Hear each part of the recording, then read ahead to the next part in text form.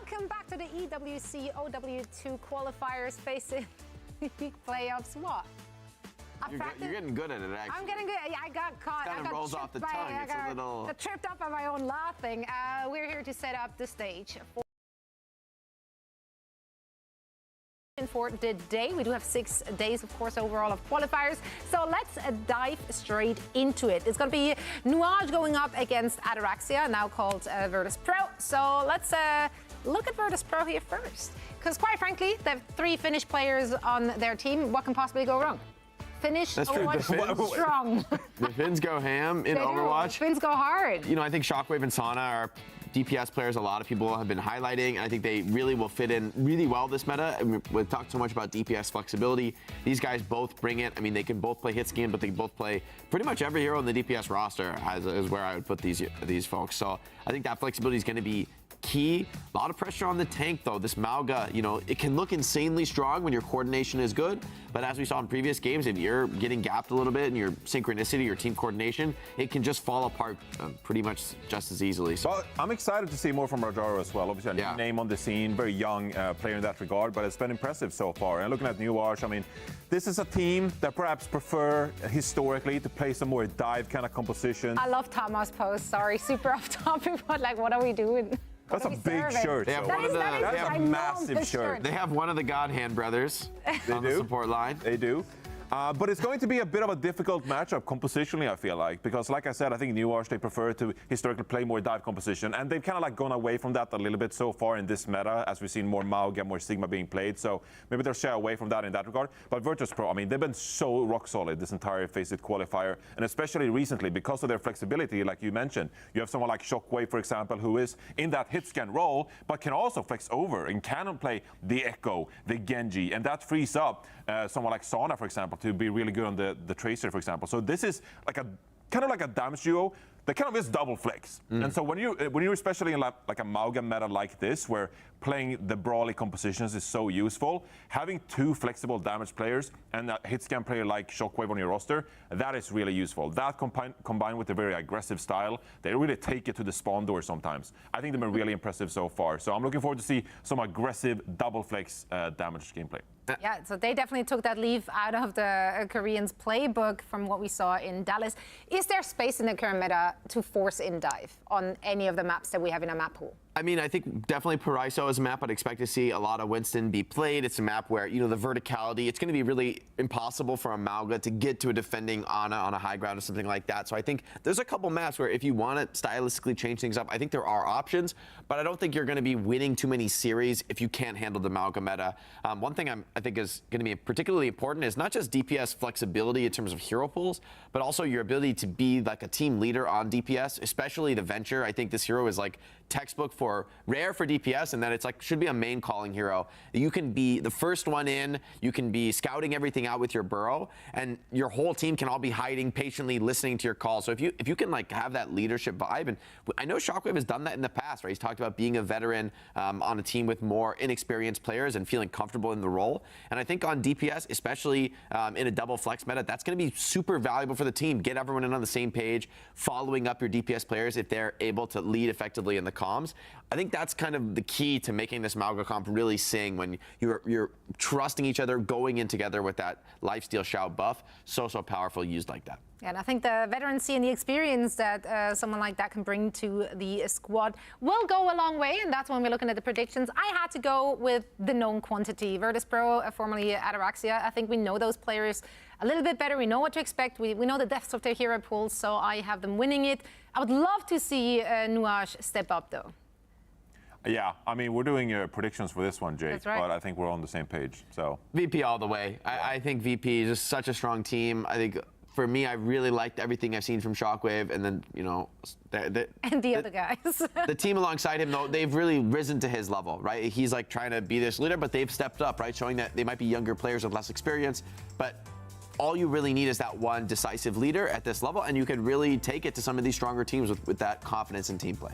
To put it into perspective, I think that Virtus.pro could challenge a team like SSG to win this entire run, right? And so I think they'll quickly dispose of Nuage here in the very first round. I think you almost did it. I almost did. I think Virtus.pro are very much favored, but I think it's going to be a fun match to observe because I think that Virtus.pro, they approach their gameplay in a very professional manner. Like they play the correct angles, like their pre-fight setup, their positioning. Like I said, the aggressiveness in these fights, right? It really take it to the opponent and don't let their opponent get comfortable. And so I think that could be really impressive. It'll be good to see them in this series. Well, let's find out if we will continue our stroll through Sweep City or if maybe this is going to be a bit more competitive. What do you think, Jack? Thank you very much. Yeah, I want to know what unprofessional Overwatch looks like, Johnny. You said they approached the game in a very professional way. Here's how you tell, okay? Have you seen a show match in that? Five-man run in and make your opponent like, whoa, what is happening? They just five-man speed rushed all into us. Is that unprofessional or professional? That is unprofessional. Sometimes the pros, though. You just throw it at the wall. Sometimes you do want to throw it and go in. That's how you play Rush, or you just kind of like... Well, you can still manipulate the angles in like Rush and Brawl comps and stuff. Yeah. You can set up appropriately. But just speed and go. Yeah, sure. But slowly poking, prodding, getting the upper hand. It works, yeah. So what kind of Overwatch did you play, Johnny? Unprofessional or professional? Oh, we didn't know what professional Overwatch was. I was charging in, making space. My guy was playing unprofessional. We were revolutionizers all the time. Well, luckily, these guys are pros. They're professionals. Virtus.pro versus Nuage Rose. Yeah, I mean, look, former Ataraxia in Virtus.pro here.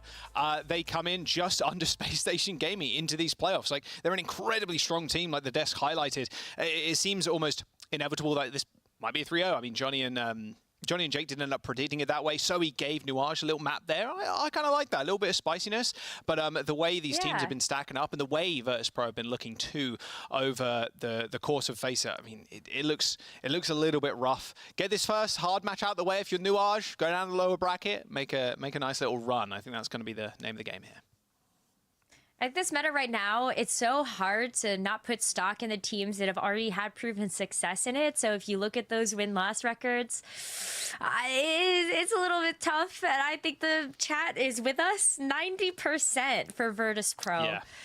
I mean, yeah, it makes sense, right? I mean, looking at their scoreline, even just coming into the playoffs, and then just the caliber of their team too, and just being able to show up with more known quantities also kind of helps. I'm excited to see what Nuage can bring to the table, of course, but Virtus.pro coming into this one with the org buff too, which is always quite nice. That's very, very nice for sure. And I think like it'll be still really interesting to see how Nuage does. This is quite a different roster than what they had in that main event. So I think like you take a look at that, maybe just a little bit of new life and breath into this roster, and they sure can do something with it. We'll have to wait and see. I believe it's Oasis as our first map to start off with. Hopefully, you know what? I'm not a big city center hater. But when we have like the Mauga comps, it takes a long time for the Mauga to die in City Center. But there's the new Queen there's Street. The map pool. Yeah, no Esperanza in this series, so we're guaranteed to see a different push map at least. I mean, even looking at like the Dallas Major, we saw new Queen Street times like, twice. Yeah. The tides are shifting when it comes down to maybe the push maps that people like to play. Where's Coliseo? Where did that go? Let's not talk about Coliseo. Let's not talk about that one. New Queen Street. No. Nah, I mean, I think as the order goes, I think Esperanza is the favored one, and then New Queen Street, then Coliseo. I would like to see people's what everybody else kind of thinks. I mean, I think that's in terms of like Queen Street's the prettier of the ones. Tier list wise. Like Coliseo is great, right? But I think that new Queen Street, it's got like the snow buff. Yeah. So it's actually really pretty. And it's a nice looking map. I don't know. It's kind of cool to see like Toronto. I agree. So. Nice looking map. Yeah. Oh, Esperanza. Wait, I've been baited. Hang on a second. Wait, was it Esperanza? I don't know where we're going. Third map. It's all right. We'll figure it out when we get there. Oasis, though, to start us off, and it will be City Center. Would you look at that? I jinxed it. Nice. Speaking of another beautiful map, we've got Oasis. Have you played the minigame of the dodging the cars here? There's like a custom game like mode. Frogger-esque. Yeah, there's a custom mode where you play on that bit of stretch there, and you have to dodge the cars. There's different heroes and make it to the end, and then you reset with a different hero. It's pretty fun actually. Oh, that's so fun. It's a good game mode. Frogger Gauntlet. Yeah, it actually is. Frogger Hero Gauntlet. That's so fun. All right, 10 seconds till they roll out the gate. Nuage versus Virtus Pro. You can see the map score records there for both teams. 27-4 versus 15-17. Virtus Pro coming in just under Space Station Gaming into these playoffs. Well, we are seeing a little bit of a rerun of the story we told last time, except Rajaro is with the hog. Yes. Oh, jumping. I repeat. I mean, look. There is a hog. A lot of the teams are going to be playing like the Korean teams, and this is exactly how Jimbin was playing on the hog. Didn't see didn't see Ash, but if it's the hands of Shockwave, I'd be pretty scared. Right, let's see how this hog does. Another very hard target to remove from the point. That was close, but you have Nuage that has taken this high ground, and the hog is one way to try to isolate somebody. But Tom has already proven a little bit better here with this Sharp instant. did not even see where Shockwave was there. It's like behind his head. Around the corner. Well, Rajaro just managed to force the swift step, and it's all Shockwave right now. Rajaro is just playing doorman, just waiting for people to come towards him, tries to land a hook, and then Shockwave just pops him in the head. Good first cap. Oh, nice hook too. This Roadhog has so much sustainability, especially if you're not going to play something that's easily able to chunk away at that big health pool. Like a Cassidy could do just that. But instead, like this Roadhog, you've got your own source of healing. You're very chunky. Oh, Shockwave one. Karma does have to back off, but now using this rush. Both teams, pulse bomb from Sharp, there we go. Takes care of the menace that is Shockwave. Now Rajaro can be focused down eventually. Breather runs out, and there it is. Without the Ana, without some sort of anti-heal, can be pretty tough, but they managed to make it work regardless.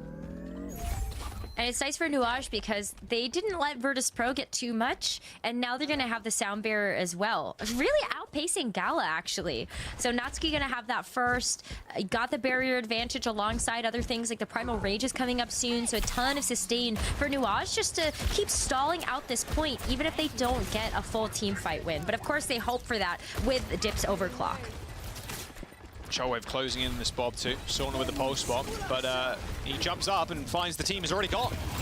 There's the sound barrier coming in, and Lysa engaged there, but handled perfectly. Oh, that is one dead Lucio there on the on the tarmac.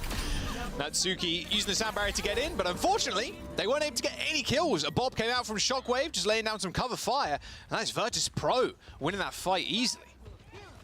Wow, didn't even get a chance to use all of that stall either. So I wonder where Nuage is going to try to weave in these things like the Primal Rage. Overclock didn't come out either. And Virtus Pro now going to be the ones that have that barrier advantage. So you imagine that Virtus Pro will be able to win this next team fight.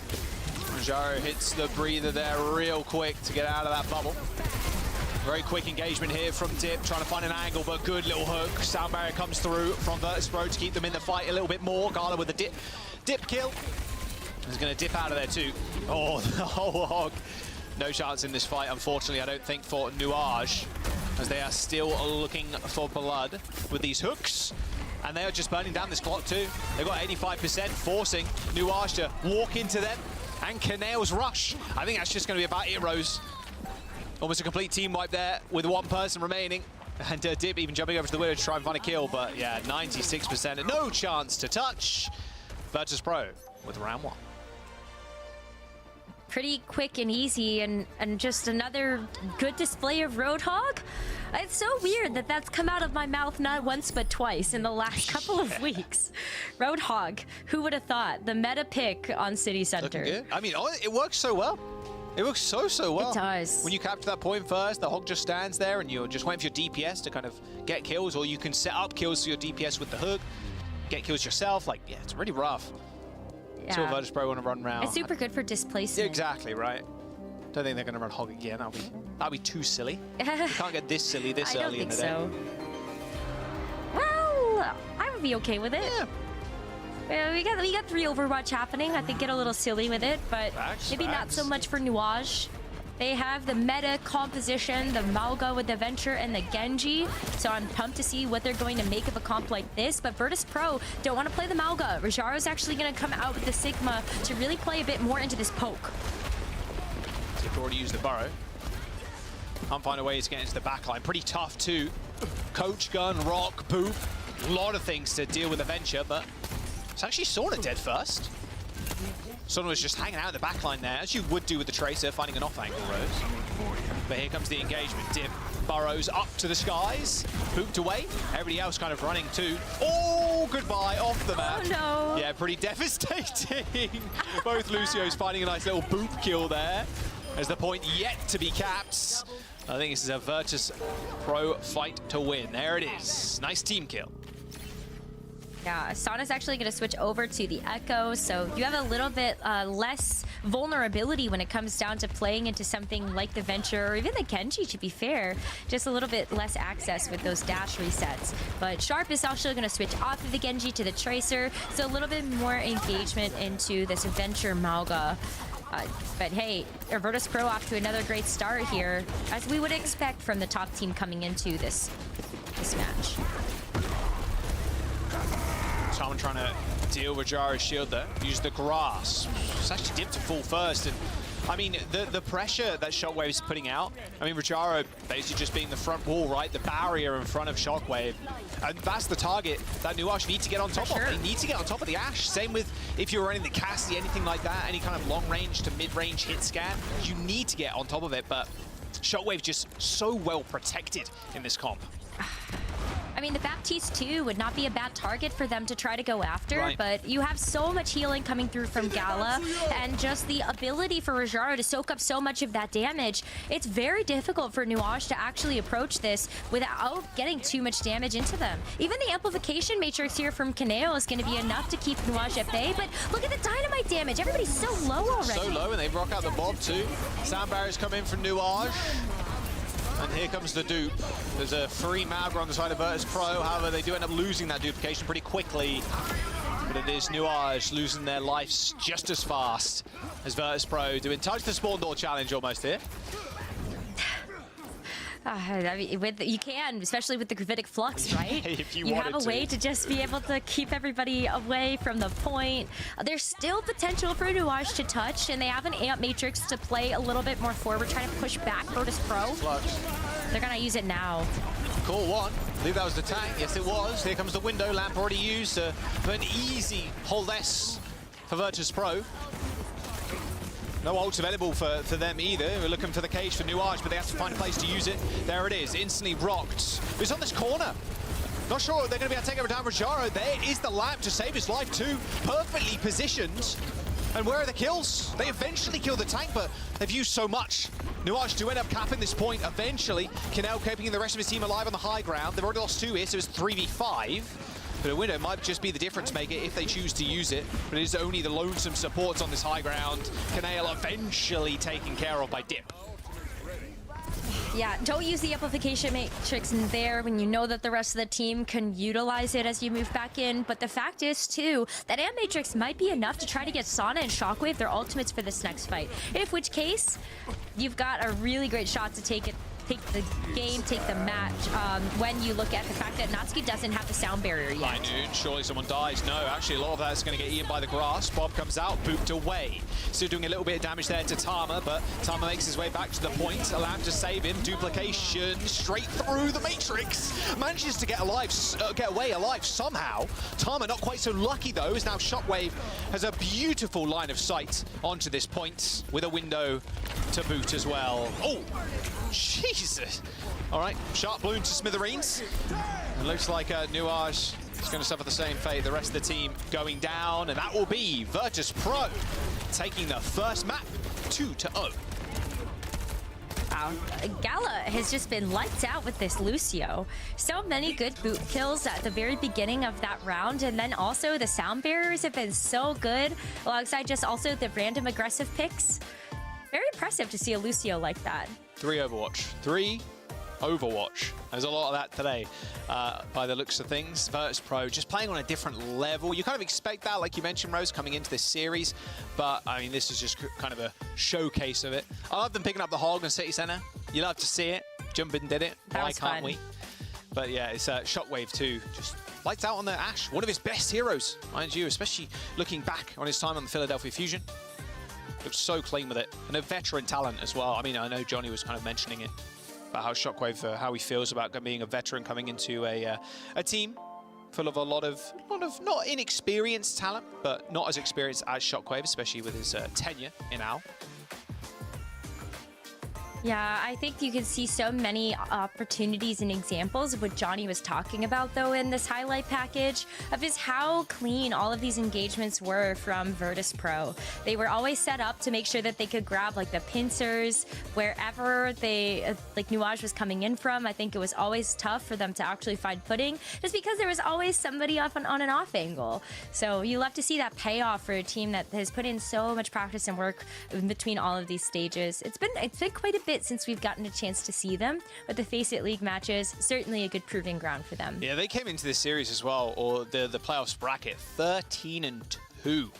Like very high up there. Like Wild. Obviously Space Station doing a little bit better, obviously, as Space Station does, but a 13-2 record coming into the playoffs. You're expecting them to make this upper bracket run. It's pretty scary on, of course. Someone's going to have to face Space Station eventually, but Nuage, can they step up to the plate? Of course, they're making it more on the lower end of things. As we jump onto IcyVolk, again, a chance to kind of prove themselves here. A bit rough on control a lot of the time if you do take control first, and the momentum swings in the enemy team's favor. It can be quite hard to grasp the game again, but we'll have to wait and see what they want to run out with. But I would imagine a little bit more Mauga.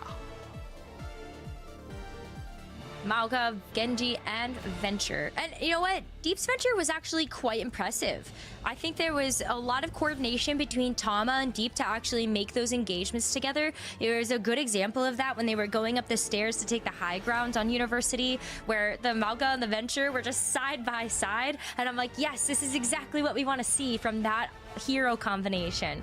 But it's gonna have to prove enough to deal with Virtus Pro, and Rajaro hasn't really been comfortable running the Mauga into the Mauga. Often instead we saw the Sigma versus that. We also saw the Roadhog, maybe getting a chance to see the Wrecking Ball here. Okay, I was like, I don't know if I believe it. Maybe you, Rajaro, but I wasn't like ultra impressed when we saw the Wrecking Ball on this point. So the Sigma makes way more sense to just give Shockwave and Sana way more pressure. Like, let's go. You're so happy. Alari Baptiste. Alari Bap. You need another main source of healing with the Alari. I've mentioned it a million times, but it's worth mentioning again. I love it. Sit all the way at the back, put that little pylon down, start shooting. Yeah, it's not easy to get access to that either with that current healing pylon placement. Yeah, so rough. You want to put it on the spot, ideally. That's where they're moving to now. You basically just sit with Shockwave and just poke people out. Shockwave, though, on the wrong side of the fight almost. Looks like Arlo's going to rejoin him. Slowly but surely now, yeah, put the pylon on the high ground. Infinite healing for the rest of your team, and then you can just shoot away. Using that outburst to get away from the front line there. Zerion almost taking care of Sauna with a nice little headshot. Has to use the Suzu to keep everybody up. Unfortunately, though, Tama did not receive it. Responds instantly with an ultimate of their own. And Dip jumping on in with that burrow. No one going down just yet. And first ult of the game. Oh, yes. It's Alari's. It did manage to hit, and Dip detonates. There we go. Wow, that might just be the opening that Virtus Pro need to get in here and start taking percentage on this point. Love to see the Sunstrike actually working out, and they might not need too much else on top of that. Yeah, it's so like with the Alari ult too. Oh, they're going to change, aren't they? No. I mean, with the Alari ult too, it's so hard to get down. Like, everything blocks the Alari ult, and it's a very slow-moving projectile. But when you're in a comp without, when you're going against a comp without shields, the only real thing you have to worry about is watch out for the Suzu. But ideally, Nuage's comp is playing a little bit more split, especially with Sharp on kind of an off angle, waiting to kind of go in after Tama. So just isolating one target and getting them down, forcing a big cooldown like the Suzu is sometimes even worth it with the Alario. But it ended up working out. Well, Regardless, unfortunately switched to the Lucio now. Yes, I was going to say, unfortunately, we don't get a chance to see too more of that, but we'll get your TED Talk about Alari some other time, I'm sure. Yeah. Gallo switches back over to the Lucio. This is so sad.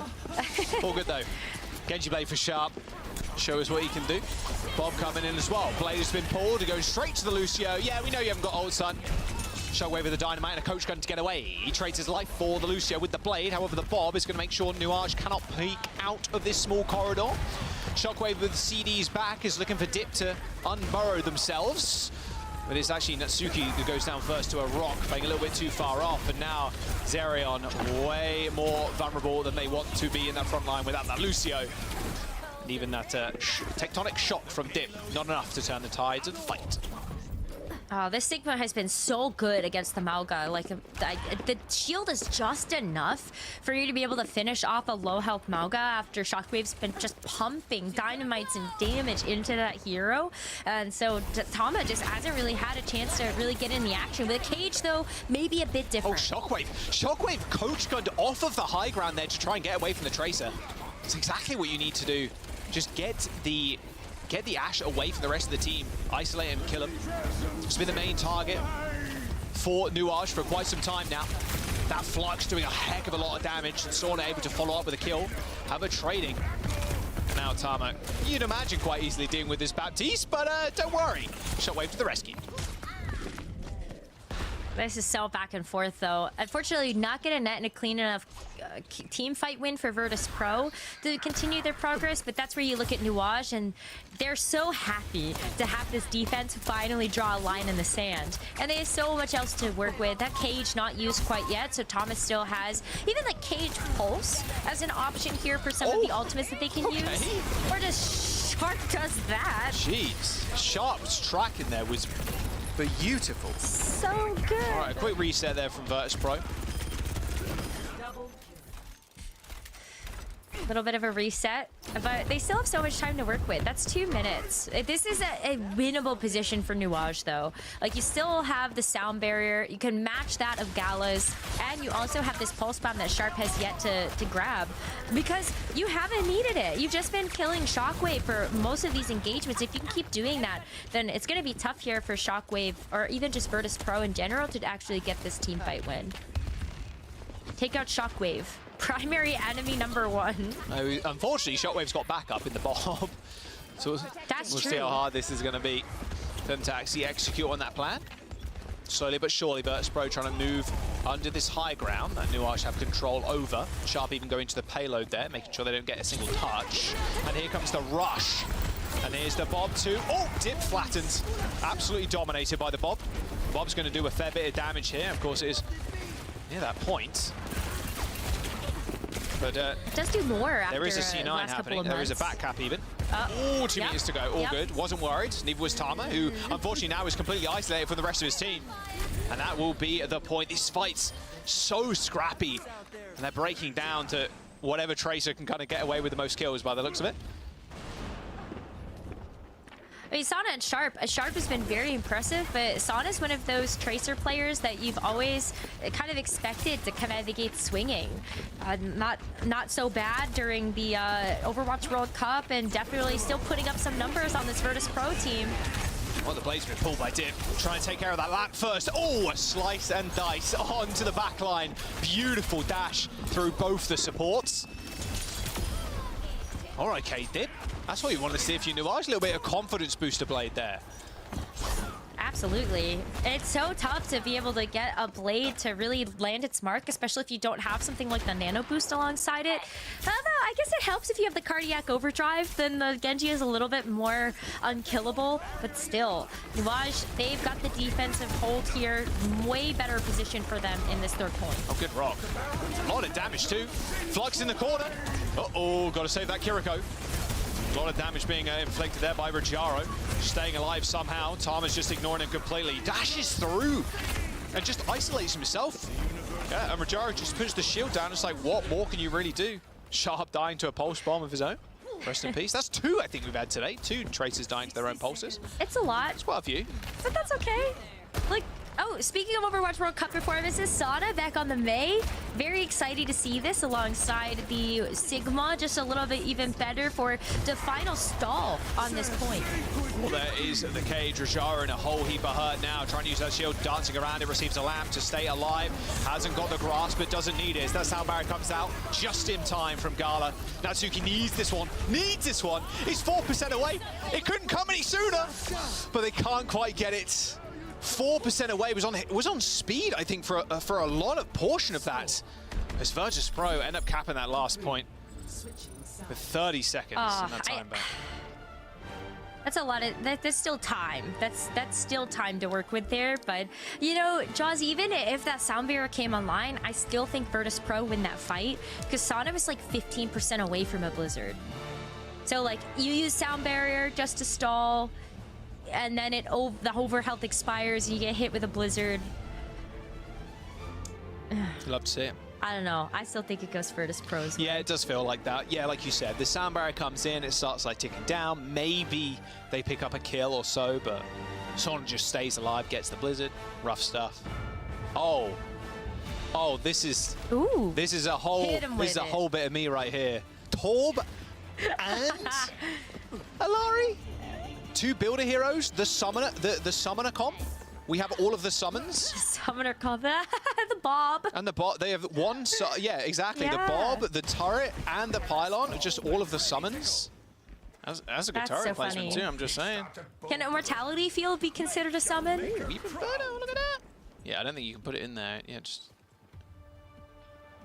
He's lining it up, he's lining it up. Is this professional Overwatch? This is going back to Johnny's question, Overwatch. Is this professional Overwatch? I do not want to hear Johnny speak about professional Overwatch again, because this right here is pure perfection. This so that means show me true professional Overwatch, and this is it right here. Show me what you got. It's a lot of spam damage and a lot of insta-kill potential too. No, it works. Speaking of which, a lot of things you have to deal with, a lot of things you have to look at. Meme. There you go. Turret doesn't even fall, and neither does the pylon. Look at that. Torb isn't a meme. We've seen a lot of the Korean players lean into playing Torbjorn. Pelican? Pelican is one of them. Just do what the Koreans do. You're going to be fine. Look, Torb very, very hard to dive, to be fair. Nuage want to get on the backline right. He hits the E, almost immortal, because he has the overhealth, the armor, etc. Genji and Tracer can't flank. Yeah, good luck, because you have the little turret. Yeah, you have to pick up the turret first, then you have to do a pylon. Like I said, the summons, they go crazy. Okay, one summon down. They got one. Now for the next pylon. Tama is just taking so much damage in the front line, just unable to sustain themselves. Get a lot of free space. I'm not sure that's a good turret spot. Rajaro's dying less. Oh, man. Okay, 2 summons down. 2 summons down. Feel like pylon is available again. Yeah, I think they deleted that too. Set up the turret. So they're all good. A couple of seconds before that comes online again. No. Oof. Yeah, Gala challenging that too. You challenge that 100%. You go around, you hit Genji with a headshot. What, are they going to dash into you? Of course they're not. They have to dash away. Oh, and there's the kill onto Dip too. Flux. Oh, that missed. Wow. Not sure how that missed. I think the center there was not quite covering Tama. Give me some Gala, Pov. You won't. Are you ready? Are you ready for this ultimate from Gala? Look, there's a lot of things that gets denied by shields, etc. You only have to worry about the Suzu or deflect by the Genji. I mean, his Dip's opportunity to go absolutely monstrous on the Genji. Deflect it straight into Virtus Pro. It's pretty slow moving. Let's find out. You got the Matrix too. 4 ultimates here from Virtus Pro. There it is. Oh, instantly lands, but there you go. Instantly Suzu'd. Tama did get afflicted though and didn't get the Suzu off, but it doesn't matter. Sharp's dead to a Cheeto from across the map. Or a little spaghetti strand. And here comes the Bob. I mean, now, again, when the fights do end up breaking down, if the Alari kind of stays alive and is not dealt with, you get the summons back up, you get the turret back up, the Bob comes out. Like, it is tough. Nuage do need a very quick team wipe here to make something happen. There's a minute to go. Sound barrier available from Natsuki. 13 HP, Suzu'd. Sound barrier comes in, hits 5. Now's their chance to play. But it is a quick back off here from Virtus Pro. They're going to keep themselves alive here, Rose. They are, but Virtus Pro still have a chance to come back in and contest with this Torb. Oh, you want to touch the point now, huh? Thoughts on this? Good spray pattern as well from Sauna. All I'm saying, that covers most of the point. Cage comes in. Lamb dead. And here comes the blade. Okay, and now we're looking for success, but the turret is actually going to waylay Dip's blade completely. can Virtus Pro, they could come back in with this one. The rush has to come out here from Nuage to keep this push alive, and they've got less than 30 seconds to go. How is Kaneo not dead? How is Kaneo not dead? Eventually taken down to a deflection. He spotted the pylon. No more healing there, really, for the rest of Virtus Pro. Torb has popped the E, but, I mean, sort of still left standing. Same with Shockwave. Oh, man, it took a while, but they killed all 3 summons, and they capped the point. Virtus Pro, and they're getting wiped, and that will defend second now. My God, that was some messy They're only Overwatch, gonna take... but I'm here for it. That was wild. That's professional Overwatch right there, Josh. She's spit. Sauna switch though, so no more Torbjorn's gonna go back over to the Tracer, as Tama is actually gonna make a change as well. Wants to play the Winston for better verticality on the second point, but gonna have to think twice about making that move forward when you're just getting killed. Yeah, the high ground is just so nice. You can't really kill the pylon either, so it's just kind of sitting up there. I wonder if they do play super far forward here. I wouldn't mind it, yeah. Like, where does the Winston go? Right. Like, you're so out in the open, which is exactly where Shockwave wants to play. You want to get this Ashe damage down in this open sight line. You have Captive Sun. You got ult. You do. And as soon as they funnel through the doors, I mean, the second forbidden combo, the Gravitic Flux and the Captive Sun. Wait, yeah, the Bastion ultimate is just Captive Sun. Well, there it is. Captive Sun used. Did land on the Lucio there, looking for targets. However, that sound barrier is going to negate the explosions. The detonations. This is a really nice spot, too. It is dipped to fall. Pylon thrown at the other support. Unfortunately, Kaneo couldn't quite get a lot of that healing. Not a lot of burst healing, sadly, from the Alari. Oh, but it's just 1 minute left here. And they're stalling for so long, Rose. It's so much stall. Like, they can barely make any progress here. Nuage is going to have a very difficult time if Virtus Pro can keep up this defense. Even still, like, you just want to get them down into overtime throughout this second stretch. It's going to be very difficult for them to complete Gala it. gets out too. Nice footwork there. Fancy stuff. 30 seconds, like you said, and look at the ults. Again, this blade's going to have to A lot of ultimates go for insane. Nuage. Kaneo already pulling. It's going to have to pull something. Maybe the window. Something's going to happen. Doesn't need it, apparently. They end up backing off. Pulse Bomb does manage to kill the Bab.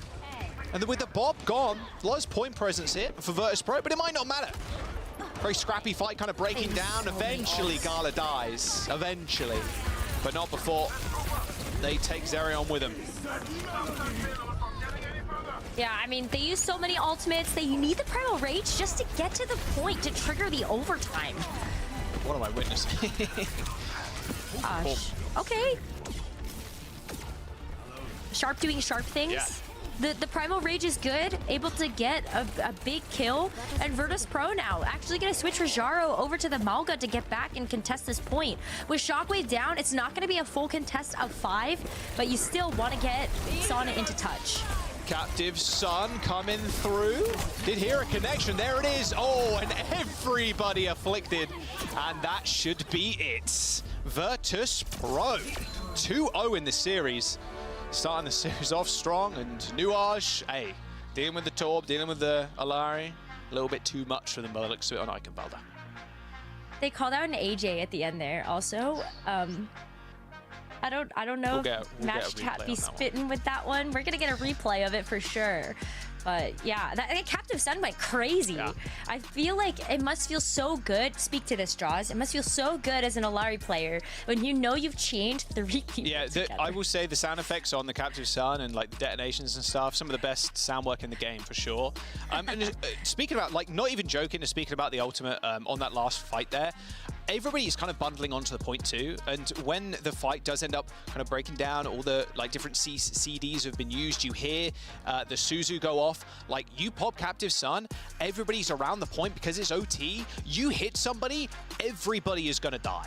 Everybody. If you just focus on that one person, they explode, the next person explodes, it is just a chain reaction. And anybody else that's on your team that can pick up some additional damage to cause that threshold of you exploding, like the whole team's going to die in front of you. And it's such a powerful ultimate in OT. It's kind of like Flux in a way. Like, as soon as you wait for those CDs to come out, like, oh, the lamp's been used, this has been used. It just takes over the game, and it can just end it right there and then. Here are the highlights from that map. Yeah, pretty one-sided as things go. Has been a little bit one-sided throughout the whole of today, with Virtus Pro taking this one. It was really cool to take a look at Virtus Pro's defensive comp, though. I like the Torbjorn with the Illari. I think was just so fun to watch, and also just came to watch a ton of trouble. I think there's gonna be a lot of people that take that combination out of this book. We even saw like Energy Shock do something very similar with Midtown with like Illari and Lifeweaver. Maybe like the Lifeweaver special just because rack attack, but still, like the concept is there, and I really hope we see more teams actually lean into the Illari on these points where it really can work. Yeah, it is tough against some of the very best, though. Running down the Illari is just so easy. You only have the outburst to get you away. A lot of the time, you used it for movement. You used it just before you ult to get you some additional speed. And Esperanza will be the map up next. So we're not going to New Junk City. Oh, not New Junk City. New Queen Street. Esperanza. Woohoo! I was really sad, honestly, when I saw the map set change. I wanted to see New Queen Street just for a little bit of flavor and spice, but I guess Esperanza's all right. So sad. All good, though. I mean, I love Esperanza. I think it's a good-looking map. A lot of room to kind of innovate from the map as well. I want to go there. Esperanza in real life. That's a bucket list item, for sure. That'd be kind of cool. Yeah, never been, actually. Never been. You'd get a lot of good food. You would. I would also get very sunburned. I'm quite pale. Yeah. UK problems. British man moment, unfortunately. All good, though. All right, Virtus Pro, what you got for us? I mean, just stick with the Sigma. Sigma. Ashe. And, I mean, Sauna also going Tracer. Yeah, makes most sense here. Nuage just going with the dive, so it's dive versus the poke. We'll see how Nuage can come back. Well, we've seen how this can play out sometimes. I think Virtus Pro with the Sigma, they've just looked so unstoppable. There's not a whole lot to be able to get past the Sigma shield, and it allows Shockwave to play so close to the rest of the team that Nuage, where do they dive? Who do they dive? Yeah, ideally it's Shockwave, right? But yeah, pretty tough.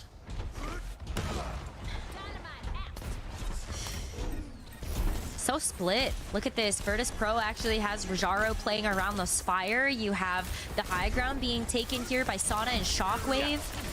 Very split. No. Oh my god. Gala. Gala's moving at Mach 1 there through the skies. Never getting away with that, though. It doesn't really matter, though, it seems. Traded. That's what you call that. Me in the server as I randomly die and then my team get kills. I traded, guys. Yeah, exactly. I helped. Exactly that. The charitable look at it is just drawing away attention as the lone Lucio flying through the skybox. But that's a great start here for Virtus Pro. They've got the checkpoint in their sights, and Nuage got to come back into this one. They've got the Brig and Ana, which can really help out with some of the amount of backline access that Sauna's hoping to get. But you still have to deal with this Ashe, which has just been so impenetrable. Oh, Sauna, that's a good start, though. Sauna going down too sharp in the 1v1. All right, now Dip's chance to turn up. Snade's going to be quite hard to, like, get around. Oh, looks like Natsuki Tenjin asking for a P here, but... Pause. We'll have to wait and see if that ends up going through. Just double tap the P to cause a pause. Looks like Zerion is going to go down, however. Do end up trading. We'll see if... Yeah, okay, there is the pause, yeah. Just didn't see that called out. So yeah, there you go. Quick pause. Natsuki calling that one for the team. Hopefully everything is all good, but we'll get back into things as quickly as we can.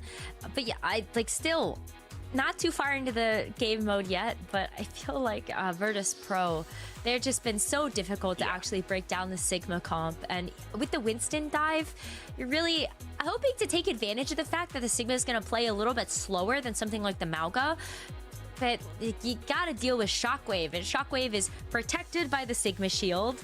And also just by the natural terrain. And the BAP. And he's and probably everything else. killing you before you're gonna get close. Yeah, I mean, we saw Natsuki there too, jumping over to the Brig instead of the Lucio there. So a little bit slower. However, it does kind of protect your backline. So it's a bit of kind of back and forth. Like, you want to be able to go in with something like a Lucio, but at the same time, you want to be able to protect your Ana as well. Ana's so valuable in that comp because there's no Suzu on the other side. They have a BAP. So you want to land the nades. The nades have to be very, very high impact. Then your Winston has to follow up. And then all the meanwhile, you're looking to protect that Ana from any dive, from Sauna, like from anybody else, right? So here we are. We're back in. All good. No more pause. I like the break though too because it allows your Tracer to help win out some of those 1v1s if you're able to give them those armor packs. Similarly, you could still help your Winston from afar as long as you do have LOS on them. But it is so tough, and Virtus Pro with this one, they're just gonna get the checkpoint. That was a smart little stagger there too. Staggering out dip, only just spawning now. An extra meter here will be good for Virtus Pro as they set up on the high ground. That's exactly what Sauna's gonna do. There you go. Moves it past the checkpoint. Slowly but surely. And now Virtus Pro, we're going to hit the El Clasico here and just stand on the high ground, waiting for Nuage to push. And they're putting the onus here on Nuage to have to make the first move, where Nuage would really want to defend from this corner by the trolley car. But Virtus Pro, they're going to back up to almost bait them to have to come out into the center here.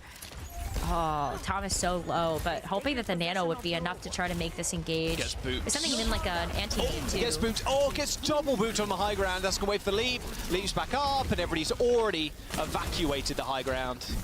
Yeah. Unfortunate for the Winston there. There's too many boops. And the pulse bomb landing onto Natsuki. Now Zerion's going to have a tough time staying alive. Flux ends up missing. Nice little reaction timing there from Tama, getting out of the way of the Flux, but I think the fight is already over. And there we go. Pulse bomb kill into the Gravitic Flux. That's more progress here for Virtus Pro. But the good news is that Nuage hasn't really used very much of anything. They haven't really had a chance to, but they still have 4 ultimates in their bank. Zerion is going to switch over to the Kiriko, so no more Ana to help support, so the Kiriko can get into the action just a little bit faster. I think Sana was proving to be a lot of problems back there. Well, here comes the Bob to try and match this overclock. Well, I mean, Dip can't do much, sadly. Bob's doing his job. Just standing there, existing, vibing, surviving. Not for long. Ends up getting taken down by Dip in the end. Getting an ult, though, is going to be good enough. And they end up killing Sauna, at least on the exit. But here comes the sound barrier. Virtus Pro still want to see themselves through this fight. Shoko taking a lot of damage from afar. Dip landing these railgun shots. Unfortunately, no instant headshots, but it's actually Sharp that falls. Primal Rage available from Tama as he jumps past the window, unable to get it off.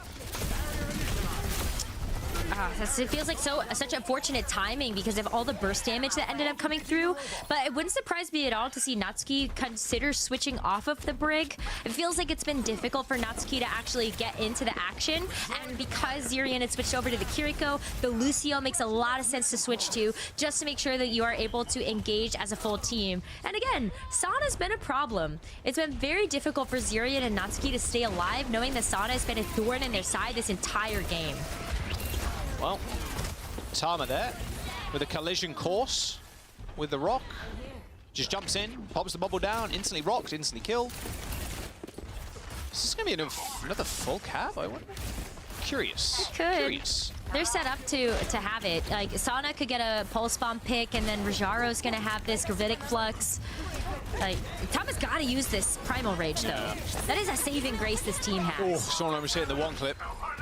Zerion, however, Zerion does get out alive. Bot has been stolen for the brief moment. They are looking for Sauna. They know roughly where he is. So he's going to be able to get out, yeah, saving those blinks. Even has the mega health back too.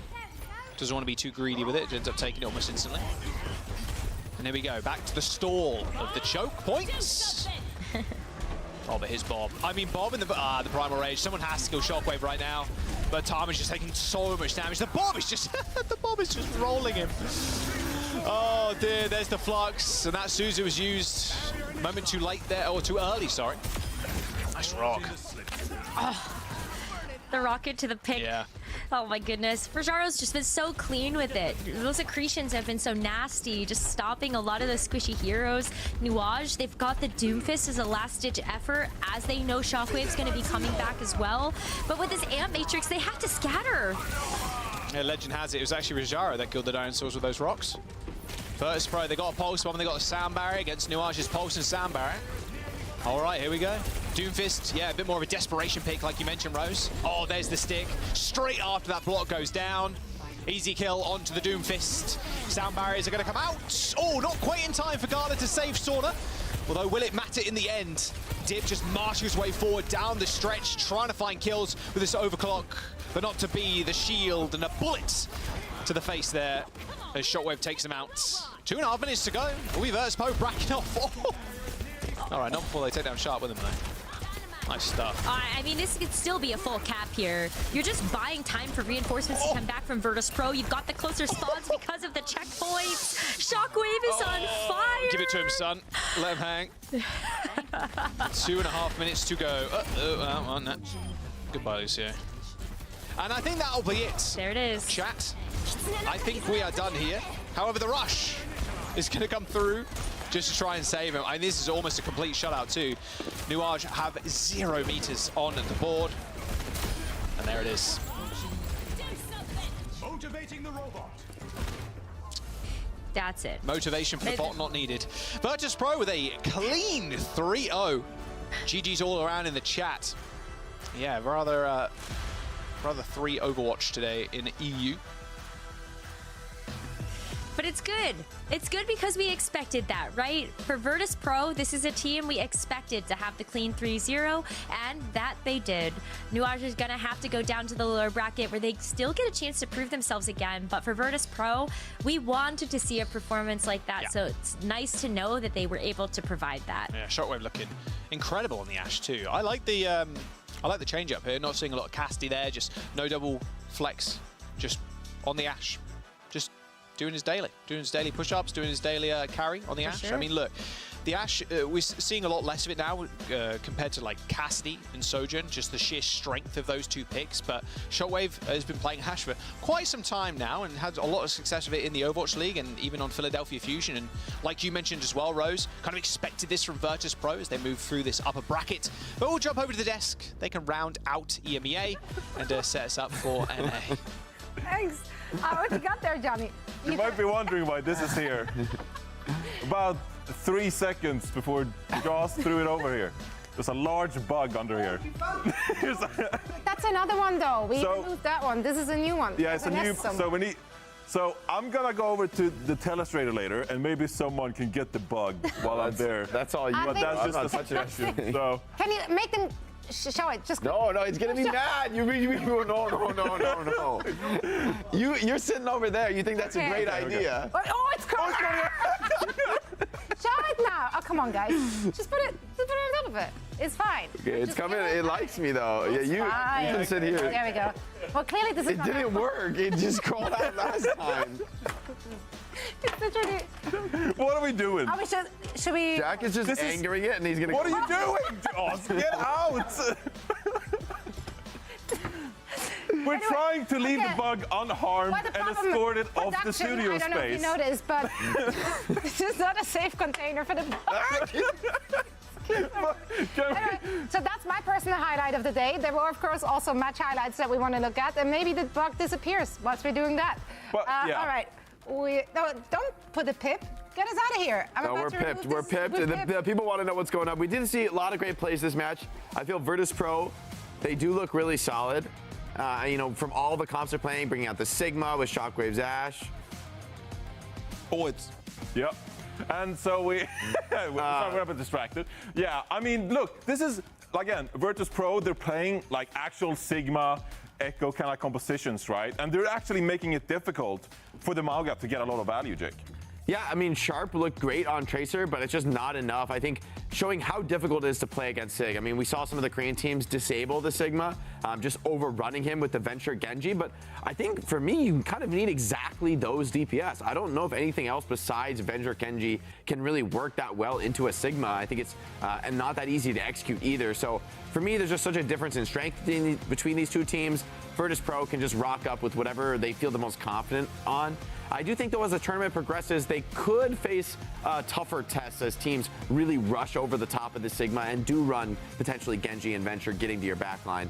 But Shockwave on the Ashe, it might not be the meta, but I mean, he's just been so good on this hero every time it comes out. It needs to be the meta. Also, you can bring the pit back. I removed the bug in collaboration with Steve. Safe. Zoe did it.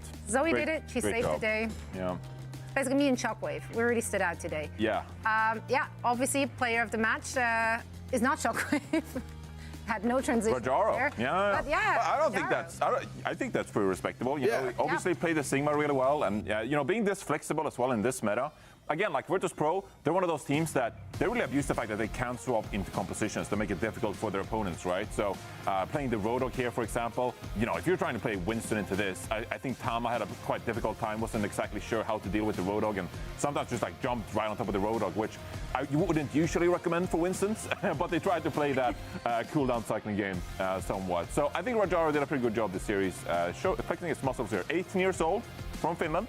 Up and comer here in the scene, so he's definitely over. I like these young tanks, you know, coming up in the era of Overwatch, because they're not really off tank or main tank players. They're not this jaded as our. Those roles are. I mean, those roles are outdated, right? You really want a tank that can handle everything, that can keep you in the lead, swapping back and forth. That's true. Well, I did like the different looks we've seen here. Also, some different approaches to certain maps. Iliari, one of the heroes we usually just see on Midtown as of late.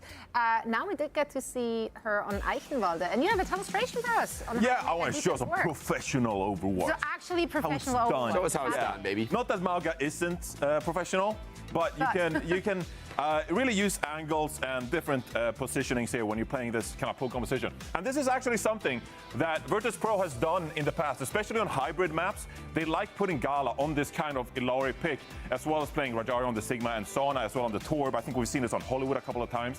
And so they're going to make it difficult for this new Ash kind of Mauga composition, right? Because if you're in this composition, you like to brawl, you like to play together, and so they're going to try to like penetrate this defense on this IcyVolk defense. The problem is that when you're playing this many poke heroes from Virtus.pro, you're kind of like spread out, right? You're playing so many different angles. So really, if you're trying to commit here from Virtus.pro, then like you're always going to get shot from these different angles, right? They're going to hit you from all sides as you try to push onto the point. And so I think the Virtus.pro, as we play this one out, it's going to be a long clip. I'm going to be yapping for like 90 seconds. I love that. So we can see here, of course, the ultimate is going to come out. It gets Susu'd. But now, after like 8 seconds into this fight, like the brawl kind of dies down. Obviously, Sharp goes down. So, you know, maybe you're thinking, okay, we'll just wait for Sharp to respawn. But like you pushed in once, and then pushing in a second time without the speed boost, maybe without the cardiac drive. We're only 4 people. Like, it's pretty scary. And so this is where Virtus.pro, they really excel. They play far back. They hit a lot of poke damage onto New Watch, who has to like approach this point in a pretty awkward manner because you're going to take so much damage from all these kind of flanks. I like this push here. You got a sound barrier, almost goes down there. It's very scary to go down there. But they flipped the point, and so now they're making it difficult for Virtus.pro. Hey, we flipped the point. Now actually we're playing angles pretty close, so we like brawling here. Well, actually we see the Molten Core come out from Sana. We're going to retake this space from Virtus.pro, and now actually you're spread out again. This is really difficult from New Watch because you have to stay alive. You can't get poked down. Someone can't make an individual mistake. And now finally, they actually go for a second push around Virtus.pro here. They flip the map one more time. Again, this is really difficult to do, to execute without someone on New Watch going down here. They re-engage onto the point, and now they're finally on top of Virtus.pro. But like it took so long. It took speeding around the point and flipping the map. It took a sound barrier just to get in positioning, and then it took you get back out once more when the Molten Core comes in, and then you engage on Shockwave, and then finally, you know, 4th time essentially, you got the Kitsune Rush on the point, right? So it's really hard to play around these Sigma compositions, and that is what is professional about Virtus.pro. These poke compositions, they set up so nicely and make it really difficult for the brawl, 5-man kind of like go-in compositions, right? That's where it gets difficult if you don't know how to deal with that. Exactly. How do you deal with that? Well, that's what I just showed. They did a great job, like rotating around the map and like trying to get on top of the Sigma composition. And then finally, of course, you know, Arjaro did a good job in this engaging. Literally, I'm trolling here. Just go again. We can't troll on the desk. We need to have an honest conversation on the desk. I am having we can't be honest trolling each other. That's because We won't go anywhere. we're friends. Look, I do a little We're friends. trolling. It's just a, do a it's little just a trolling. little, you know, a dash of trolling. Obviously, the teams were having fun with some of the stuff we saw today. Not to the trolling point or extent, but we did get to see some exciting plays. So we got some $1 million plays for you in just a second. But first, behold your bracket. This is the upper Beholding? EMEA bracket. It is beheld currently by at least Being 3 beheld. people right now. Is that ends Quick Esports. They will be playing tomorrow, so we're going to finish and wrap things up in the upper bracket.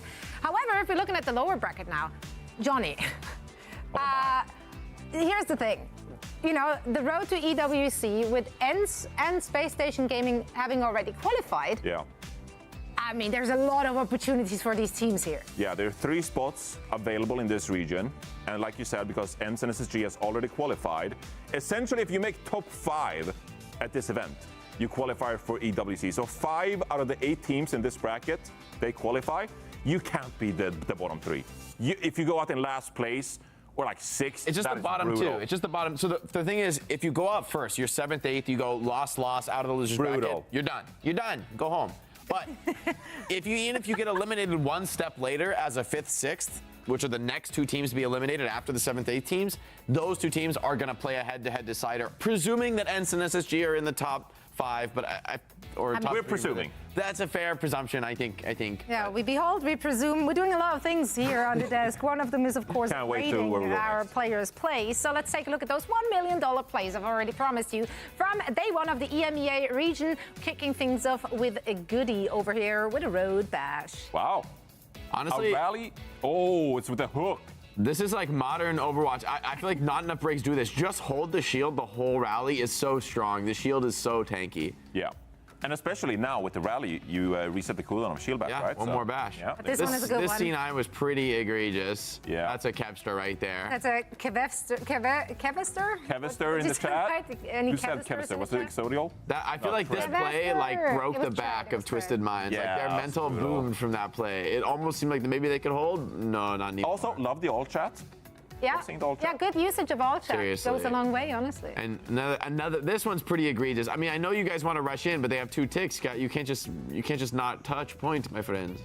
They're brawling, Zoe. They do be brawling. They do be like, brawling. Like Jaws would say. Do be brawling and not touching the cap. Yeah. You gotta touch the cap. I was elected to brawl, not to cap. We love some The good music boop plays. into the boob. Get out of here, Johnny. What? I'm just laughing. He's just a happy boy having a really good time. Yeah. And rightfully so. Jake was because doing I'm not a an capper. Arnold impression. I don't cap. No caps here in chat. No Yeah. caps. No caps. Only Not, boobs. not a 1. That's right. not a That's one right. cap. We're Now- booping and saving bugs. Sure. Why not? You saved the bug. I did indeed. Yeah, he's outside now, living his best life. And so do we, because the day is not Burbank. over, even though in Burbank. That's where it's at, man. That's where it's at. Highly recommend. Let's go, 10 out of baby. 10 on TripAdvisor. Shout out to I don't know. Valley. What I can recommend, though, is sticking around. We are heading into a quick break, and when we're coming back, we actually cover the NA region. Some more action coming your way on day number 1 here at the EWCOW2 qualifiers in Burbank. Micah Pro. Live!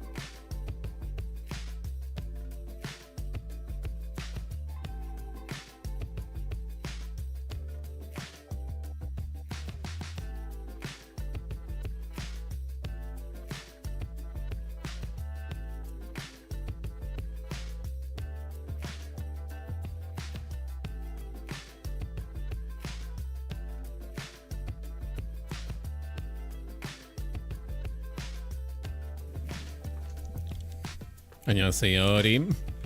어떻게 지내세요? I'm having a cold coffee today. 아이스 아메리카노. 너무 맛있다. 맛있다.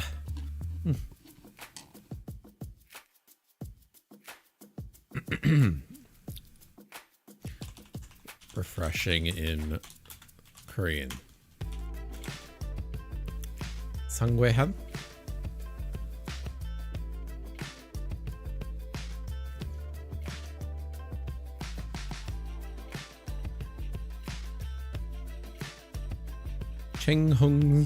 챙홍chen?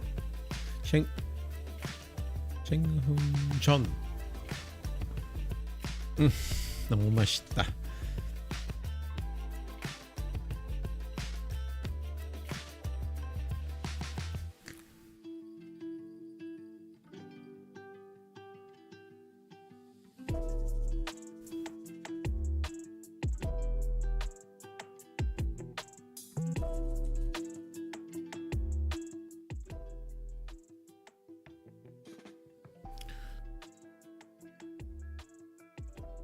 Jin is back. Oh, on BTS. I thought you were I thought you were talking about a player on the Overwatch Championship Series. I've heard of the name Jin, but I just don't listen to BTS personally, so I don't keep up with the group. Let's see. Or as Koreans would laugh. No, this is how Koreans laugh. Hold on. Let me pretend that I'm laughing in Korean. Oh, I finally got, by the way, a little while ago, I bought Korean alphabet stickers for my keyboard. So I'm actually trying to learn how to write in Korean here. Hold on. Where's cuckoo? Ha ha ha ha.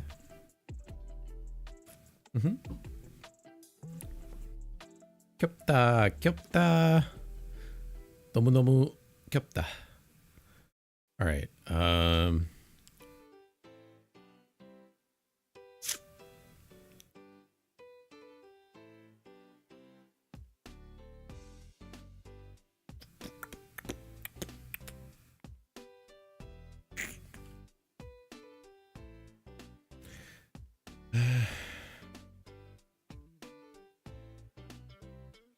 참신한.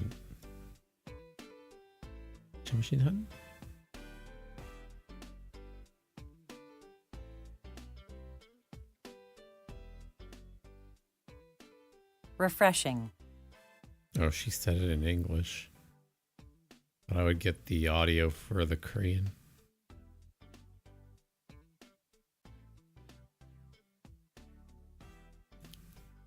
참신한.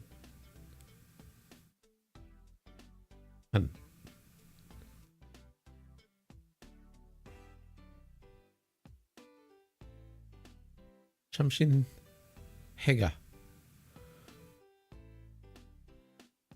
참신하게. Sorry. Adverb. Refreshing. Hierarchy.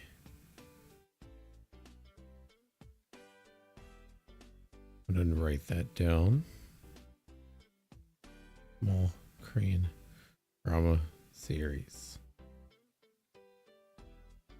Recommended by Renato. 감사합니다.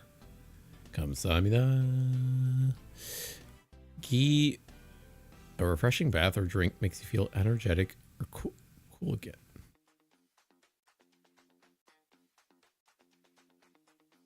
Korean Go Billy. I think I've heard of Korean Honey, but not Go Billy. Oh boy, why is my stream pixelated now? All right.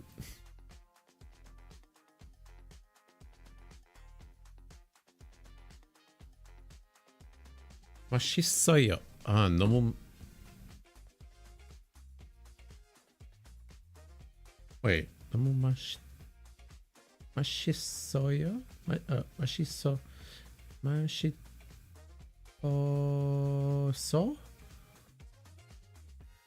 Why did you write it like 맛있어?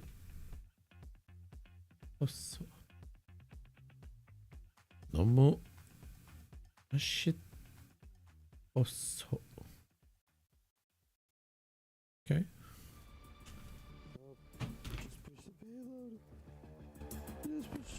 Just where's my tank? We didn't have it. Winston. Oh my! Oh, thank God! It's just a Gilbert's nightmare. Nightmare.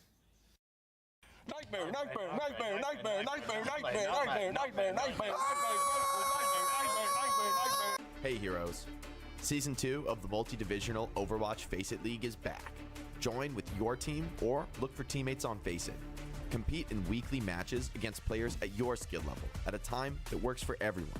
Win your matches and rise through the divisions, competing for your share of the prize pool, earning bigger rewards as you climb. The more teams involved, the larger the prize pool, the better the division balancing, and more fun for everyone.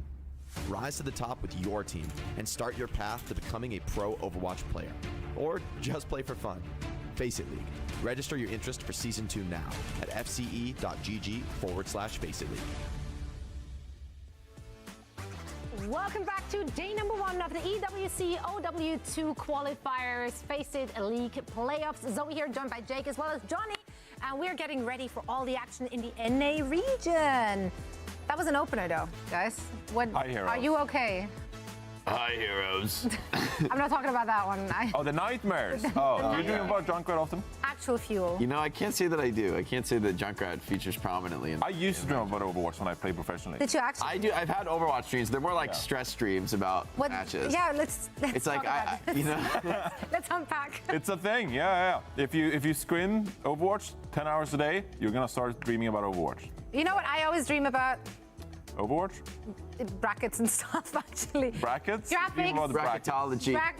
I'm dreaming about brackets. Double or I'm single limb? Always single limb, because otherwise it'd be a really short dream. I'm also dreaming about prize pool breakdowns. That's very dominant, and we have so much.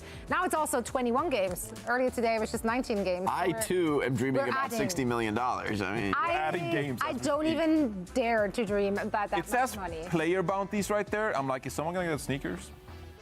Because Why not? Punk wants some sneakers. I think you get wants thousands, to. tens of thousands of dollars of USD. Might You be could slight- buy You Well, could now- also get a sneaker, a pair of sneakers. You can definitely also get a pair of sneakers for Tell that. you what, I Our will Overwatch personally players, in trade. fact, are competing for an overall of $1 million. There's a lot of sneakers. At least 3, depending on what kind of. At sneakers least you're looking- 3? I don't know what kind of sneakers. What do you mean at least 3? You're like a bit bougie now. You changed. A bit bougie, 300 grand. Do you for a think pair of sneakers. I'd be buy $300,000 shoes? I wouldn't put it past you. Oh, That's all I'm saying. does those even exist? Like, I'm not sure. I'm not privy to that information. What are they made of? Sheer diamonds? It's gold. I don't know. There might be. You know. Anyway. Something. I had a really good transition here. Something like diamond shaped under pressure, just like the teams that qualified. That was running really with good. it. It was okay. It was just not quick enough to be witty. But these are, in fact, our qualified teams. So you might see some new names there, as we are just changing team names as we go along throughout the day as well. And being now, picked of up. course, we still have some open slots: 3 EMEA spots, 3 NA spots, and then. I can't read the rest because my Oceanic membership is region, actually really South bad. American region. I got you, Zoe. OCE, yeah, we got it all. We got it all covered. So Yeah. top placement of those regions. But crucially, as we head into the North American region now, we talked about EMEA and how there are 3 spots available in EMEA. The Yep. thing is, ENCE and SSG have already qualified, so there are 3 additional spots in EMEA. For the other teams in North America, neither Toronto Defiant or M80, who have been the 2 best North American teams, have qualified, which means if you're not Toronto or M80, who are favorites, I'd say, you gotta vie for that 3rd and final spot. So we'll see how this bracket unfolds these next couple of weeks, but it's going to be very tough competition if you want to qualify for these first. I don't know. Maybe their mental crumbled over in Dallas. I don't know. I'm just setting up storylines. Here's the bracket though for you. So let's take a look at the matches we have in store for you. we may or may not be in for some one-sided affairs here as well, gentlemen. Well, a couple. Maybe. Could be, but I think Johnny's right. There's going to be a pretty competitive midfield here. Yes, our first match is Toronto Defiant versus Citrus Nation, which Toronto's probably the biggest gap between any two teams in the tournament is probably just Toronto and everybody else. I think they are a shoe-in for that first place. There's always they have the chance to throw it away, but I would really be surprised, shocked if that were to happen. I think Toronto has looked great. Maybe falling a little short in Dallas, but still looking decisively like the best in North America. Also, there's something to mention here. You may see Timeless on your screens right now. Timeless? Nani? Yeah, FMCL actually was literally just acquired by Timeless. And now graphics people are, they're fast. They're on top of it. Things are unfolding everywhere. I know. Good to see Timeless in the scene. Eyes. They're never gone for long. No, they really aren't. They're timeless. Also, oh, well done. That's why we pay him medium bucks. That's what he's here for. Let's talk about the match we have in store for you. Today is our first match in the NA region. Of course, this could be a bit of an uphill battle that we get to see for Citrus Nation, as they do have to face off against Toronto Defiant. Let's dive into this, starting with Toronto Defiant here, Johnny. Quite frankly, the expectations were really high heading into our Dallas Major, and I feel like they fell more than just a little short. Yeah, a lot of people talked about Toronto Defiant as perhaps the strongest team to go up against some of these Korean teams. They had good results in practice, of course, but wasn't able to translate on stage against some Korean teams. And in the EMEA, right, they lost to a team like ENCE, for example, with that Sigma composition. Here in North America, though, time for revenge. Maybe they practice this Mauga composition even more because the meta has largely remained the same, right? So I think this Toronto Defiant squad, I think they're hungry to prove that they're still the best North American team after maybe stumbling a little bit in Dallas, of course. But against Citrus Nation, it shouldn't be any match here, Jake. I agree. This shouldn't be competitive, but this is a team, they cut their teeth on an Orisa style with Zeb on tank. This graphic is almost assuredly a mistake. Lep is a support player. Zeb going to be playing tank. But he's looked great on the Orisa. And although that's not a Mauga comp, I think this is actually a great meta for Citrus Nation. Put Lethal on the Cassidy, play fast and aggressive with Lep's Lucio. He's a great main caller. And then, you know, if Zeb can handle the Mauga as well, I think this team actually could be threatening. Toronto might be a bridge too far, but this is a very serious competitor, a team that really does want to fight for potentially that third or second place spot and make it to the Esports World Cup. It's going to be interesting because another one of these squads that have a hitscan player, like Lethal, for example, which helped carry Citrus Nation to some really good performances in Stage 2.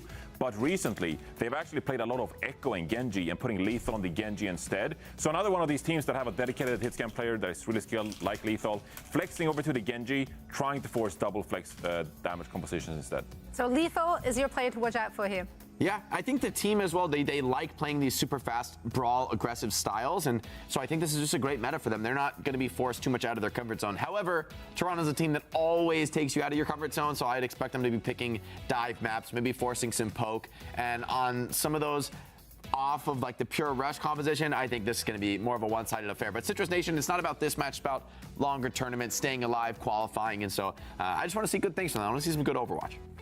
I love the wink there. Some good Overwatch, you know what I mean? Yeah, they will be punching upwards, but they're not out yet. It is a double elimination bracket we're playing here, best of 5 all through to the grand final. And there, they will be having to battle it out in a best of 7. But we're not quite there yet. Let's get this show rolling here in the NA region. And for all the action, we're going to bring in our casters for this one. It's no other than Mitch and Matt, who will lead us through the action. Over there. That's slow pan, slow pan, bam, we're over dramatic. Here. Absolutely loving it. How you doing, guys?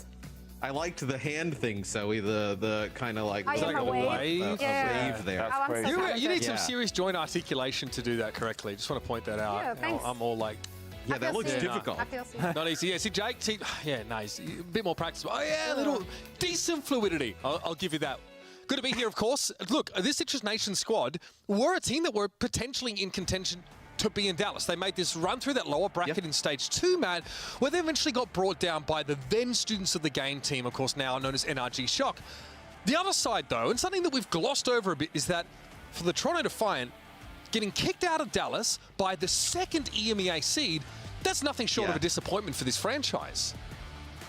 I I think without a doubt it is, right? You know, this is a team that was built to not really, I mean, to win in NA, right? But really to win globally. Like, that was kind of the idea behind this roster. And to see them fall that short in our first opportunity, not a great sign, right? So I think if you're Toronto, you kind of, you know, get back to the drawing board, so to speak. You see the viewer predictions. Yeah, we don't have the bar there's set gotta up to be go all the one- way to one end, you know what I mean? Yeah. There's got to be one Just one. Citrus Nation homie out there. Come on. But you expect Toronto to be able to make it to EWC from NA. And then I think, I mean, you have to see a better performance, right? I think, and then you start really asking questions about this team in like the second half of the OWCS Yeah, season. absolutely. I think they were pretty forthcoming, the team, about they felt like they had sort of disappointed themselves with their performance at the major here. And again, as Johnny kind of pointed out, they're not locked yet for the Esports World Cup. Obviously, good chance that they make it through here with obviously a strong performance. They are close. Circuit points looking pretty darn good, but yeah, only one other slot in NA to work with. Hugo's extremely excited. He's actually on that side. I was going to say, which side are you pointing to? He just ran. He just ran Can you up behind me. get him in the I chat mean, to he vote just for coming out Citrus of Nation nowhere. at least? Surely you have some power there, Matt. Yeah, he heard about all that disrespect from Citrus Nation. He's trying to get out there and talk to the people, or somebody has left a package outside of the door. That would probably be the more accurate reason. I know, for because why we used to live in the same building, and every time I walk past your door to use the elevator, you just freak out every single time. Well, whenever you walk, the ground shakes a little bit. You know, you can't tell whether it's an earthquake That's or right. whether It's your boys coming. It's you just carrying all those guns up there. I mean, those That are. isn't- I mean, is that an extra small? Hey, what do you mean? shirt, I've or got what does room, that bro. say? I got room. What are you talking about, man? This is This shirt's mad spacious, bro. I'm on that. You must be getting those custom made. Oh my god damn it! Let's talk map pool. I held out I need for them so tight long. around the arms and a held out. little bit airy I'm in on the that Slim mid. Jim life, bro. I don't know what you're talking about. Here's your map pool, of course, and again, so many of the maps that we did witness over in Dallas at the major, with a couple of additions, right? Samoa is an option. At that event, our control maps were first, and they were pre-selected, so teams didn't really have that sort of level of choice. The rest of the map pool, though, looking pretty similar. And we really saw teams try and game the map pool as much as possible to gain an advantage. But in a matchup like this, Matt, the last time we saw Citrus Nation on broadcast, they were playing like Orisa Mirrors. So some time has elapsed since then. They're going to go with Oasis, though, to start the series. Yeah, and I don't think there's any type of like map pool where you can kind of force some type of advantage if you're Citrus Nation, right? I think Toronto, if anything, Toronto is probably better off in a game that is a little bit more fluid and kind of not really just kind of Mago wars, so to speak. They're probably more okay with Sigma and Winston and all these different other types of compositions you can play, where I think, typically you would see a team try and force some type of map selection that would, force them maybe into like a Maga or Rush. Yeah, look, I think like controllers we kind of discussed a little bit more narrow in terms of having room to make those choices. We did see like Ilios was a map that a number of teams said if they didn't want to play dive, they were looking to avoid. So a lot of our sort of European sort of players said, hey, we kind of don't want to go there. If it's pre-selected, we're just going to suck it up and sort of play on. But generally, a lot of teams try and go away from that. Oasis, though, we saw a number of different compositions. We even saw Roadhog played on that map in Dallas right now. That's a little bit of a niche case. We've seen him there before. We've seen teams try the Wrecking Ball on there. The Torbjorn gets picked up, as well as teams really fancy playing that lower ground, playing a concave around that setup and sort of answering a lot of that flank pressure. But again, Matt, as has been the discussion of the day, we do expect to see some more of those Malga comps creep in. Encouragingly, though, we are seeing, especially in Europe, a little bit of variation around that. Yeah, I mean, you see Toronto's kind of record here in NA. I think, look, I mean, that's to be expected, right? Like, look at this roster. M80 was kind of like your number 2 in NA, but their roster just kind of... They perform better than Toronto, though. Yeah. I'm going to put that out there in Dallas. But yeah, their roster has... But now M80's lost like half the roster, right? So now you're like a brand new team. So I think you kind of hit the reset button there. The TSM, we haven't seen them in a while, right? We expected them to qualify for Dallas. but they obviously did not. So, like, NA outside of Toronto could be a little bit up for grabs. I definitely feel like this is a rebuilding time. Like you said, our second team, undergoing a huge reconstruction. The Toronto team back to the drawing board. We're still looking at NRG Shock. How are they going to develop? We saw them show us what they were capable of, and actually we're a team that boasted more flexibility than many of their sort of. That's not a good stat right there. Yes, well, we don't like those. not great for Citrus Nation. This was a team that was starting to, give up. We were getting interested in them. I think that's the safest way to put it. Towards the end of that stage 2, the OWCS qualifier. So much of that sticks in our mind as we carry over here to our Esports World Cup qualifier. But look, I mean, we don't really need to worry about that stat too much here, because they're going up against a team like Toronto, who against teams like this, Matt, during stage 2. Literally just play whatever they wanted. They role swapped, they played different compositions, they kind of did whatever they wanted to, which made it so hard for us to get a real grip on how strong this Toronto Defiant team were. And then if you remember, they lose to M80 in that upper bracket, throwing that even further into chaos. So they are a really difficult team for us to put under the thumb. And yeah, like this says, because of their placings in Dallas, no NA team has actually secured that spot to the EWC yet, which is kind of crazy. Right. Considering just how dominant this Toronto team, for example, has been domestically, you kind of think they'd have some safety there, but no, they really need to knuckle down here and make their way through these qualifiers pretty much in a squeaky clean showing. There are a couple teams that can threaten them, but now with M80 kind of, I guess broken up, brought back together with, was it Kaluj, Spectre, Tree coming to the team, some really known players, but it takes time to gel in these rosters. So we have no idea, we'll see it today, of course, how they're going to turn up. I mean, look, I would be shocked if Toronto doesn't, make it to EWC. I think that would be like, something would have to go horrifically wrong, right? In terms of kind of their tournament run, as we take a look at the map set yet again. But there are some dark horse teams in here. Like I think even Citrus Nation, right? It may not be this match, right? But like we actually thought Citrus Nation was a team that could actually keep it close with a lot of these, upper echelon teams in NA going into stage 2, though WCS. It just didn't end up happening.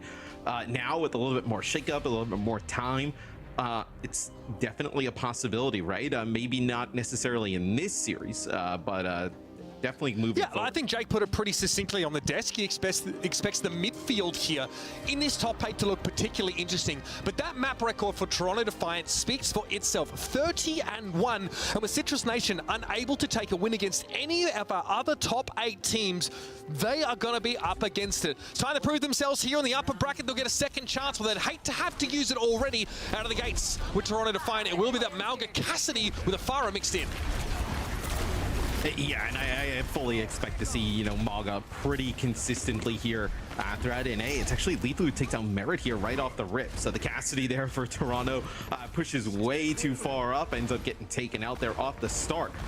The Reinhardt versus the Maga is a little bit interesting. I also think you feel a little bit better about playing the Reinhardt if you're going to play that Baptiste with it as well. You kind of need the immortality field to let that Reinhardt have a little bit more sturdiness to stand up. Slightly more static composition, right? But you need to make sure the Reinhardt is put in position to succeed, and that is not what you're looking for. It's a late immortality field, and Renaissance falls as he's forced to peel back into the left side room. Merit waiting for him.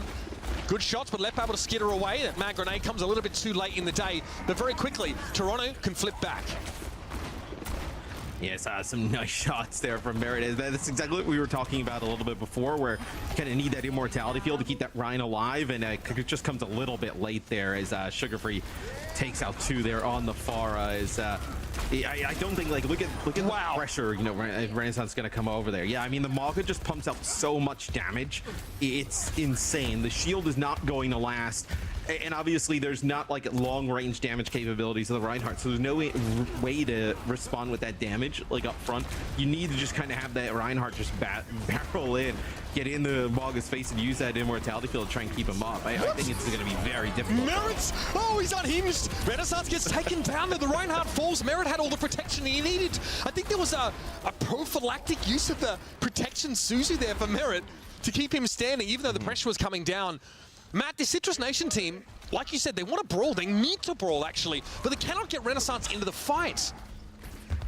Yeah, and I don't know how you do, realistically, right? like we talk about, you know, the Maga puts out a ton of damage. Obviously, Cassidy as well. Now far with kind of just splash.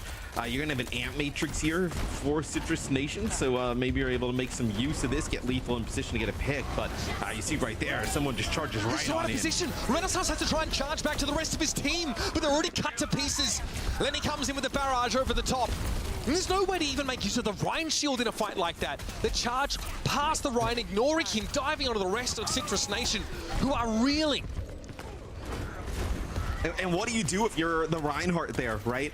You charge backwards towards the Maga, and then they just fire a barrage behind you. Like, if you turn, you're just turning your back, just getting destroyed.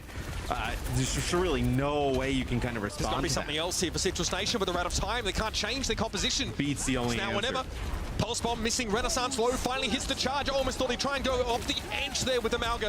Eventually someone gets brought down, though. The charge damage was good. He got sent over the edge. Takanu brought down, though. Rupal's able to find a kunai connection, and Merit is uncontested in the middle part of the map. Nobody can stand up to the Lawmaker. And the Toronto Defiant take the map away. Renaissance charge looking a little bit like Johnny in the show match over in Dallas, and has the same result, a map loss. Yeah, as RuPaul with an MTD in the chat. I mean, can you even, I mean, look, obviously someone's, you know, probably one of the best. I mean, he is one of the best tanks in the world, but like, you know, Maga versus Reinhardt, you're not exactly given the fairest matchup here. Well, you're not putting yourself in a position to succeed. I don't know what to tell you. Yeah, you're putting yourself in a position to get MTD'd, not to do the MTDing. So, Toronto, like how you mentioned earlier, with how they've played in NA, they can really kind of make like any of these compositions work. It's like right now they're hovering like a Doomfist based composition, maybe Sugar Free switches like Tracer here potentially. Yeah, so you're gonna have a Tracer in play. So Sojourn, Tracer, Doomfist, now an Ana in play. So gonna play a little bit more aggressive here for the Defiant. But they can do this type of stuff in NA, right? They are the kings of NA right now. They seem like they can just kind of handle anybody, you know, doing just about anything. Fair. Again, this Reinhardt setup is far from the optimal look on City Center. Very exploitable. I mean, Renaissance cannot make use of the high ground in the same way that someone can, transitioning between those platforms. And for Reinhardt, you will get battered around, knocked out of position, flanked here by a Tracer, and then having to use charge just for mobility to get back to your squad. In the meantime, your Tracer gets picked off. I mean, it's very, very hard for this composition to find openings against Toronto Defiant, who are swarming all over them. Yeah, and I wonder if you see a swap here from Citrus Nation. Man, someone's got a bone to pick with my man, right? My guy, you're Toronto Defiant. My guy. Now they drop the twinings on him. Lethal low. Disrupt the shot there. Force him off the angle. Tap would love to find his way back in, but Merit will be standing in that doorway, rather sugar-free. Who backs off here and gives a little bit of room for Citrus Nation to work back in, but they have very little to go with here, Matt. Maybe an Amp Matrix in their next few moments, but they are not flush with ults yet.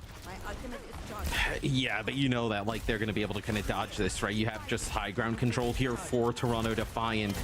Makes it very difficult. Exactly, they found Vega. That's a pretty huge pick. So no speed here in the mix for Toronto, but Citrus Nation needs to be the team that's more aggressive. Nice bio grenade that comes through. Nothing you could do. Neutral did know that Lethal was struggling, but it couldn't get him back up. Didn't want to use the Immortality Field, I guess, to protect against that. And so he loses his Cassidy as a result. Now we're down to 50% and counting for the Toronto Defiant, and someone is limbering up. My guy, his knees are about to explode from all that strain. Yes, so Toronto, for the next fight, you have this nano that you probably give on to someone as he kind of makes his way into the back line there. They're putting even more pressure on Lethal. I mean, that's like a hinder onto someone. It just doesn't even matter, though, right? You need to have some pressure from Sugar Free on the opposite side. So if you have the nano for someone to get a little bit more aggressive here, sound barriers well in case it gets quite dangerous. This looks like it potentially could be final fight here for Citrus Nation. Going to take a while to develop. Okay, well, they still haven't built a beat this round, Matthew. Very, very hard for Citrus Nation to get into a powerful position. They're going to be facing someone now who collapses on them with the nano boost. Knocked to the ground. Briefly was Renaissance. Lethal goes up high from the bounce and then gets caught on the way down. Merit able to deal with him there as Neutral's Immortality Field was not nearly enough to keep Citrus Nation standing. This is a stinker. Absolute booty. Renaissance. Well, you know what they say about what goes up, Matt. Eventually it'll come down, just not where you want it to. What on earth am I watching? What is this? The largest earth shatter of all time. Yep. Couldn't quite land it. Let's put it nicely. Yep. Soundberry, you here just for left and no one else to stall the point out just a little bit longer. And he won't make it. Merit's able to clean him up there with that concussive blast, and someone will push the line of scrimmage up. That is the first map. A clowning, if you will. Citrus Nation there getting absolutely romped. Yeah, some would say that was one-sided. The question is, what do you mean, son? Who would say that wasn't one-sided? Probably the family members of the Citrus Nation. Okay, those with a vested interest in making them look as good as possible, even under these circumstances. All those 100% viewers are looking pretty good right now there. Bro, I feel like we just got a live look at the abattoir. That was absolutely dirty stuff from the Toronto Defiant, who, in fairness... Okay, so... come on. No. I don't get paid enough to listen to this, You don't even know what I'm about to say. Oh. You don't even know what I'm about to say. You don't even know what I'm about to say. How many teams do you think in NA could challenge Toronto? Oh, look, right now, realistically, 1.5. 1.5 teams. Yeah, I think M80 could if they've managed to gel really quickly, and maybe the NRG Shock Squad. Do you ultimately, so we'll take a look at some of the highlights here. They're all Toronto Defiant. Do you ultimately, when you're practicing just against these teams, do you end up getting better if you're Toronto or falling closer into that pack? Because, like, you know, if you don't have like competition that's really going to push you, it can be very difficult getting better. Why do you think they want to go to the Esports World Cup so badly? Not just kind of the prize pool. I mean, they want opportunities to take on teams like that. You make a good point, though. I think the net positive here is for Citrus Nation, because as long as they can pick themselves back up from this utter beating, then they've learned themselves something, haven't they? Losing is learning? Right, like, you think about, no, there's no learning here. So you think about, though, like a team, if you remember, it's the double grab lift. He just missed the lip there. But you think about back in the day, and Owl, right, where like some of the lower level teams wouldn't get scrimmages against like the high end teams, right? But now obviously everything is kind of like regionalized, right? You kind of, you can't not scrim, right? So you have to scrim.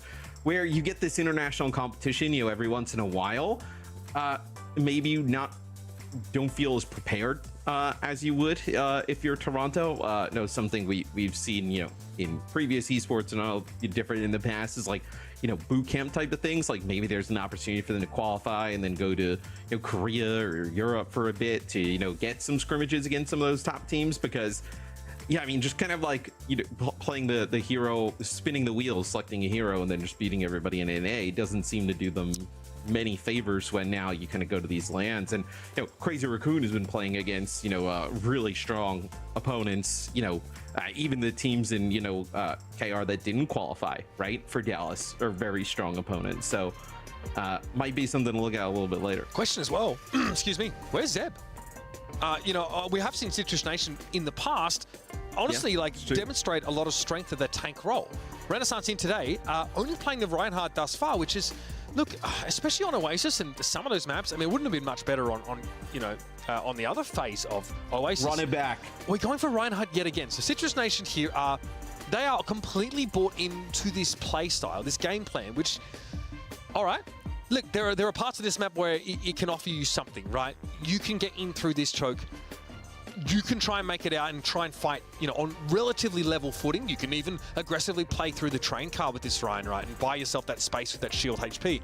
But then you have to be able to make use of the Ryan outside of the fact he is not just a bloody umbrella. He has to be more than that for you, so Citrus Nation here, neutral, and Renaissance need to be switched on. We'll see the Sim here out of the gate, so some TP play here. This is reminding me a little bit of SSG. Let's see how it goes. Yeah, look, it's just even if you were just kind of going to try and like one trick it, right, it just becomes very difficult, especially against a team like the Defiant. So they do find someone really early on. TP gets them into position, so Citrus Nation has an opportunity to take first point. This is quite a reasonable strategy here. Matt Merrick getting clipped by a fire strike as well. Okay, nicely done. It's very simple. A sim TP across the way, start contesting point and catch out someone. Might have been off the back of a mag grenade to hinder the Doomfist. Whichever way you slice it, the Citrus Nation squad are on the road. So it's not like we haven't seen teams succeed with this type of comp, right? You know, think of like, you know, Hadi and SSG, right? Where it's just the issue with Reinhardt is like the amount of damage taking to get into position, right? But the sim just kind of alleviates a lot of that. You win one fight, you get first point. Let's see if you can do it again. I think then Toronto starts to, you know, not necessarily worry a little bit, but have to think about like that TP, maybe in an attempt there to bait someone to dive. He doesn't take it. Sleep dart there on Lethal. Punch could be good to line up. Lethal very low. Bionade on Renaissance here, and he's actually stepped out of the Immortality field.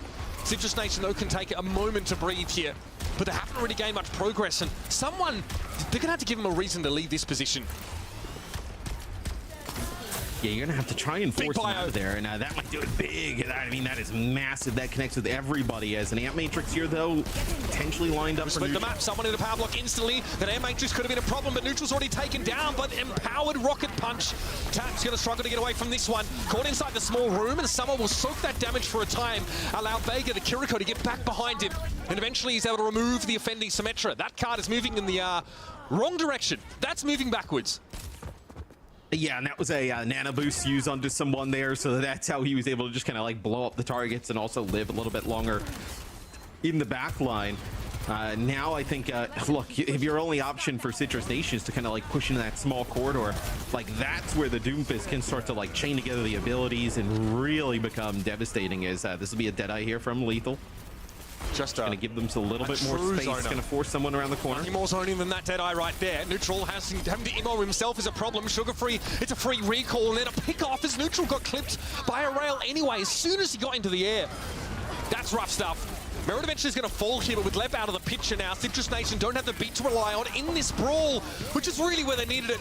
Lethal could be an issue. Sugar Free sidesteps the sim turrets and now chases the offender herself. Rupal helping to bring them down, who's a nasty shot in the back line. Toronto, again, a solid hold. Still plenty of time, though, for the attackers to work with. They're not moving off this Ryan, not with a shatter in tow. No, and I mean, that's what I was going to say, is that for Citrus Nation, like, this is pretty good, right? I mean, you get a decent amount of push progress there with the payload, getting it around the corner. How did he do this? How did he do that? Oh my god, it's a fire player bio! And the follow-up was brilliant. Lethal taken out instantly as Rupal is there with the shots. And in comes someone to finish the job. Holy! That's not pretty. Oh, I mean, that is... No, you're going to get a stagger here, just a little bit there on Adrenal. I mean, that's just a fantastic position from Rupal. You can't even really kind of consider that if you're Citrus Nation kind of coming around the corner. So, yeah, really nice play there from Toronto Defiant. I did like where Citrus Nation was, though. And now I don't. Bloody right shield there, in the swamp. Nothing that could be done by Renaissance to protect left there. Merit hit 2 consecutive railgun shots on the Lucio. Filthy. Yeah, is that, you know, now all the kind of like positives for Citrus Nation, right? They had gotten the payload a good amount forward, as that is actually, I think, a pulse bomb that was connected on a Renaissance, and then actually Tap ended up being the one who ends up falling from it, or maybe just kind of Tap got connected. Renaissance makes the right move, not moving there. I think Tap has to get away, but obviously Sim doesn't have any mobility cooldowns to rely upon outside of the TP, so... And you don't want to use beat out of here. I mean, trying to use beat out of spawn is just brutal. Okay, they get the beat. Citrus Nation get all 5 players alive through the TP, and Oda where the cart is, but here comes someone. He's hit with that nano right now and putting a lot of pressure down on Renaissance, who hits the shadow. It's 3 players. Merit and Rupal in the back, and the Fire Strike doesn't quite hit the former. So the Sojourn still stands now for Toronto, and it'll be back with a vengeance in moments. Someone, of course, with a Meteor Strike available here. They're taking their time, Toronto, as they return to reassume the cart. Deadeye for Lethal, playing from behind the wall. Someone just throws up the Dukes and blocks the damage out. Suzu now thrown onto the Doomfist. Lethal looking for the Kiriko, but Vega now going to stay scarce back behind that car. And an Air Matrix even to try and set this Cassidy up for success. But all the King's horses and all the King's bloody men can't get Citrus Nation across the line. No, as here comes Renaissance back into the fight, is someone just kind of trying to kite him a little bit, maybe see if he can get a stacker, as not going to make it out, it looks like. Actually, no, it's going to be Sugar Free decides not to chase. He opts not to take the elimination, yes. Yeah. I mean, he got down to 80 HP. He could have definitely had it. So now your 4 minutes and something time bank is down to below a minute here. Toronto puts together a really nice spawn camp.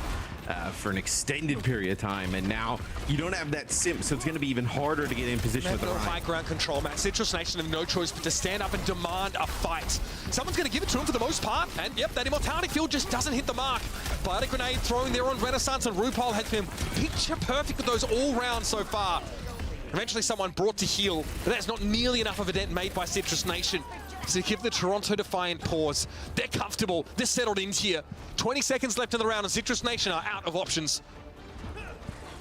Yeah, overclock Kitsune rush here for the Defiant is see disruptive shot thrown in the doorway here. Just gonna burn a little bit. Are they even gonna make it back to the cart? It's gonna be very difficult. It's gonna really be on tap to get a touch. I tell you what, Vega hits one of those kunais, and it's all over for the Tracer. Immortality killed. This is awful early. Yeah. Almost preemptively, Neutral has to throw that down to have any chance of Citrus Nation hanging in the fight. And Tap tried. Sugar Free brought him down though as he tried to contest and stall the round out. The cart stops midway through the second phase of Midtown as Toronto show their defensive chops. Yeah, I mean, with just Tap in position to get a touch once he's gone. I mean, that is really it there for Citrus Nation. End up using some of the ultimates to try and extend that fight, but there was absolutely zero way with the mobility that they had on everybody else that they were going to make it back towards that payload. So don't exactly get that second checkpoint to get it very close there for Citrus Nation. Right away there, point A take though, pretty good, right? The TP in with that Rhine in position, they get a kill on someone early, and then there was no response from Toronto. So pretty good point A take there for Citrus Nation. Then it kind of all falls apart. So we're mixing it up here, Matt, on defense. Citrus Nation opting for the Sigma instead. It's very powerful to play him up on that staircase, work that high ground, be quite disruptive. The Hypersphere is also good at dissuading any advance through the train card itself. We have a Venture Sigma setup here. Yeah, it's quite interesting. We've seen the Venture played a lot with Maga in a dive type They're of very setup, good at so linking up with Maga, of course. After that stomp comes in, there's layers of CC. But here it's a bit of a different story. You think Citrus Nation want to play a poke composition? Yeah, it'll be a little bit risky playing the Venture kind of alone. I wonder if Toronto, they see this Sigma and they decide to just make a change. Yes, instantly. Yeah, so we're going to go right back. Nothing worse than getting hit with that accretion, I think, while you're trying to set up as Doom. And okay, we are going to try and ignore the Sigma, go overhead and hit the soft underbelly of this Citrus Nation composition with Winston. Yeah, as it looks like just trying to get right around this fire truck here. Just kind of put pressure, maybe split up the side of Citrus Nation, then kind of collapse on one of the targets. So Lethal has to be careful as the camp also takes Renaissance drop down here. High ground voluntarily conceded by Citrus Nation now as Renaissance wants to try and threaten someone a little bit, but the damage is pretty extreme and Lethal's already been taken down. And Merrick, he's in pole position. He's in the best place to punish now. And Renaissance had to be looking 6 different ways. 35 other opponents, so work that out. Citrus Nation. Well, you also see, you see where Merritt jumps down there and kills Neutral. Right before that, we're looking from someone's POV. He puts like a bubble like by the point, but that bubble also just kind of like blocks everything that the Baptiste can do from the side. Just kind of throws the immortality field out, not really able to do much of anything. So now we're back to the Reinhardt here for Citrus Nation as someone will switch over to Ram. So nice kill there from Lethal. Gets up to the high ground. Maybe that gets a little bit of control there for Citrus Nation, but oh dear. now I feel like you can't track that. Now I feel like you have the better, kind of like rush brawly tank here with Ramatra in the mix. As someone's going to get hit with a bio here, just trying to keep him alive as Sugar Free just goes uncontested. Renaissance demanding a gentleman's duel here. Someone actually honestly counter-picking the tank a lot of the time from Citrus Nation here, not messing about at all. Toronto Defiant looking a little bit more serious than maybe last time we saw them in qualifier games. Yeah, they're trying to just take care of business and get out of here today, right? As you're gonna double support ult here. The ability to kind of nano the Ramatra. Nemesis form already makes the Ramatra very difficult to take down. Now with a nano in the mix, almost impossible. Renaissance falls back. That nano boost here on someone is terrifying. And of course, getting closer and closer to that annihilation with every single punch thrown. Someone he's in a very strong spot. He can cycle this next Nemesis form into that ultimate, basically be unkillable for the duration. Where is he going? He's going Well, some solo maybe I jinxed it. here is Vortex on the point. Kart is a little ways away from someone. He needs to approach it. We're going to have Mirrored overclocks here now, and Mirrored sound barriers to boot. Mirrored playing for the high ground here with that extra durability and the Annihilation pushing into Citrus Nation. They've got to give ground. There's nothing they can do. And a great biotic grenade on tap with no defensive cooldowns available from Venture meant it was lights out. We have that checkpoint coming up in just a couple moments, and this will be it. Toronto Defiant make it easy. And someone asking instead for a Ramatra mirror, a little bit too late for Renaissance to respond, to acquiesce. I do love the little barb though. It's like, hey, you're a world champion, Ryan. Come on, switch into me, bro. I like that. Get in their heads. I want that mind games. Unfortunately, it's going to take more than some mental warfare to get you out of this sticky situation. The Citrus Nation are in deep trouble. Yeah, and someone coming from that like weird angle that we were looking at, kind of laughing at, he actually drops a shield like right in the middle of the ant matrix that Neutral had dropped down, and then just pops his Annihilation, gets right in the mix. I mean, nothing you can do there. Just domination so far here by the Defiant. Yeah, so we're looking back, right? We see the Reinhardt composition coming out here from Citrus Nation, and it works. They use a Sim TP to cross the gap to contest point A from a position of strength. Then they start to run out of gas here because obviously that Doomfist comp is super mobile, and you've got to cross a wide expanse on the second phase of the map. You need to contest with high ground that's, given to the defenders by default. You're dealing with Mirror, one of the nastiest Sojourns in the world, and the constant harrying pressure of Sugar Free with these fat bios of Rupal. That is just too much to deal with. And I also feel like for Toronto, like obviously this is what we're watching here in this that was so nasty. Is not necessarily the meta, right? You would say that Mauga compositions, Mauga Sigma, it's in theory the meta, what most people are playing. This though is kind of like, I feel like where Toronto would thrive in a in a game where like everything is open to be played, right? Where there's nothing exactly that's like dominating the meta, right? Where someone can play the Winston, you can play Doom, you can play Sigma, Rhine, like all these different tanks.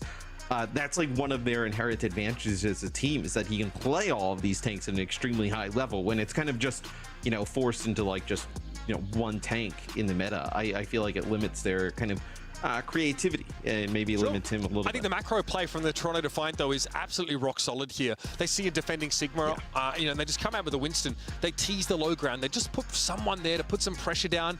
It drags Renaissance off the high ground. All of a sudden, these two teams are playing different games right now. I mean, they're not playing the same game. They're not the same chat. I don't know what to tell you. And with good reason. 100% of you had voted Toronto Defiant to be the eventual victors of this match, and so far that's looking like a pretty darn solid prediction. Kind of them 1.001 odds prediction, if you know what I'm saying here. But again, for Toronto, they don't look like they, I guess, did during the earlier qualifiers, so the OWCS. We saw a lot of horsing around, right? Like they goofed off a whole ton. We are looking at someone counter-picking a player that he probably is in the play-to-play, in the pound for pound, a better tank player than. But he says, no, I want to try and eke out every advantage possible. I will switch Ram into Reinhardt. I will play the Doomfist here to really pressure and make use of some of these high ground spots on defense. So it's good to see him not taking any prisoners. I do think that Dallas was a rude awakening for this team, and they're not willing to leave that that appearance at the World Cup to chance. No, especially like season 11 next week. We'll see how things kind of go in terms of like patching in the meta and whatnot, right? Why leave it to chance? That is going to be a wild turnaround, by the way. That patch. Yeah, you do something crazy. So like, give yourself the best opportunity, right? No, I think that this kind of match was like pretty much always a little bit of a foregone conclusion. Like even the desk was kind of, speaking almost in the past tense of like, okay, well, we'll see what happens after this match. Like that, this one. They were speaking of Citrus Nation as if they'd already deceased. I think that is a safe way of putting it. We're talking about the lower bracket for Citrus Nation at the moment here. One that promises to be pretty competitive, especially over those first couple of rounds. We're heading into our next map in just a moment, folks. It will be a potential decider in this series unless Citrus Nation can make something happen here on Colosseo. To be asked, the flexibility of someone and just the raw ability of this Toronto Defiant team is something not to be denied. Something that didn't quite come to fruition on the world stage in Dallas. If they've got a chance to do it once more in Riyadh, if they can make their way through as we expect them to. Yeah, I mean, look, Toronto needs to make it to EWC, and then I think now the story would be, like, where do we rank this team globally? Because you know, like you mentioned, they fall to second, the second seed from EU, EMEA in Dallas. Then obviously the Korean teams played tremendous throughout all of Dallas, right? Like, where does this team fit in globally, and can they become the best team in the world, right? That's kind of it's why this team was put together. You know, I think winning championships in NA is awesome. They probably love it, but really it's about the top-notch, like, global competition. That's where they want to be the best. Sugar Free here, already on the ramp, Matt. Into the back line now, some pressure on neutral, but nobody really exposing themselves to the Soldier 76. Soldier, by the way, kind of wild. For long enough for him to really put, you know, the fear of God in him. So just, Lenny, the holy humanity. Well, Helix Rocket cuts both ways, apparently.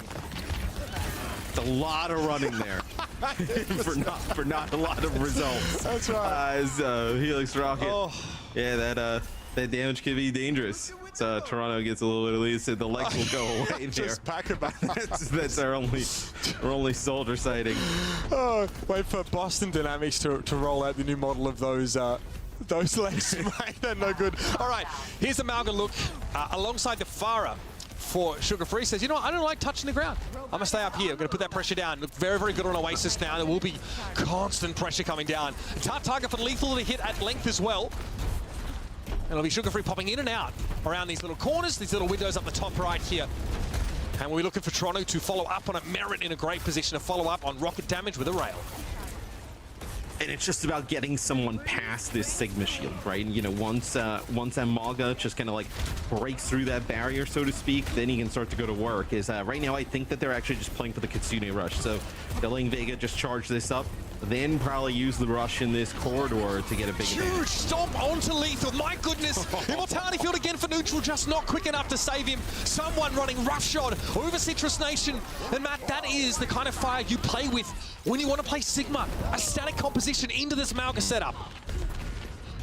Yeah, if somebody was explaining to others, like, why is, you know, Malga good against Sigma?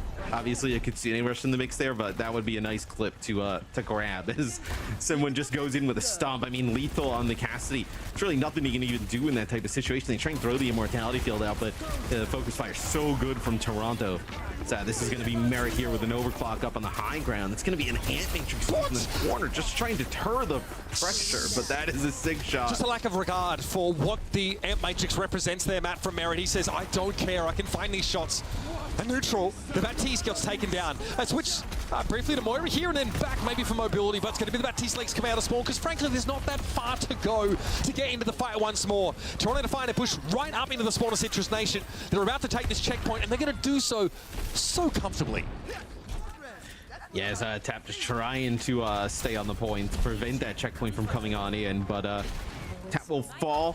So now what? You're going to have to use this sound barrier here in the same type of situation we said we kind of obviously disliked previously, where it's like just to get out of the spawn.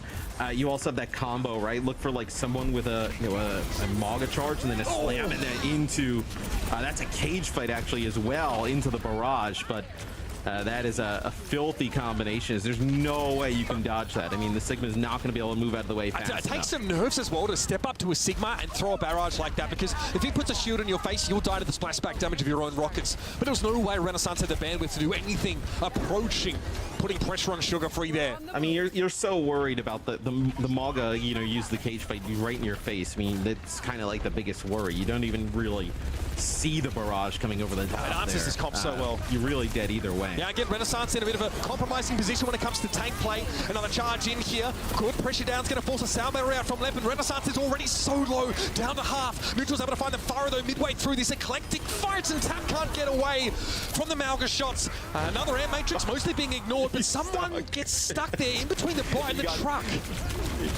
Yeah, in between the bot and the truck is like the barrier that the push bot moves. You know, kind of made it very difficult for Malga to fit through that little alleyway. So tries to kind of like run away, use the just charge turn sideways, to bro. disengage and turn sideways. Yeah, not able to do so. Not a feature. That's not so not that a feature of Overwatch, yeah. That's a unfortunate there for Toronto, but now Citrus Nation, they'll get in control of the bot yet again. So they'll have a dupe here. Do you go for like a dupe on the... No, get a Malga, mate. Get another Malga. Yeah, I mean, you get the Malga possibly, yeah. Tappy wants to pressure that off angle from Vega. Doesn't want any stray kunais derailing planting for Citrus Nation. The Deadeye being part of it clearly.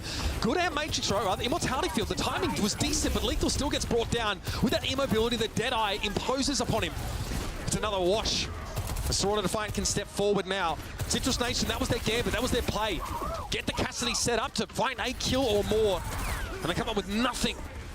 They get a beating, a slacking, a drubbing, a dressing down.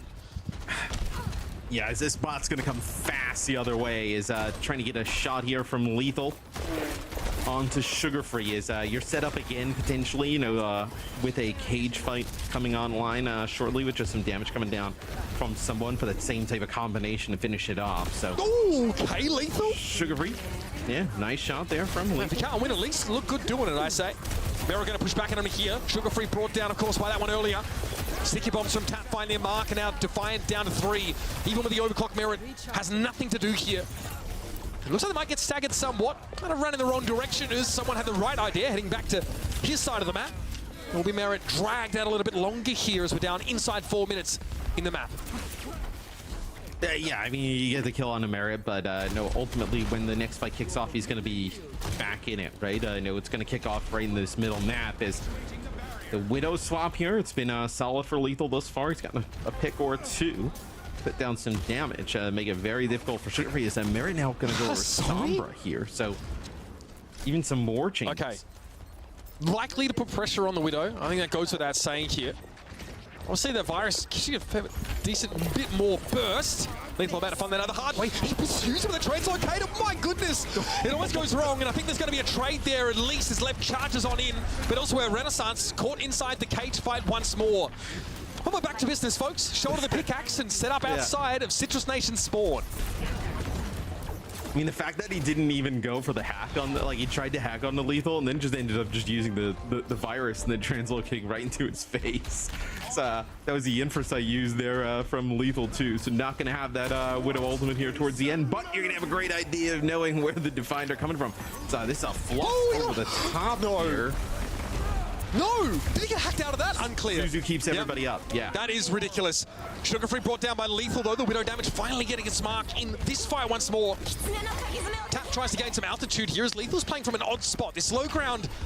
Oh, they rush on the high ground. Yeah, I mean, they may as well stick together around this. I feel that they can put pressure down on this Sigma, whose kinetic grasp will only be able to prolong his life for so long, and that's the dupe of the Malga. Merit elsewhere, trying to make things happen as Sombra and Vega needed one more kunai to get the job done, but Neutral gets involved. That's both supports of Toronto down. And that'll be another Citrus Nation fight win. How do they convert this into some meterage? Well, I mean, it was a little bit surprising. Okay, they don't actually get the bot. Do they? They do know. Okay, they now know. Okay, yeah, they now know, but... Renaissance again calling for the Ryan Mirror. That would have been the wildest backcap of all time. Obviously, it would have taken ages to develop. It would have taken 3 to 5 business years, Matt, but it would have been so worth it. All right, Immortality Field does absolutely nothing because EMP shuts it off just before the pile drive comes in and Sugar Free finds 3. It's all too easy for Toronto Defiant. And they're on the home stretch once more, which is, in fairness, a stretch they've been on for the entire map. Now, with 90 seconds left, though, Citrus Nation are gasping for breath.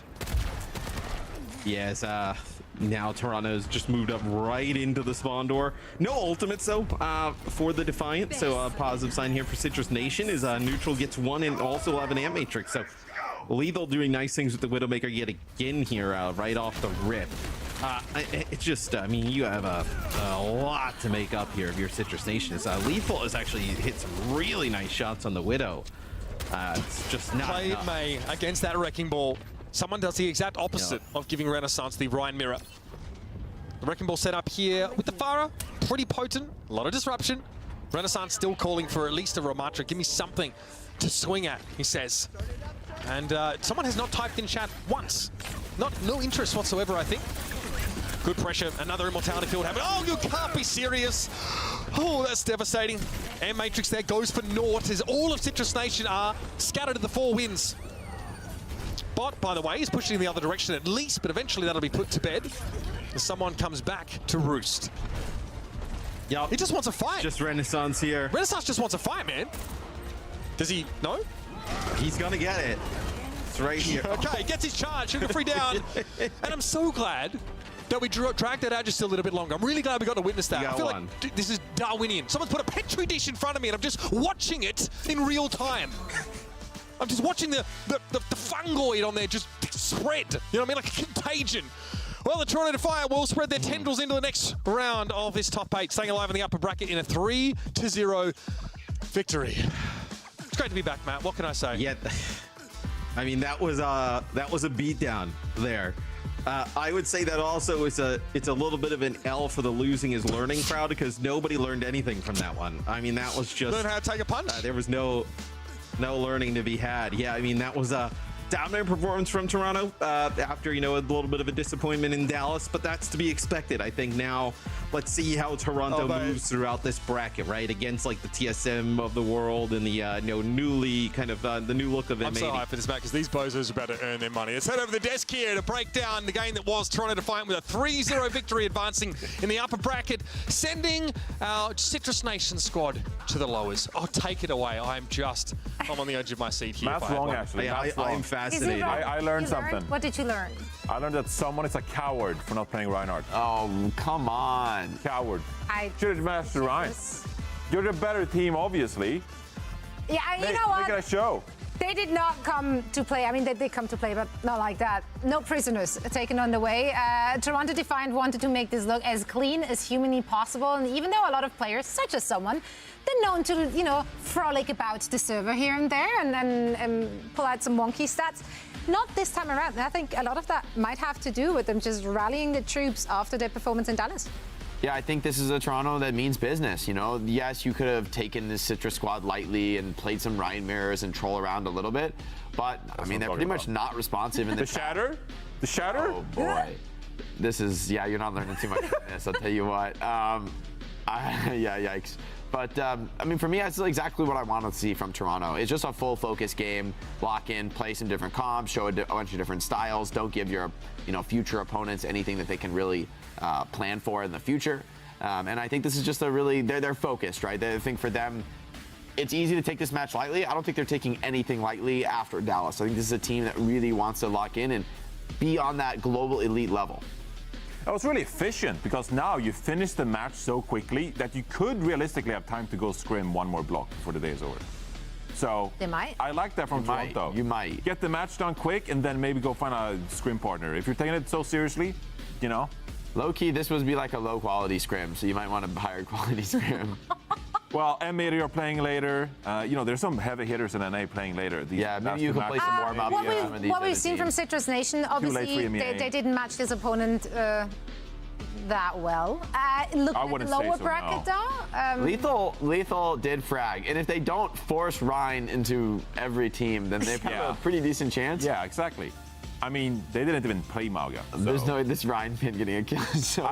They had an idea. They had a hunch. You were disappointed with someone, but he is getting the honors of our player of the match. Well, statistically, it's a good case. No, this is actually bonkers stats. Everyone would have looked good statistically. To do this much damage at this, like, I mean, this is silly. This is silly. He's just farming them though in the end. I like the expose. It's like no. No, I actually don't like. No, I'm not vibing with it. Oh, you're not? No, the expose. That's just not someone. He's not that kind of guy. He's more of a thumbs up. He's locked in now. Yeah. This is like someone's final form. He's, you know, he had his happy-go-lucky phase. He won a world championship, but he's back for another, and he means business. Yeah. This is what I like actually. I like some high-level professional Overwatch. You want to see professional Overwatch? This is what it looks like, baby. 3-0, an absolute beatdown. Yeah. Keep your opponents. RuPaul on Lucio, Vega on Kiriko. Boots on the neck. Don't give them anything. That's what I'm talking about. Don't give them anything. Okay. Sure. Great. I like a brutal finisher here. I mean, that's literally how Match set it up, right? He wants to see blood. I want to be splattered with blood. He's had a lot of very graphic things heading. Splattered by blood? Yeah. Okay. Are you okay? I'm just questioning some of the words used here on broadcast. No, I think they're pretty much. It's a bloodbath. Yeah, they recapped what we just saw. Let's take a look at the bracket because, lo and behold, 3 Overwatch continues. Although I think maybe not. I think there's some potentially much more competitive series ahead. Agreed. That's I right. mean, Speak it into existence. I think there's quite a few of these that could be competitive. You know, NRG Shock versus Timeless. I think that'll be exciting. TSM versus Luminosity. With a new look from M80, I do think they'll be very strong.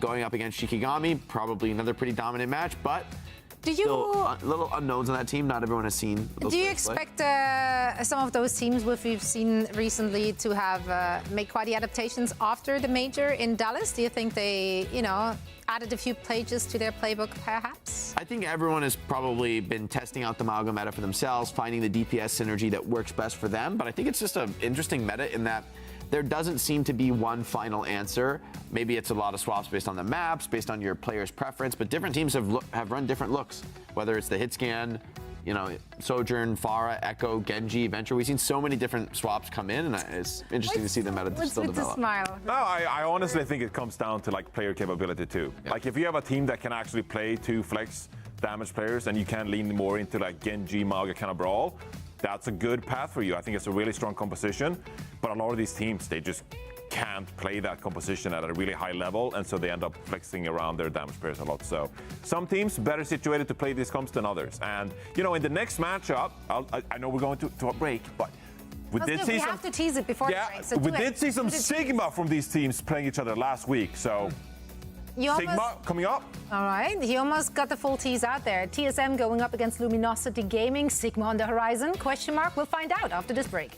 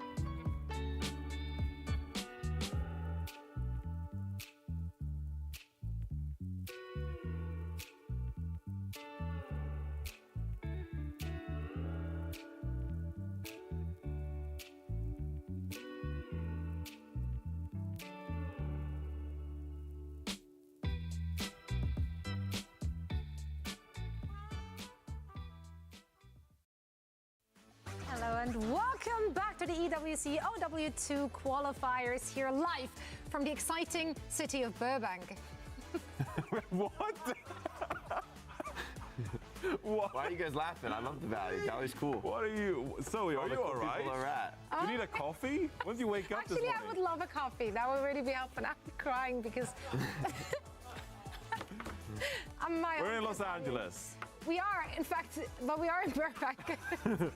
And it's popping up here. We've had some great 3 Overwatch thus far today. Let's see if this next matchup is going to be any closer, though. As you guys did predict, this very well might be a little tighter on the scoreline. TSM is going to go face off against Luminosity Gaming. The two teams actually recently faced off against one another, and TSM came out on top. A very young and exciting team, Reinforce. Yeah, they played last week. It was a 2-1 win for TSM in that one. But, you know, because now TSM, they play with Icy a bit more on that roster, it does mean that actually we get to see him flex over to the Sigma on some maps where it's hybrid, or in that matchup it was on Escort, it was on Junkertown actually. So TSM, who, you know, we usually saw a lot more Riker on this roster, being able to play those main tank heroes. In this Mauga meta, we might actually see a bit of different shade of TSM. Yeah, I think the option for Icy to switch back and forth between Mauga, Sigma gives them like good comfortability this meta. But these both tank players, I think they can really handle the whole roster. I think really is the DPS line is going to be exciting because Rocket, we've so far seen a ton of him on Tracer. But in Mauga meta, I don't really feel like Tracer's a very strong choice. We'll see if Rocket stays with his comfort or shows us a little bit more of a flex. I think his Pharah Genji could be pretty strong as well. So excited to see what exactly we see at a TSM here.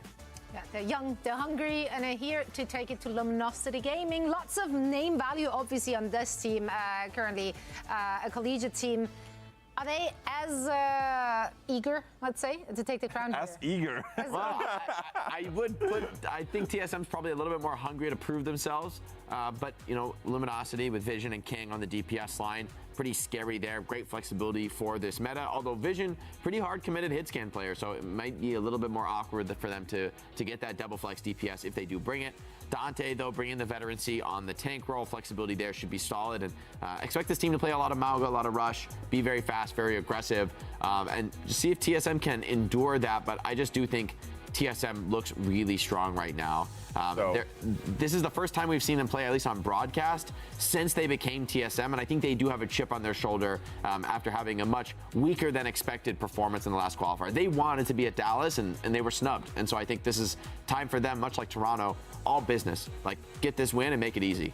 Well, I don't know exactly what the definition of snubbed is because I'm Swedish, but we didn't live up to the hype when it came to the Orisa composition. So in some ways, this is a different meta, and I think this will be a TSM that is a bit more charged up, playing non-Orisa composition. So this is a meta that suits them pretty well. I will say as well, Luminosity, you know, we talk a lot about Dante, but False is winning in the wings as well if they need a Sigma player, for example, in there. And I'm really excited to see Vision play as well, because if the game slows down, if we see more Sigma, we know that Vision can flex over to something like an Ashe, for example, and it is a comfort hero of his. So, you know, I'm really excited to see what Vision, what heroes he pulls out in this one, because it is a bit of a different series than the regular Mauga only head-to-head that we've seen a lot of in the past. I am worried in the matchup because I feel like maybe, you know, this Vision's commitment to playing hit scan combined with Icy, how good he is on the Sigma. For me, those things don't add up well for Luminosity. I think he really might be in trouble trying to play hit scan into Sigma, but we'll see. Yeah. We'll see indeed. But first, we actually have an interview ready with TSM's coach, Cap. Thank you so much for joining us. How are you doing? Hey, doing pretty good.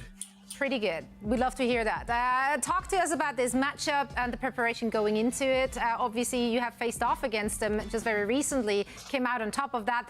Obviously, there must be boosting confidence. Did you change up anything in preparation? Well, obviously, we did play them. I mean, this is a team that we've probably played more than any other team. And the last match we won, I saw the stream where Commander X said it was close. I maybe don't agree as much, but we changed a little bit. But overall, most of our game plan is still the same. The meta hasn't changed that much with the patch being next week. So most of everything is still the same. What were some of the things maybe you learned after not actually qualifying for Dallas? You know, it was obviously something you were gunning for. You wanted to attend and qualify for Dallas, but you didn't make it in the end. What was kind of like the team atmosphere afterwards? What were some of the discussions you had internally, and what did you learn from that experience, maybe going into Face It and qualifying for Esports World Cup here? Yeah, well, it was obviously a difficult moment for us. The main thing that I and the team learned was that in stage 1, we showed, we're near it, and in stage 2, we kind of showed the lower end. So stage 3 and, the face it is all about trying to be as consistent as possible because we know we have what it takes. It's just about limiting the bad days, limiting the external factors. If we can do that, we know we're more than capable of it. So I'm excited to see this matchup and going up against a team you're so experienced in. You played Luminosity time and time again. Is there anyone on this team you're looking to punish, any weaknesses or inflexibilities that you guys can attack in this series, or nothing to drop yet? Well, I will say there definitely are. I won't say them out loud yet. Maybe I'll talk about them afterwards, but 100% there are, yeah. All right, so you're prepared for all the action. We can't wait to see what you and the team got for us. Thank you so much for joining us, and best of luck in your match. Thank you. That was TSM's coach. Let's take a look at our predictions. I love a little spice in there. Commander X said it was close. He disagrees. Oh, let's actually take a look at our predictions. I'm stalling because I literally don't remember what I predicted. There we go. But it was definitely this.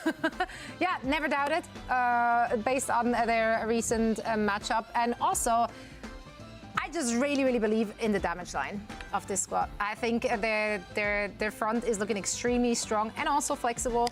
I can't wait to see what they have for us, in store for us today. Sentences. I also forgot, but I'm pretty sure I predded TSM. If I had any sense this morning, I would have pred TSM, but it was also like 6:30 in the morning, so there's a chance I didn't have any sense.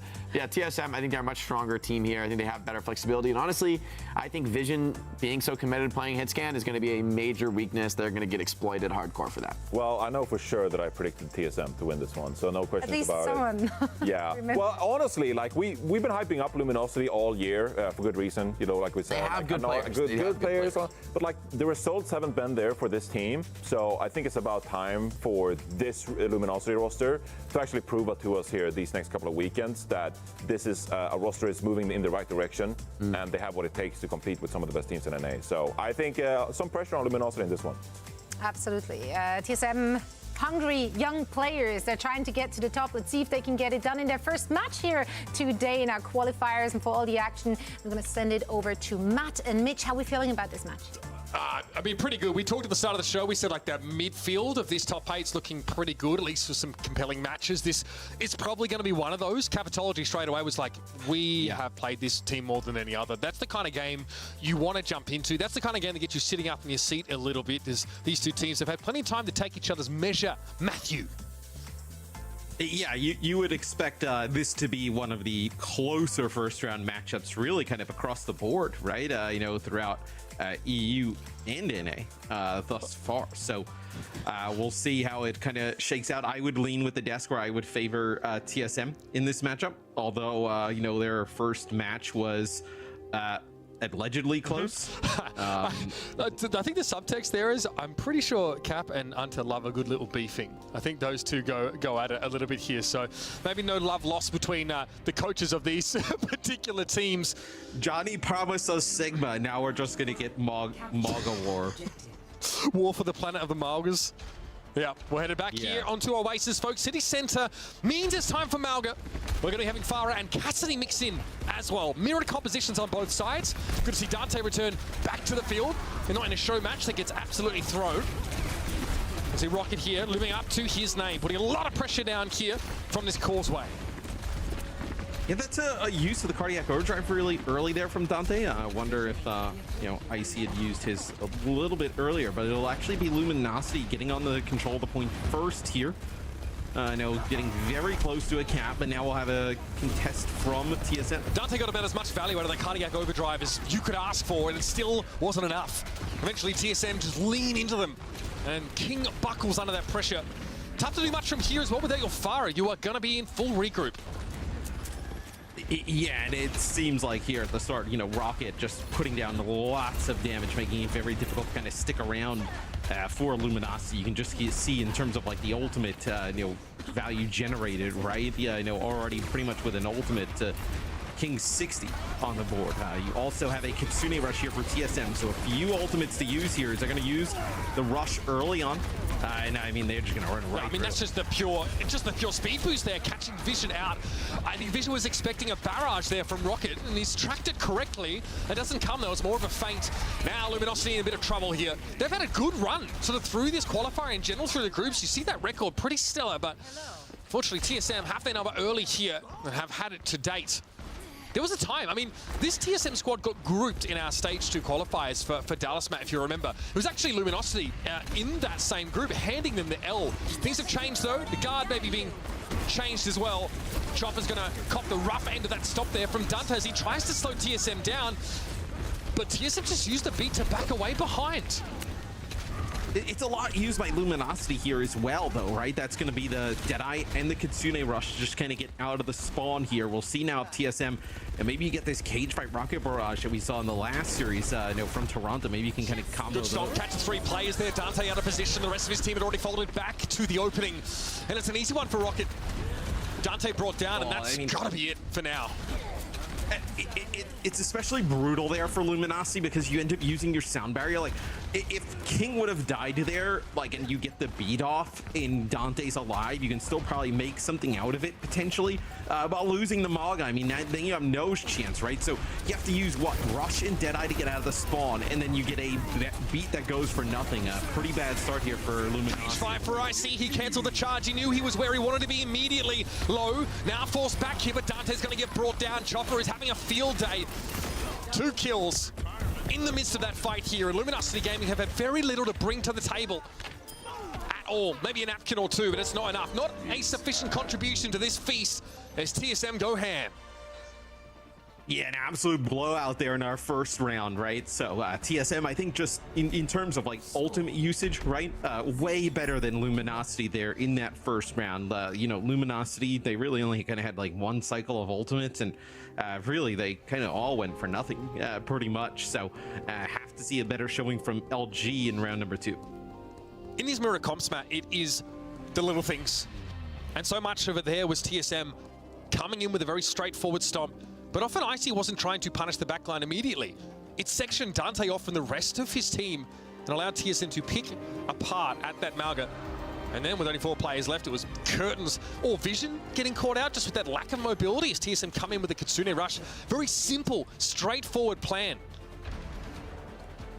Yes, mirror yet again here for this next round.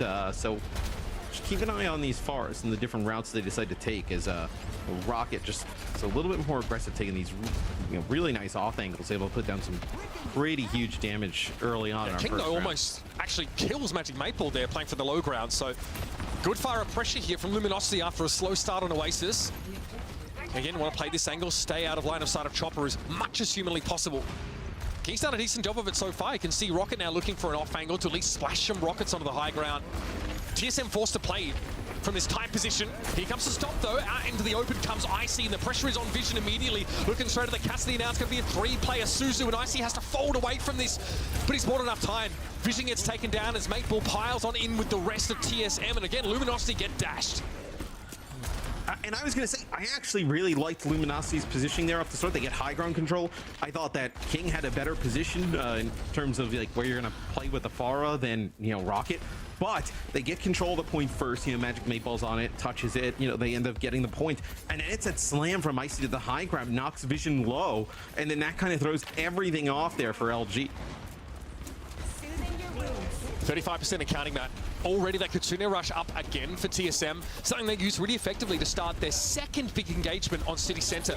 They're going to try it again. This time to the high ground. Straight up we go. Immediately, Juby's going to be knocked onto the low ground. Very, very low. But Icy takes too much damage up front. But he gives way for Rocket to come in with the follow-up. And now the flank. So busy has Rocket been over the course of this round. Now hitting, almost said back, well, almost said it again. Hitting Dante from behind with those rockets. King, though, able to clean up, chop it over. The barrages are everywhere, and Rocket's found too. Up to the high ground now with the sound barrier, you can play that much more aggressively. Vision's been hitting those shots. Excellent work here for Luminosity, but they still don't control a point. The cleanup, though, is in order. Yeah, it looks like just one more player here. It's just CJ alive as CJ will fall. So TSM does get 73% out of it. Almost kind of battles through at the end, but King with a nice barrage. Vision with some nice shots ends up giving LG the point. So now we'll see TSM really has nothing to use here. Mitch just kind of make a run at this point back, and Juby's going to have the sound barrier. So I was using the previous fight for TSM, so slight advantage here for LG going into the next very fight. cognizant of the fact.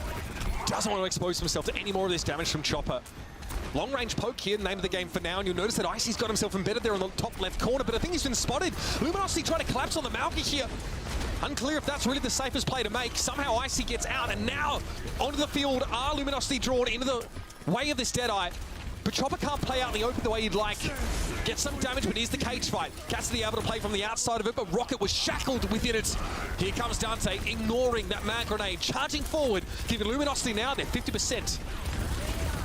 Yeah, and a huge for Luminosity is you end up winning this fight relatively for free, right? You don't have to end up using that sound barrier right now. You have double support ultimate for the next fight. Puts them in a perfect position to take a lead and potentially steal the second round, where if you're TSM, you're gonna have to figure out how to get really large value out of this cage fight. Maybe you kind of use the Kitsune rush, draw out either, whether it be the rush or the beat on the other side, and then get value out of the cage fight barrage combo. I feel like you're gonna try and catch the Cassidy if you can. Vision, though, will aim to be slippery. Here's the stop to the high ground once more. Cage fight deployed. All of TSM looking to pile into it from the backside, but nobody in Luminosity was caught. They're able to just to give up the ground on the stairway, drop away. Now it's going to be double Kitsune rush thrown out, and Icy wants to simply reposition them with this.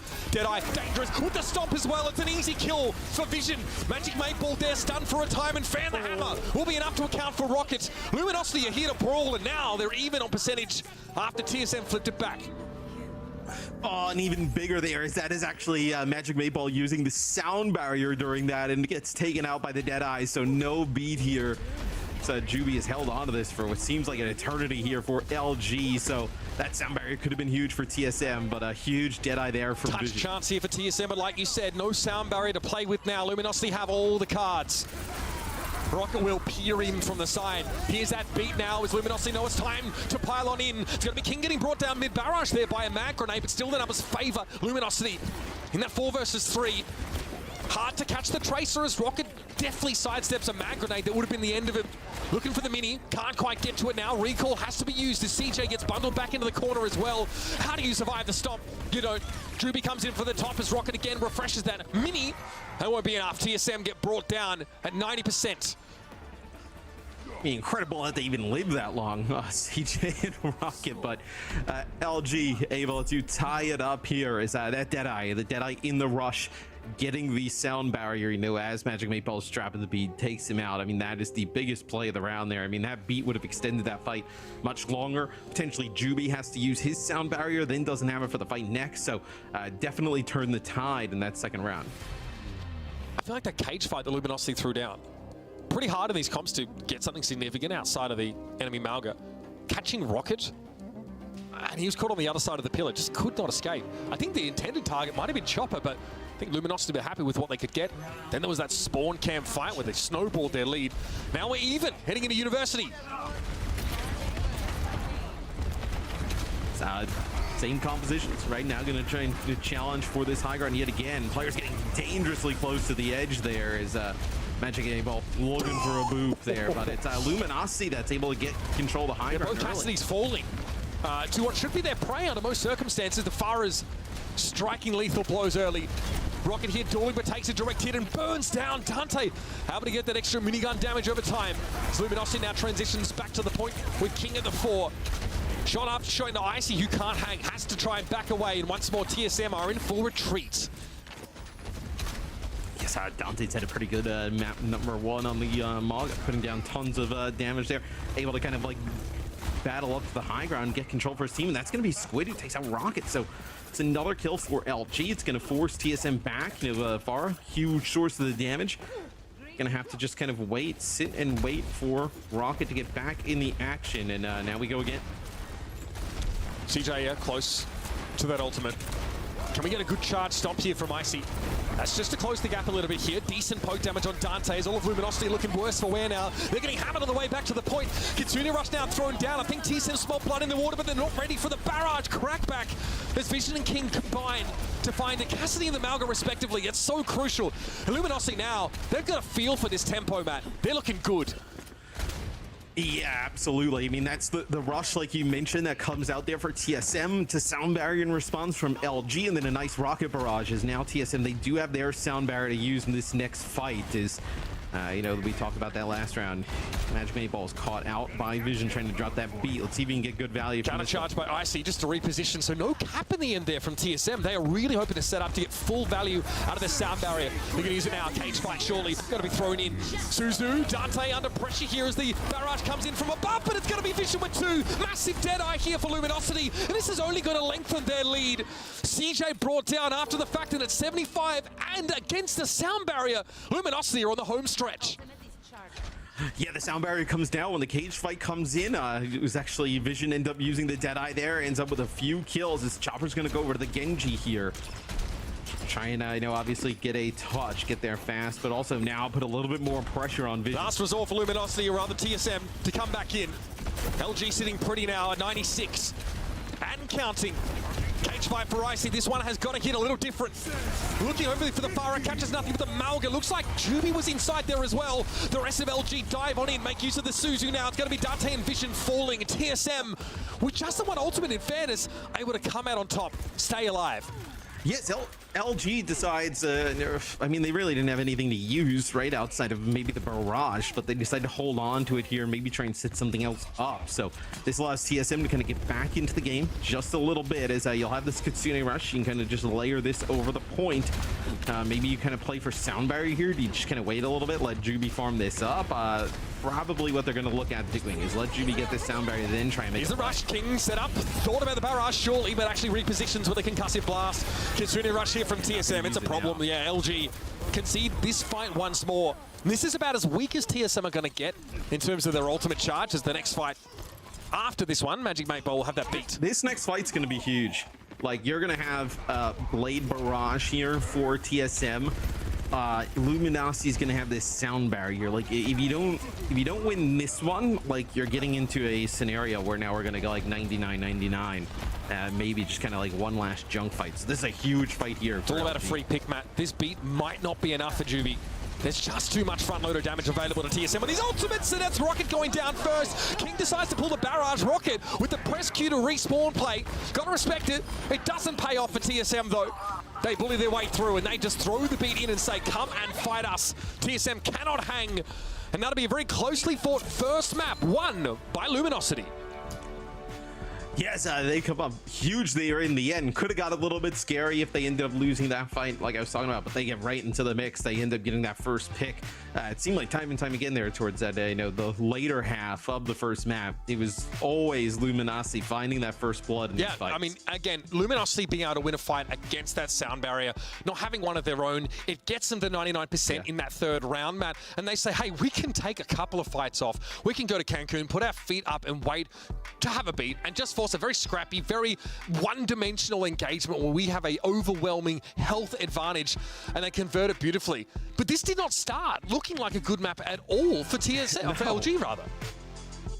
Yeah, I mean, huge bounce back from LG, right? This first round was just absolutely dominant from TSM. You kind of were like sighing a little bit looking at this first round, like, oh man, are we gonna have another 3-0 on our hands, right? But then LG, they start to battle back throughout this map. I really thought that, you know, Vision started to play much better, and then they started to really, you know, make plays from the support line. That second round very closely contested, I think, in general. Both these teams with the Malga comps look pretty comfortable here. I'd say, like, sound barrier usage in general quite good. There's a couple of situations where you can just get above rate value for a Deadeye that can basically turn the entire round on its head, right? That was Vision finding a Deadeye. I think it was like a double cage fight Deadeye into that beat that CJ threw in. Able to find 2 kills right here. And I think from that point on, all of a sudden, you've had an outsized impact on the game. As Cassidy, you know, getting so much value for that ultimate in a fight you probably shouldn't win. Kind of seals the deal, gives you a real runway to close out the map. Yeah, and this series looks like it's going to be a close one, right? I know how they mentioned 2-1 the last time, said potentially not a close 2-1. This looks like it could be a very competitive series all throughout. I think everybody's closeness of the series it's very subjective. Perspective, right? Yeah. It's all open to interpretation. It's like I loved when Johnny was like, "Hey, so when you guys failed to qualify for Dallas, what were the emotions like on the team?" I would have loved if you'd been like, "Yeah, we were all super thrilled to have the first half of our season go for nothing. That was the plan from the start." It's especially punishing, right? Because there was a lead up to Dallas. We had a bit of time off. Then we had Dallas, and we had some more time off. So I think for a team, either of these teams, but especially TSM, LG, both expected to have decent runs through those stage finals. TSM weren't even in the finals of stage 2. That is a tough pill to swallow. It's a lot of time off where you're looking for quality scrim opposition and watching as the top teams from your region get absolutely flattened by the rest of the world and go, we could have been there. We could have made an impact. TSM, we were talking about are they gonna give Toronto a run for their money, right? Like that's what we were talking about. We're like, we had them up there with M80, man. TSM or M80, yeah, exactly. And then they just kind of poop the bed a little bit. So now they got to get back on track. I'm so glad we dumbed that down a little bit for everybody at home. I mean, it was a capitulation, Matt. I think that's the safest way of putting it. That means that Group B was nasty, right? You were in the same group as Citrus Nation, who at the time we were thinking, okay, this team goes very close up against the students of the game. They are looking outside of that top 3, looking for a way to break in. They are a legitimate threat. Today, we maybe don't see them show as much of that potential, but it was against the Toronto Defiant. That Citrus Nation team, of course, has fallen to the lower bracket, and of course, at some point, they'll be taking on the loser of this game there, maybe even the winner, based on how things go in the next couple of rounds. So these teams, with a lot of experience playing up against one another, will be running it back again, and LG, of course, with an untouched roster coming out of stage 1 of the OWC. That is a long-term team. I will say this TSM squad also stayed together for the most part, for quite some time too. It means a lot. It makes a difference. Yeah, and with the way things were shaking out in stage 2, the OWCS, LG kind of is in the same boat really as TSM, where they thought that they should have qualified, right, or had a chance, right? Students of the game. I think it was a little bit of a dark horse, hey, if this doesn't work out, with TSM at the time, Timeless, maybe it's students of the game, but they need to have a few things go their way, right? And those things end up going their way. But both of these teams, feel like they probably missed out on Dallas. Definitely, and we talked about in the last series, I feel like NA is so open right now. I would say outside of potentially Toronto, I think we'll see what the new M80 looks like here shortly. I'm excited to see Tree and Kaluge get back in the mix, Spectra, right? So kind of nasty with it. Yeah, I mean look, I don't think it's you don't lose Hawk, Pelican, and Happy and become better, right? But I think it'll be a really interesting squad, right? That still kind of has the potential to be number 2 in NA, but that'll be a series a little bit later in the day. As we're still on board here with TSM LG, as looks like LG on defense. Yeah, this will just be that far at Cassidy yet again. Yeah, same comps as the first map here, Matthew. Both these teams really throwing all of their weight behind the Malga composition. Farah here, quite powerful, even defensively, right? This clock tower, very important for her play. Again, a state of line aside of those Cassidys as much as possible, and King has done well here defensively to pick up Icy, who gets run over by the entirety of Luminosity. Yeah, and you see when LG, they have that cardiac overdrive up, they just push on forward, right? It allows Dante and Vision to put down some serious damage, and TSM kind of using it a little bit early on, and then the kiting from Luminosity, getting away. Not allowing them to kind of get a huge advantage with that Maga ability, which sometimes feels like it could be an ultimate ability, but it's so strong that if they kite it and then come back around the corner and end up using their own, you have a massive advantage, especially at this level of play. That's beautiful. Oh, that is filthy. I mean, no ability is going to counter that, right? You just come around the corner, 2 headshots, make it another kill there. For Chopper is that's one way to break it open. It's worth pointing out with these compositions, Matt, especially there being no shields and no ridiculous burst healing or immortality field, there's so much room for that kind of skill expression. You cannot, as Chopper, or rather as Vision, just sit around and play behind someone's shield and get free damage. You have to take a risk swinging out there to get your shots in before TSM clamber all over you, and that opens you up to just that kind of stuff from Chopper. Vision here taking some more risks now, playing in from that right-hand side. It's Rocket with the barrage, though, bringing King down just as he builds his ultimate up himself. Yes, LG looked like they were going to push up, play a little bit closer, and I think TSM, obviously, to prevent, any kind of, shenanigans like that, they end up using some of the ultimate abilities. Icy ends up popping the cardiac overdrive. Rocket ends up using the barrage inside that closed quarter area, and that's going to allow that payload to kind of like get around that first corner, so to speak, right? Especially with like these Maga comps, so like you don't want to just be like kind of stuck at that door, just kind of like battling it out all the time. As Rocket's going to find another one, so TSM really starting to proactivity now for TSM as they have a good position to start fights from, and Chopper probably doesn't know what hit him there. He's fortunate to be alive. He got knocked in every direction, yeah. That's how deadly this comp can be, even when you're on the back foot like LG are right now. They're going to burst out here with the Kitsune Rush and try and get a favorable fight. Try and get Vision in an off angle maybe, because Chopper could be an issue.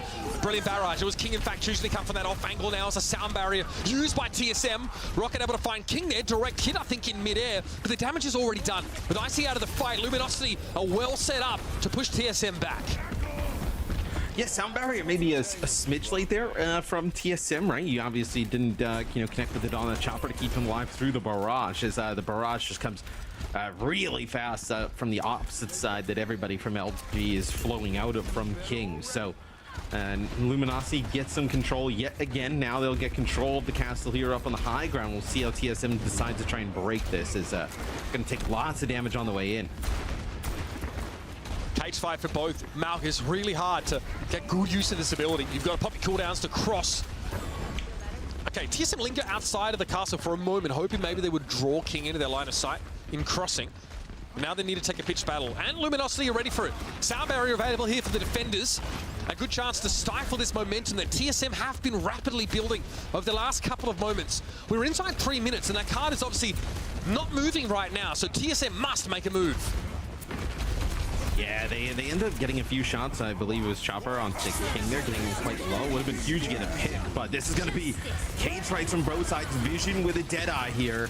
No chance to use it. Doesn't connect with anything. It's Rocket's barrage. The angle is too tight, but what's mental about that fight is that Juby has a beat, Matt. He's able to use that beat proactively. Luminosity, have a chance to sort of get involved there and still can't get value out of it. The cage fight really breaks that up.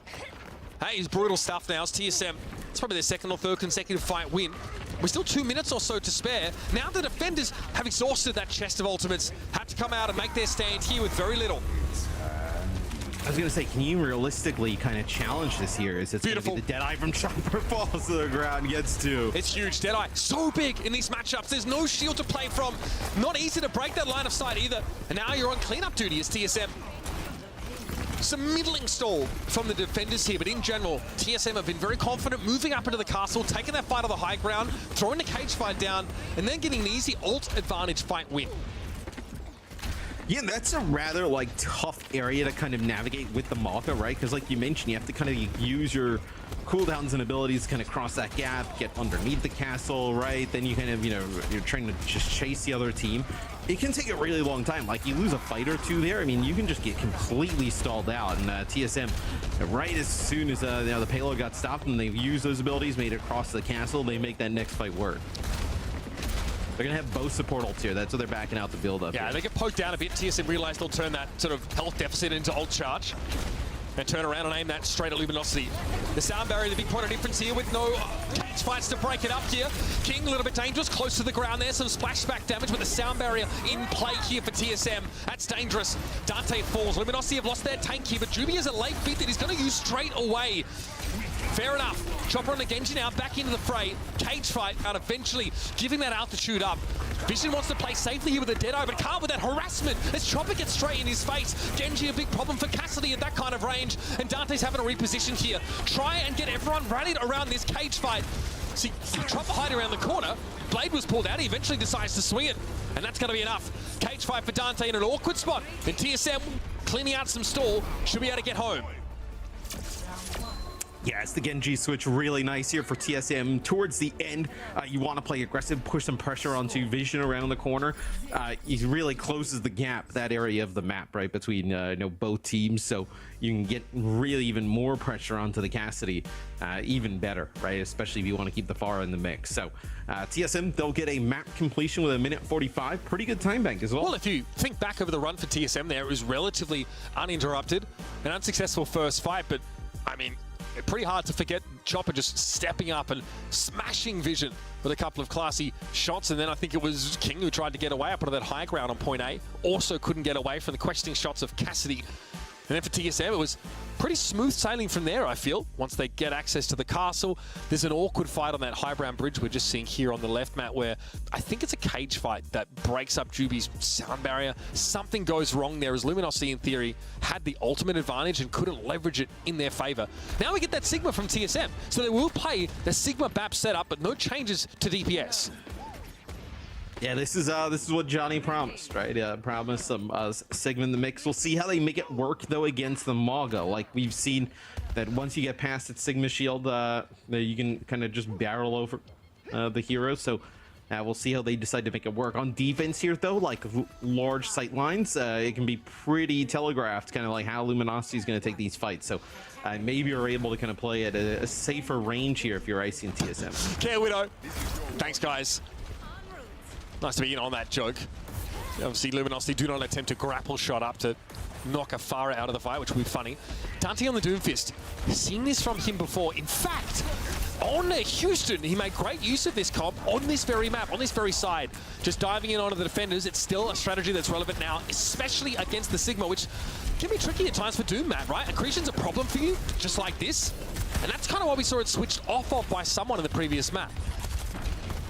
So let me ask you your perspective here, right? So the comp that we're seeing from LG, like, you know, we saw like teams have great success with it, right? You know, Falcons specifically in Dallas with just a Mog in the mix. Do you need the Doom? Well, like, can you just play this with a Mog? Yes, instead? Honestly, you could play with a bunch of stuff. You could even play with Winston if you really wanted to take that space away from the Cassidy.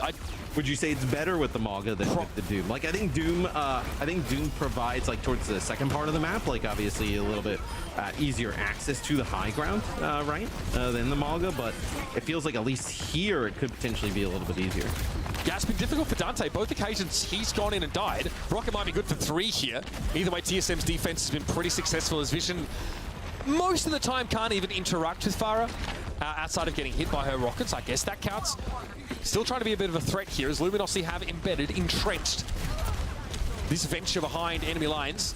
But Rocket is really unbothered by it in general. Another burrow here for Vision, as maybe they had a sixth sense of a rocket coming their way. But they're going to have to back up and regroup here. Dante's still on the Doom, which again, Power Block does not do anything about Accretion. You are very vulnerable to it there. Rocket, though, being alive so late in the fight is a huge boon for the defenders. Yes, you just get a full reset here, I believe, for Luminosity, as TSM, they end up using Amp Matrix there throughout that. So it's really just about it, right? So now you're gonna, and you have this sound barrier, you probably end up holding on to it, you know, for the blade that comes through from King. You're in a spot where, you know, TSM put together a really strong, potentially a full He's hold. that Katsuna rush to start the fight. Meteor Strike is well used, so Dante can close the gap without exposing himself to that poke damage, but Rocket again is such a menace. Icy drops down now, mostly being ignored by Dante, who's healthy thanks to the sound barrier. Hanne is a short stint for King with the blade, brought down by Chopper midway through. Dante's still alive though, and there is healing available. Squid playing from the back of the point, but nothing's been really done to move Icy off this position. And I don't know if you caught that actually when the Venture came out of the burrow. There was the gravitic flux just waiting. So you know exactly where that Venture is going to pop up, able to just, you know, get rid of Vision, as this has been all TSM on defense. So they have not been able to kind of dislodge that Sigma, get out of the way, as now it's going to be TSM pushing up, just building towards the Zam. It's really hard to see, Matt, where the Doom is working or what kind of niche it's supposed to operate in here against the Sigma. Well, like we've seen this with Mauga do well, right? Against Sigma comes. Like we've actually seen that, right? You can, for the most part, like really ignore the Sigma, charge past him, force him to try and reposition and turn his back on the rest of your team. You combo like the burrow with the slam, right? And you know, you make plays for the Baptiste, right? That's kind of like the idea. Here it comes, Burrow. Vision's not quite sure though where the slam was supposed to be for Dante. I think they had a different idea there. So I think because the M matrix comes down, you're not going to go exactly right on Dante a little low. A lot of poke damage coming the Mauga's way, and there's going to be another Gravitic Flux available here in a moment for Icy. He pops it straight away. He does not want to hold on to it. Dante going to be happy enough to catch the Mauga inside this, and this is Space Sport for Chopper's Deadeye. And catches King just as he flies overhead. That is a very slim margin you have to hit to get the Genji going overhead. Sound Barrier, though, as Icy's going to get brought down by Vision's melee now, and Dante looking proud on the point. Sound Barrier for TSM. 4 players benefiting from it now, and Rocket has enough altitude for a safe barrage that brings Dante down. Now the chase is on. Look for the Kiriko here as Squid takes a direct hit. Vision able to find their second kill of the fight, but it's not enough. And it'll be Luminosity Gaming getting brought to a screeching halt here. Spent a lot of time trying to make the Doom work, maybe switching to Mauga a little too late. Yeah, I think the Doom into that can be difficult. Like, obviously you can make it work, but you know the accretion is just so good against the Doom, especially when he goes to power block. You're able to just kind of finish him off. But I think the Doom would have paid off like towards the second part of the map, right, where you have access to more like verticality. But potentially would have liked to see a little bit more Mauga there. I know with that Venture Genji combination from LG, but TSM takes advantage. They had a lot of time in the bank, a minute 45, and they get some great shots here from Chopper. This is what opens up the map initially for TSM. They lose the first fight pretty convincingly because LG are very good at being proactive with that cardiac overdrive charge in from the Mauga. And again, as the map sort of continues on, we see Rocket be a constant menace. That Farah really potent. This is that weird fight, like I said, that Juby has a beat there, and it really it just goes for nothing. Cage fight really messes up the calculus with trying to make sure your team can benefit from those area of effect abilities. And then this is a 2K from extremely wide angle. Not really much that could have been done about that. So much space being bought, and that is what that Mauga comp can really offer you. It's not something that we see Luminosity go for, though, on the attacking side. And the Doomfist is, Sigma's very good, Matt, at making it hard to ignore him. Whether it's accretion or gravitic flux, he will demand your attention there. And it's very, very hard for Dante to drag him away out of position and leave the rest of his team vulnerable. Yeah, and I think if you're LG, like if you want to play that type of style, I think maybe trying to do it with the Mauga in the mix, in the future is something you should look at, right? We saw he can't even see him, Matt. Yeah, I mean, look, we've seen that work against Sigma-based compositions. Maybe it would have been really hard in the second part of the map, right, with the Sigma holding the high ground, a little bit more verticality, but at least at the start there, you probably could have gotten checkpoint A. You know what you could do? Crazy thought. You could play something good on first point and then switch to the Doomfist for the second point. You might not have that Meteor Strike available. You might have to build that up a bit. They got to add a fourth. They got to add a fourth chair at that desk. Listen, I'm telling you, stuff like that. I mean, they got to get a fourth. Hunter, brother, come on, man. I know I'm establishment, but we can work something out, bro. I want to be. You guys have way more fun over there. Bring me over. Let's make it happen. Few more points like that. Get me on that Patreon exclusive, bro. I'll juice the numbers for you. At least I didn't tell them they'd double their viewership if I went on the show, Matt. I believe you said that. Who said that? I believe you said that. Oh, no, straight in Christopher's face. Yeah. Not me and Christopher. We were talking about the Hippodrome. We were talking about the casino. Oh, I heard the story. Hippodrome. Apparently, you guys said the same thing to each other over and over and over again. I'm sure there was some social lubricant involved in that exchange, no doubt about it. But we had a good time. I'm happy to see Funny Astro on the show earlier. He made it back from 7-Eleven.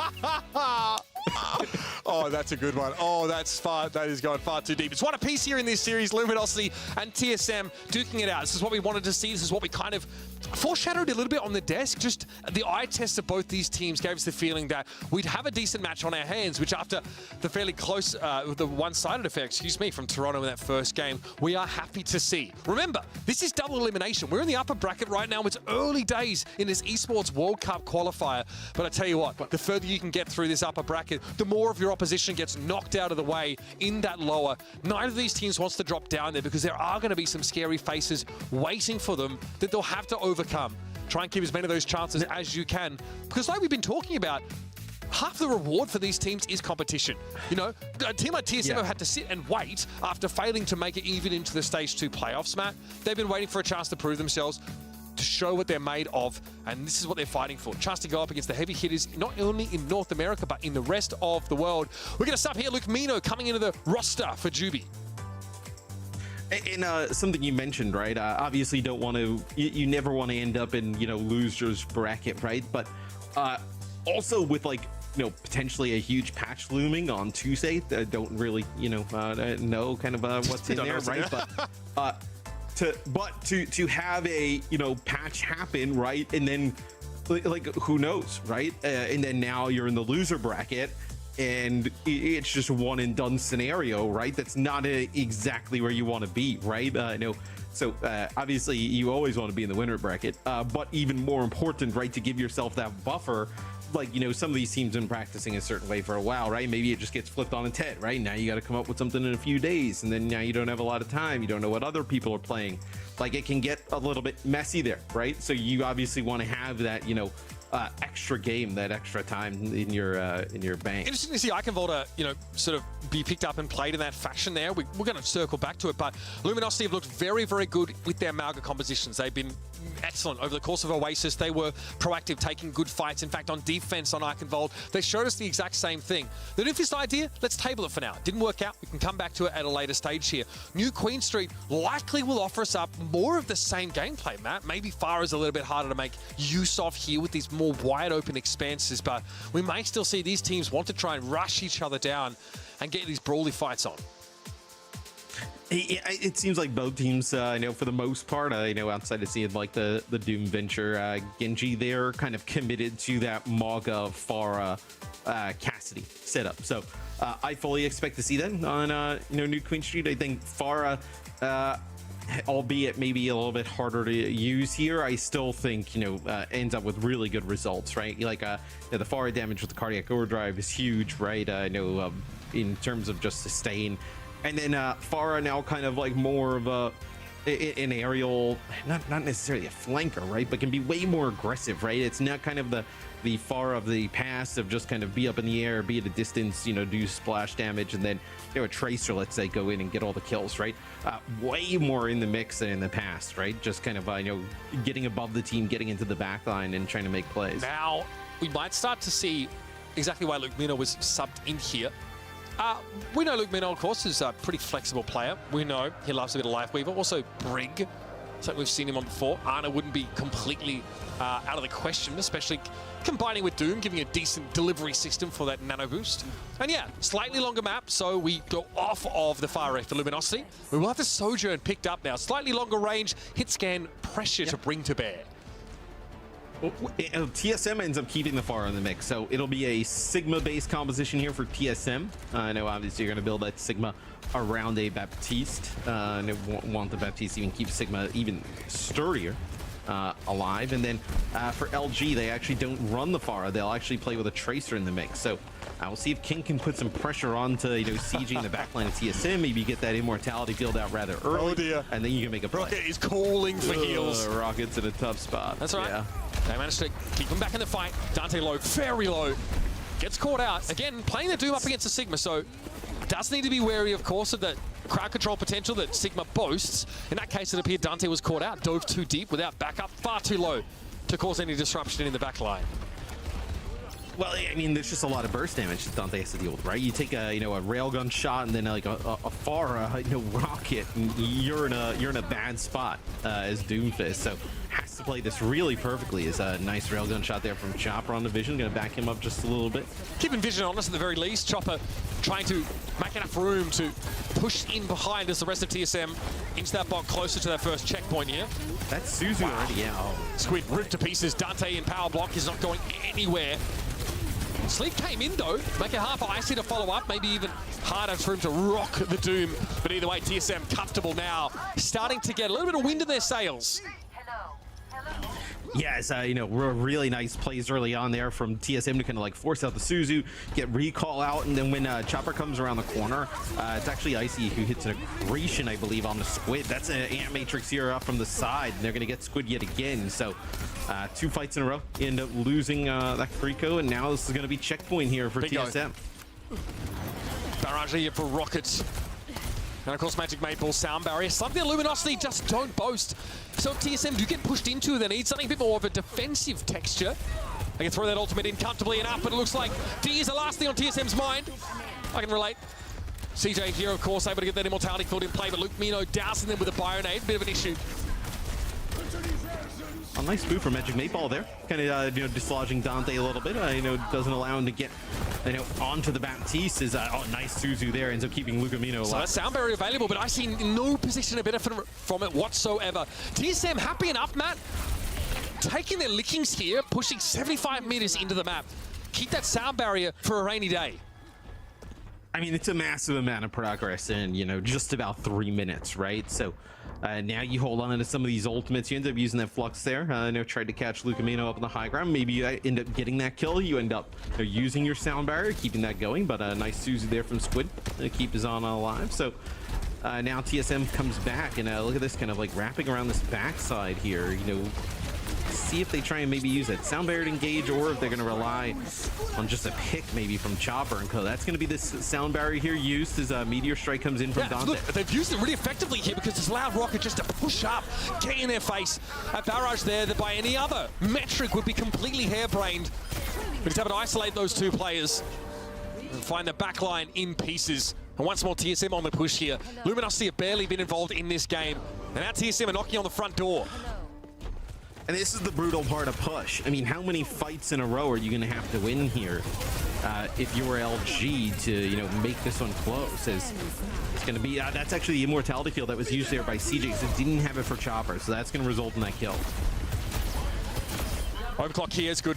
Rocket's going to get brought down now. And Luminosity have a chance here to start to get into the map properly. And Nano Boost here maybe to disrupt. It's more likely, though, that's headed over to Dante.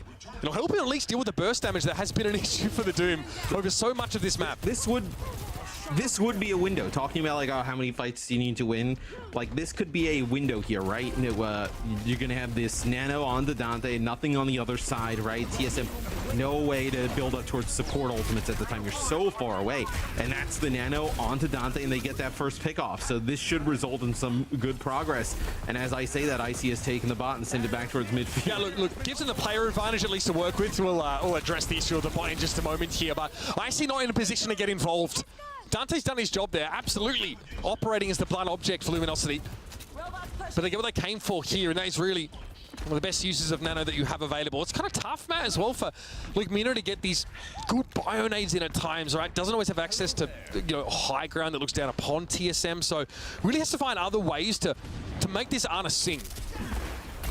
I mean, it's really your only use, of the Nano, right? There's really not another target here, so they get close to checkpoint, but looks like they're going to have to back up there. There's accretion, so Dante can feel a little bit better about going in. 2-player bio connects here, so just going to go in, get a slam, put some damage down on Icy. Very non-committal from Dante, though, Matt. He does not want to throw caution to the wind yet. Still gets caught out by Icy, though, so eventually, whether it's an accretion off cooldown, looks like Icy used it, about 5 seconds ago.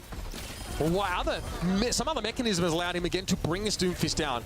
Dante feels like he has to play exceptionally well to avoid getting disrupted in these fights, which is really what his role is supposed to be. And I like the swap to Cassidy here for TSM. So Chopper, before the previous fight, ended up switching over to Cassidy. Obviously great against Doom. You see they're actually able to deal with Dante rather quickly. This will be sound barrier as well for TSM as they're pushing right in towards the end. And then also the Cassidy just so sturdy, right? I know with that immortality field, able to just survive, live the large HP pool. So makes it a little bit safer here. Is this going to be an Ant Matrix used for TSM as they're trying to complete the map? A Meteor Strike rather there from Dante as the Ant Matrix was threatening, basically insta-death for him there. He misses the punch crucially. Icy in the meantime is able to make short work of Lucamino, and another accretion makes it impossible for Doomfist to have that impact. 118 meters and counting here as TSM. Yeah, they're looking to get a full cap here. That would be unreal.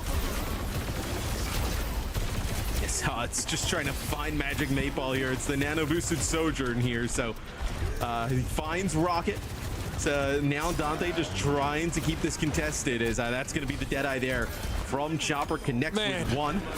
Hinder onto Dante is, man, this is going to be, this is going to be a full completion there for TSM. So they take control of the series. Buddy, that is so brutal. I mean, we spent so much time talking about how accretion's so hard for Doom to deal with. Also, Mag Grenade, like getting hindered, not being able to jump out of there properly. There's just, it's so oppressive to play against, I think. You just cannot make use of that mobility and disruptive power at all. Dante was first dead in most of those fights. Yeah, the Cassidy switch is really good there from Chopper towards the end, right? Tremendous against the Doom. Obviously, even playing around the Sigma, the Baptiste, the Cassidy. It's just a very difficult setup to just kind of jump into, right? You get hit with an accretion, you hit with a mag grenade, other damage coming down, right? There's a Pharah you can't really engage with.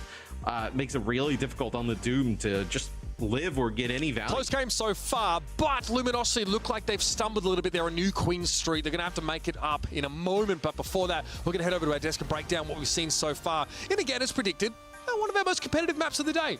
Yeah, our predictions are on track thus far. You guys did give Luminosity Gaming a map there, and that's what they took. They came out swinging on map number 1. However, New Queen Street looking good for the opposition. Let's talk about the individual matchups we had, because there was no shortage of shortage of those. I can speak, I get paid for this. Jake, you had your eyes on the hit scans. How did they stack up? Did any one of them have the upper hand? I think Vision and Chopper for me are both exciting players to watch, both strong individual performers on hit scan, and so we see them delivering highlight reels. I mean, he's moving at double time speed. It's incredible. But seriously, they're both really, really strong players, and so they both have their pop-off potential.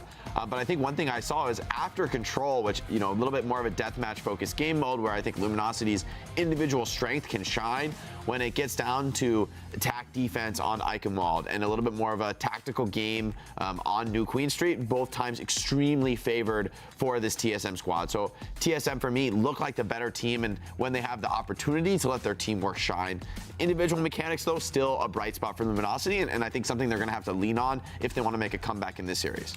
Yeah, I feel like Luminosity came out on Oasis and they looked pretty decent the way they were utilizing King's Pharah, for example, and setting up for success, combining the cardiac overdrive with the barrage sometimes, for example, setting up Vision to get good value from Deadeyes, but then it kind of just fell apart, especially on that Eichenwalde attack. They just couldn't deal with Rocket's Pharah on the defense. They were just too strong. So even though you had some successful pushes with the dive coming through, you got some picks, Rocket on the Pharah just lingered, and the longer fights went on, Rocket was just able to find value on the Pharah. So that push map though, it wasn't pretty.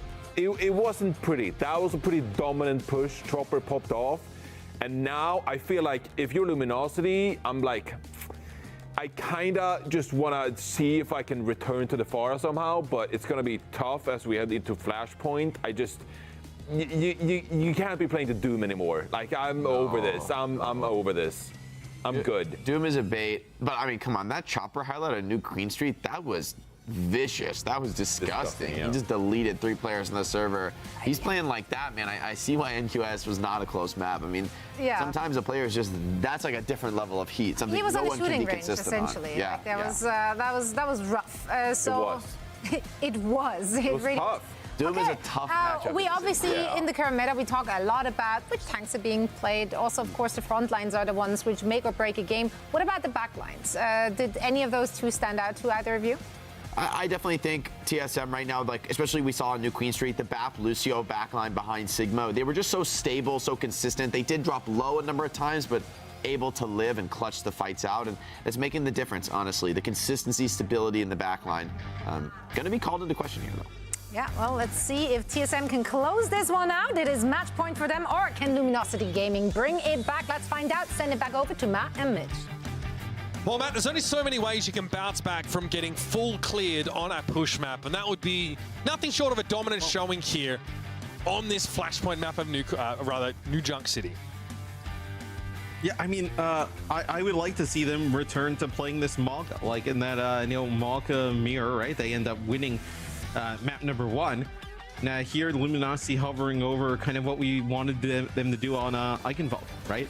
Play that Maga with the Genji and the Venture. You'll see TSM match it. So we rarely saw like a match of this composition in Dallas. Like we would see, one team have like a Cassidy, right, and whatnot. But this will be an interesting mirror between these two teams now. As I say, that Rocket just drills King right off the rip. So no healing, I guess, there for the Genji. As look at this, Rocket on absolutely the chase. bored at the start of that fight. Rocket now in the thick of things, and that's exactly where Venture wants to find themselves. This is TSM picking up where they left off on the previous map. A dominant start to that fight. Rocket definitely punctuating the point there. Yeah, I mean, what you gotta just, Venture, as soon as they get into the mix, start connecting those abilities, just especially in combination with the Maga, like they just become so difficult to deal with. So see now, Vision just kind of lurking here, potentially trying to use this as they try and dive in, as that'll be a eruption from the burrow. Icy trying to back away, he runs into that tank. Unsure if that was really intended there, as many of TSM's players had already folded back. No chance for an escape there for Icy, and now his flashpoint is there for the taking. Luminosity have moved on in with Vision at the fore. Sound barrier being built very quickly here by Magic 8ball, but TSM had to give that up there. Losing the Mauga first, it's a disaster. And that, well, talk about going from bad to worse. Chop it like a land shark out there, getting flattened by Vision. I mean, that's why you see this combo so strong, right? When you have that Maga in place with the Venture, like whether it be the burrow or the drill dash, right? You combo that with the stomp on any of the squishy targets, right? Whether it be like a support, whether it be any of the other DPS, it is a very close to like insta-kill territory. I mean, super strong. That allows Luminosity to end up building up towards their support ultimates here as well. So Luminosity battling back. We're gonna have pretty much everything except for Dante, far bit ahead in terms of cage. Cage fight important here when we're starting to think about how sound barrier affects this next fight. Let's see how it plays out though. Katina Rush going to be coming out from both teams first. A good stop for Dante as he's in the mix, and there it is. Cage fight thrown down. Beautiful stuff. It's so easy for Vision. Everybody clumped together. King can hardly get any of the action. That Venture ult is brutal, and yep, Magic 8ball never touched down with that Lucio ultimate. Yeah, second time this series, happened in our first map of the day. He acknowledges it as well, so that's a sick combo, right? We saw that a lot, the cage fight plus the Dragon Blade. I know that time Vision throwing the Venture ultimate in as well as LG, you held on to this sound barrier here. You're kind of looking to counter pretty much TSM doing the same thing. He tries to charge up and gets caught in the cage fight instead. Rocket with the ultimate now to the low ground. Good pressure, and there it is. The drill rush gets him in there and finds an easy melee on Squid. And I think Rocket's going to be more than happy to give himself up for that one. Here's a burrow back for Luminosity now. Sound barrier for just 3 plays. They're really investing now in trying to get King within striking distance of this backline. But it's CJ falling first. Luminosity look to stabilize at a time, but then really struggling after Rocket made those 2 big kills happen, dropping down with that ult. Yeah, now what? Another 3 players here back for LG. Not a full fight by any stretch of the imagination. As TSM, you're gonna have everybody here in the mix, so this should be a relatively. I mean, you're not gonna have everybody else go out and try and fight that. So Vision just goes in, ends up giving up his life. As now after the full reset for LG, I wonder if you would have held on to that sound barrier, right? It connects with 3 players. It's like a 3-on-3. Maybe you feel like you have an opportunity to win it if you do it, but the Mago is still in the mix for the opposing team, right? So Icy was still alive. Very difficult to get him out. Both these teams very closely are watching those Venture burrow cooldowns, Matt. You see on occasion Chopper and King diving opposing Ventures when they see that they've sort of popped up or don't have that cooldown available for instant escape. We'll see Luminosity setting up here. It's going to be around a Kitsune Rush if possible. They need to, again, that was okay. Rocket able to dive on in there from the off angle, finds Juby, trades themselves out though. No Lucio, but still a support ultimate to work with here for Luminosity. Chopper, talk about living up to one's name. Doing his very best here to work Icy down, but the healing is very good because CJ was inside that rush. The TSM at 99% here, let Luminosity slip through. They'll double back to a 10, but they'll be at a 1-player disadvantage. Magic 8ball surely no chance to use beat here. Oh! Blade? Yeah, I mean, potentially I thought gonna decide to use it because there was going to be a blade on the other side, but King, yeah, now that there's no sound barrier in the mix, right, you get that dash through on Magic 8 Ball, then you're free to use that blade, and that flips the point. TSM coming back, they had a play disadvantage anyway, but the blade thrown in there by King, able to secure it for Luminosity, what was still a close fight because they were up against Amalga, didn't have one of their own. TSM, all they need to do is swing back in, snatch the point up, and have their flashpoint to their name. But it's far from guaranteed now against the cage fight. And of course, their Venture Ultimate's a problem. Magic Maple here needs to land this beat. Getting very close to a beat here for LG as well, as looks like they just kind of like back up. Yeah, you're going to end up just backing up a little bit for LG and trying to build this sound barrier. Big stomp there from the Dante. cage fight inside. Magic Maple goes this time. The beat is good, but it's too late to keep Icy alive, and there's no way you're coming back from that. No way. Not up against Vision's ultimate. Brutal stuff there for TSM, and that's another flashpoint they've given up. Yeah, and that's a flashpoint they probably should have won. They had multiple different advantages kind of throughout that flashpoint. So now was that a find cage themselves- jacks though? It looked decent. I guess maybe Icy didn't get that sound barrier. That might have been the problem, but everyone else seemed to.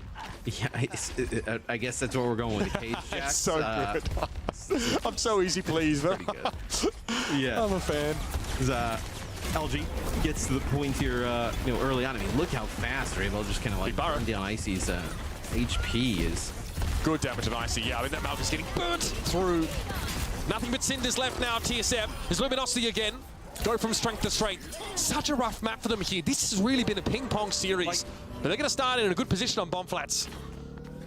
And I mean, I mentioned it during the IcyVolk game, and the desk kind of brought it up. Like, I mean, they could have just done this on IcyVolk, right? I mean, they've looked awesome, playing this way with that Mog in the mix. So TSM now tries to build their way back into this, and Rocket now on the Pharah, just kind of like there's really no answer for the Pharah on the side of LG. The answer is pretty much to just kind of kite the damage, eat the damage, and end up just taking out the Pharah last. As some nice shots there end up dealing with King. So LG knew that was a fight they probably were not going to win. Just tried to back out completely. They understood where their bread was buttered there for sure. King was already trying to escape, but that tick damage over time from Malga is impossible to avoid at times. Regardless, TSM here with a decent number of support ultimates, rather DPS ultimates to throw into the fight. Blade here for Chopper, but it's still a sound barrier to contend with. Juby, of course, looking to have this one down on lock because now that Cage Jacks has been spoken into existence, nobody wants to misstep on their Lucio play. Ronnie Vision getting poked down here on the periphery. It's a charge in for Dante. Looking for a scrap now as Rocket's going to be forced back, going a little bit low, and King's able to bring him down with a swift strike. That's a far out of the picture. That's a barrage unavailable here for TSM. And Luminosity quickly pick up where they left off. And 3-player beat here for Mateball. Some of these are just so hard to follow, so hard to understand, and it's not enough here to keep TSM in control.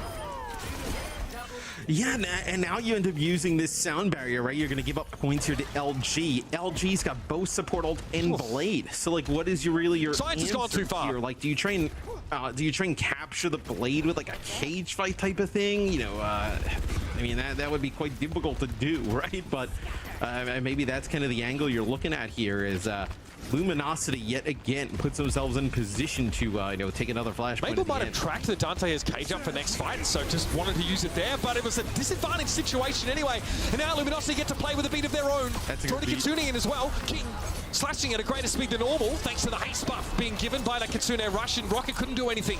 Rocket's block charging from King, and he's done like a dog's dinner, folks. Luminosity Gaming awfully quickly back in this map, back in this series. They are going to take this one all the way to a decider. Yeah, no cage jacks there from Juby as that sound barrier connects with everybody there. And LG, they did it. I mean, look, they take us down to the wire. The control maps, right? I know the first point goes to TSM in Oasis, but after that, it was all LG. They're on, Flashpoint. Just some of these kind of like Maga head-to-head, just kind of fights over these points. LG's looked awesome. TSM are 80% up on bomb flats, right? It's like 80 to 35. 3v5, they pop sound barrier. They say we're gonna fight here now. Yeah, like it's you. Oh man, I mean they're the ones you're gonna wish you had back. I know there's an idea there, of course, but Hard to see how you were able to sort of convert that into a fight win from that position. But you see here, look, Matt, off the bat, a really chaotic map, a lot of brawl. Venture adds a real different flavor, I think, to how these first fights go here. It's hard now for Lucios to guarantee good sound barriers. It's difficult. Both teams are highly mobile. This one was huge. This blade here, I mean, it looked like it could have gone either way because they were still dealing with this Malga of Icy who was forced out of the fight by that blade being pulled by King. Those moments there, those little windows just to make a play can really set you up for success. That sound barrier doesn't connect with Icy, right? Icy falls, right? They're using it. And in the previous one that I was talking about where I thought it was, pretty massive, right? It's like a 3-on-3 near the point. In Magic 8 Ball, they had to have an idea that he had sound barrier, or well, quite frankly, is he the only support there at the time. As soon as they get him, then King feels like he can use the blade and push on in. And that ends up flipping back that point, right? I know, which obviously LG ends up taking. So these two teams, I know some believed it was a close game there, 2-1. Some believed it wasn't that close. Turns out it was pretty close as we're going to these game teams 5. are about as evenly matched as you could ask for, but we see some series like this sometimes where we have consecutive maps with exceedingly one-sided results for one team or the other. It's quite clear to see here that as soon as this LG team can get this Malga comp under their belt, they can run out with it. They look very, very good. This is, and you mentioned it, this is shades of what we saw in Oasis, right? They look so comfortable on that. It makes us wonder why they've tried to get cute to switch off of it so much there. Who would this be a worse loss for? Like, who needs this win more? Right? Obviously, you win here, you go up against Toronto, right?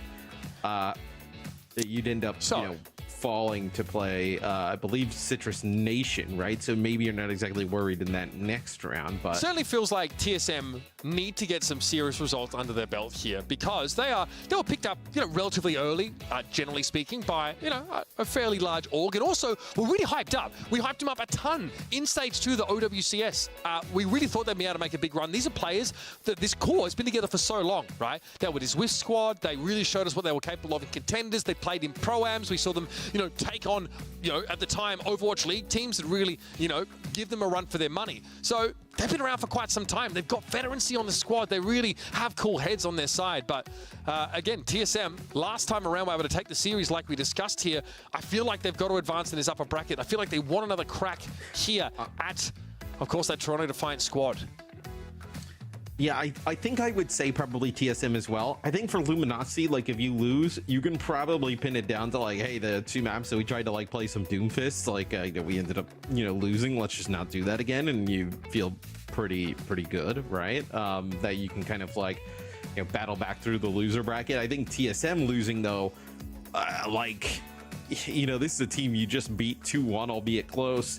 Now you lose. Now you're in the loser bracket. I believe you got 1 loser bracket game this weekend. Yeah, and then you'd be on like the new patch, like kind of going through the rest of the losers. Like it's a little bit of a coin flip. Like I think it would be a much worse loss for TSM at the moment. You can play this out, right? I think the first round of the lower bracket, very doable for either of these teams, right? We are going to see, some weaker squads find their way down there.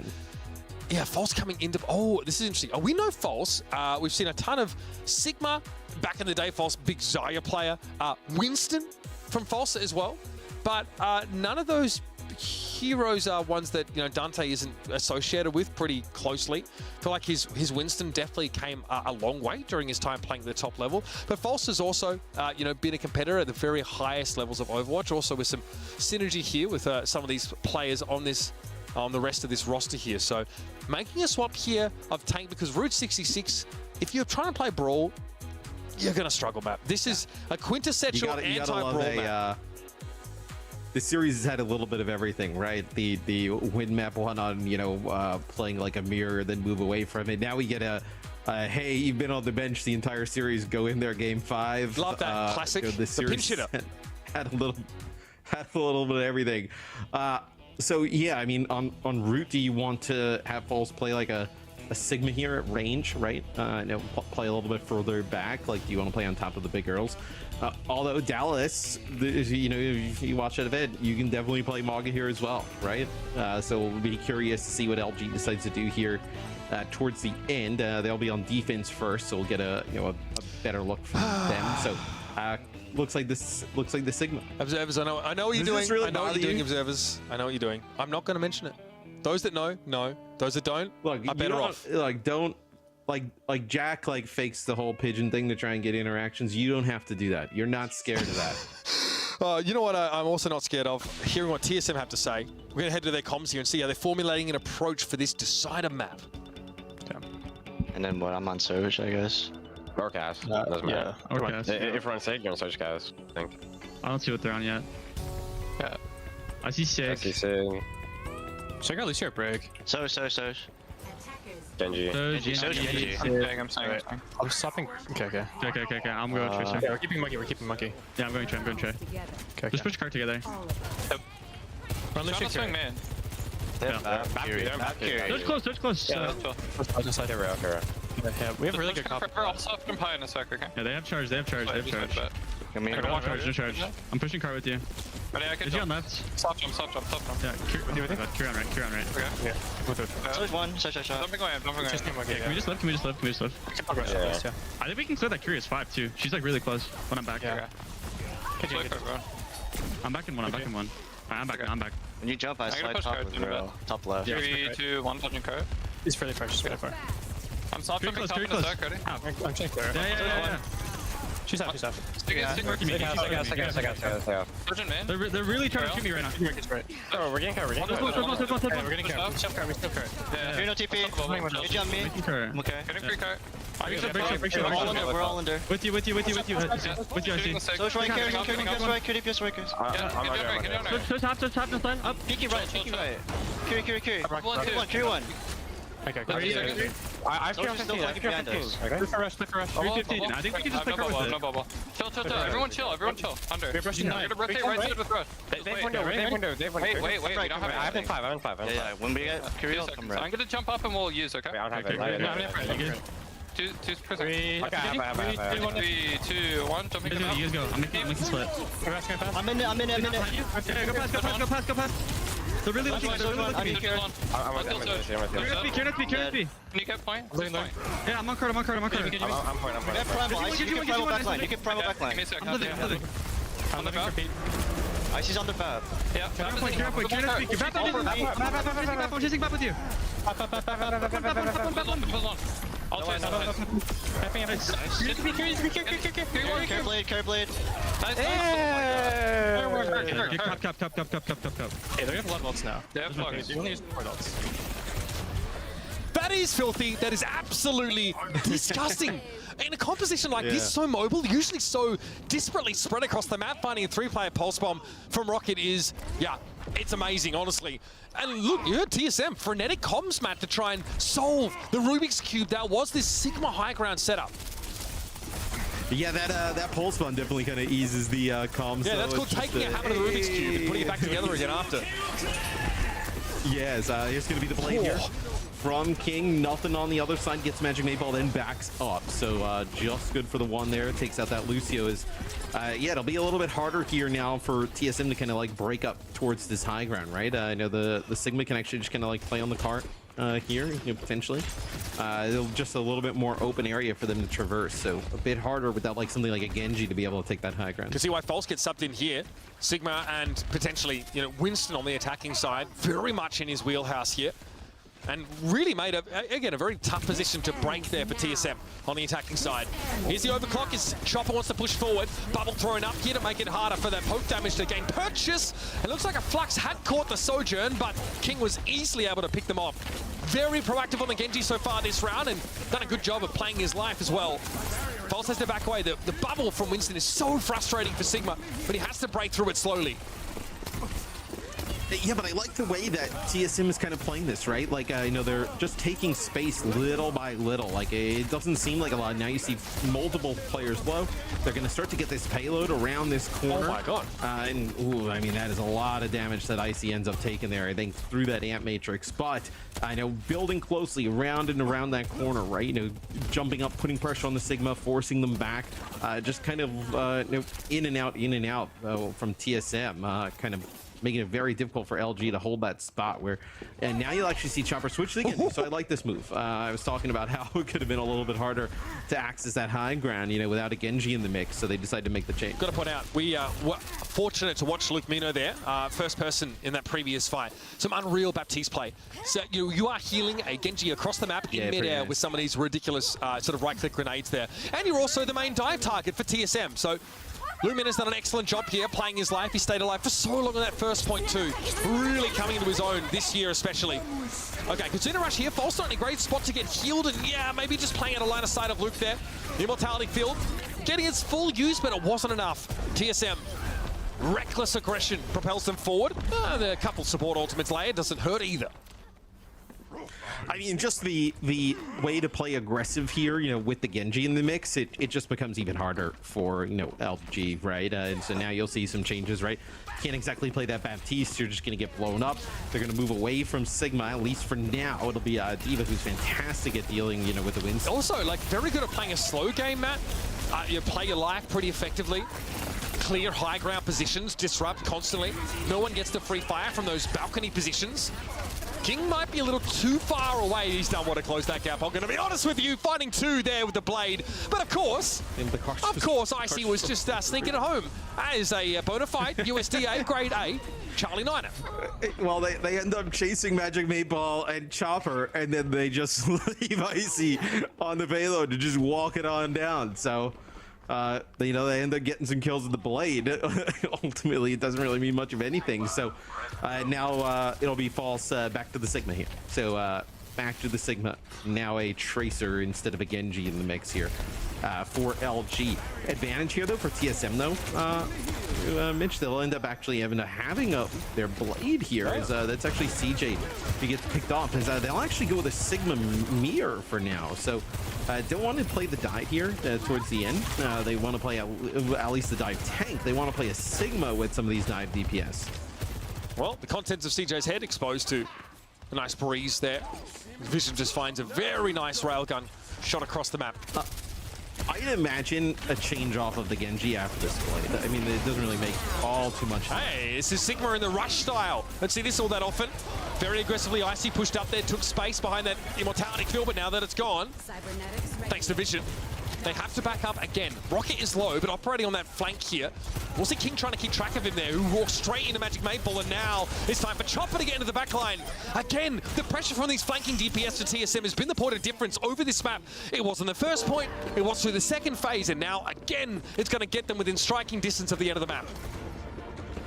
Yeah, when TSM has had success, it's really been just forcing a really fast pace of play, as it'll be King who gets on the point. This will be a Kitsune rush here from Squid, as False will come out on and Matrix here, Luke Mino go for the beat, only catching on to 3 plays, though Vision and King doesn't connect onto not the DPS. benefiting from it, that's right. CJ though, and Matrix is down, and Vision and King just playing safe for now. Back in spawn, that Pulse Bomb though, gonna do a lot of work. Rocket brought down by Vision though now as Icy's front and center. Going to take half his health to that Pulse Bomb, but still be more than happy to fight after the fact. Squid brought down as he whips around and sends a Hypersphere at the Kiriko, and that's TSM with 19 seconds to play with. A successful map finish. So completing the map here is huge for TSM, as made the dive work pretty effectively on throughout the map. I wonder if on defense, if you're TSM, do you play something like a little bit more Winston based, or if they play the Sigma, play a little bit more ranged. I think also it would be quite fascinating to see what we see from Luminosity. Do they want to like match the Sigma v Sigma here at the start? Do they want to play a Winston of their own? If False can play Winston, I wouldn't gonna categorize False as like a Winston player per se, though. I mean, we saw a fair bit of that, you know, during his time on the Titans, in fairness. Yep. So False definitely has the hero pool to account for this. Let's listen in here, because I think Luminosity, obviously, now recoup after that beating they copped from TSM, now need to try and match that attacking time bank.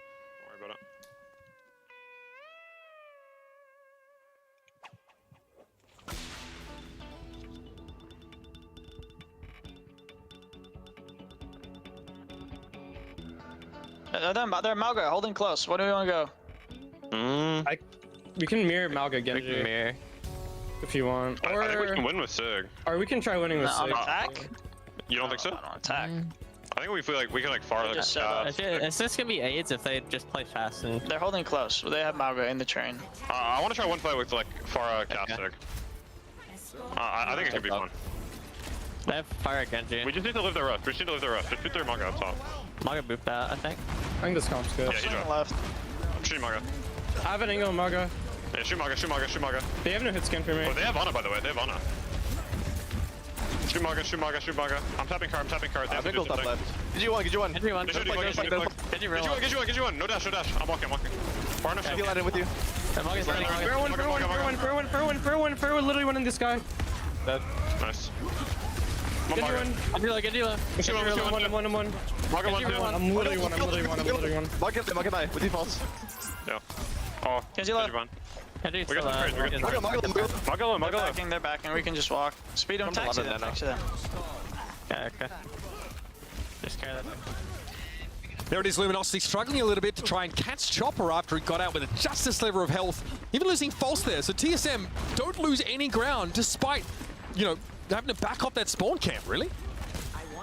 Yeah, it was silence for a little bit at the start, and then trying to figure out what you run against the Mauga. They decide to actually kind of make it a go with the Sigma. So I know that's going to be Vision taking out Rocket. That's huge. The Nano actually on a chopper here is he's trying to go in, but they actually deal with Ice. The Immortality field was perfect from Squid there. Luminosity able to deal with the stomp, and everybody played in and around the drone. And then Luminosity can come back in. The Sigma can turn and face the rest of TSM, knowing that the Mauga's eventually going to get brought down. So great response here. And this is what you will have to do routinely in these Sigma comps, man. You are going to get charged down by that Mauga. You have to have a plan ready. Yeah, they'll move away from the Ana after the Nano and play with the Kuriko here. Looks like just some damage here at range. Looks like potentially a boss call for there, but then not. Hunter getting overridden. Love that. He's like, let me play the game. Luminosity here. Good. No need to pause now, as they definitely have the advantage. They've got the momentum too, and now that Matrix exposing the players on the higher ground. Some real damage is going to be a problem. In the flux is Icy, and he'll be low enough to fall as soon as he hit the ground. Actually able to hang around, stay alive a little bit longer. It's going to be a blade from Chopper. They got rid of Squid. The barrage from King could have saved the day here, but Icy stays alive for so damn long. Now they're in 1 versus 2. Luke Mino doing what he can to get in the Mauga's face. Kinetic Grasp also going to help. Icy will be tough to bring down. Getting knocked onto the Mega Health Pack. That's the health pack. We don't cage fight these. We reset. It's going to be a checkpoint given up to Luminosity. Yeah. Yes, that would have been crazy. It's incredible that Mog even lives for that. How does he survive the flux is my question. Yeah, I don't know. I think he lands. Could have been like a cardiac overdrive. Yeah, like a rocket barrage. Yeah, it could have been a Suzu going on there. I mean, just absolute chaos. But Maga still kind of comes out on top. What do you think about TSM not making a change here and bringing the Cassidy? Yeah, Chopper gonna run the Genji yet again. Right there, it takes out the Cassidy, but definitely gives some opportunities for King here. Well, in False knows he can't rock the Mauga. He's just not going to do anything here.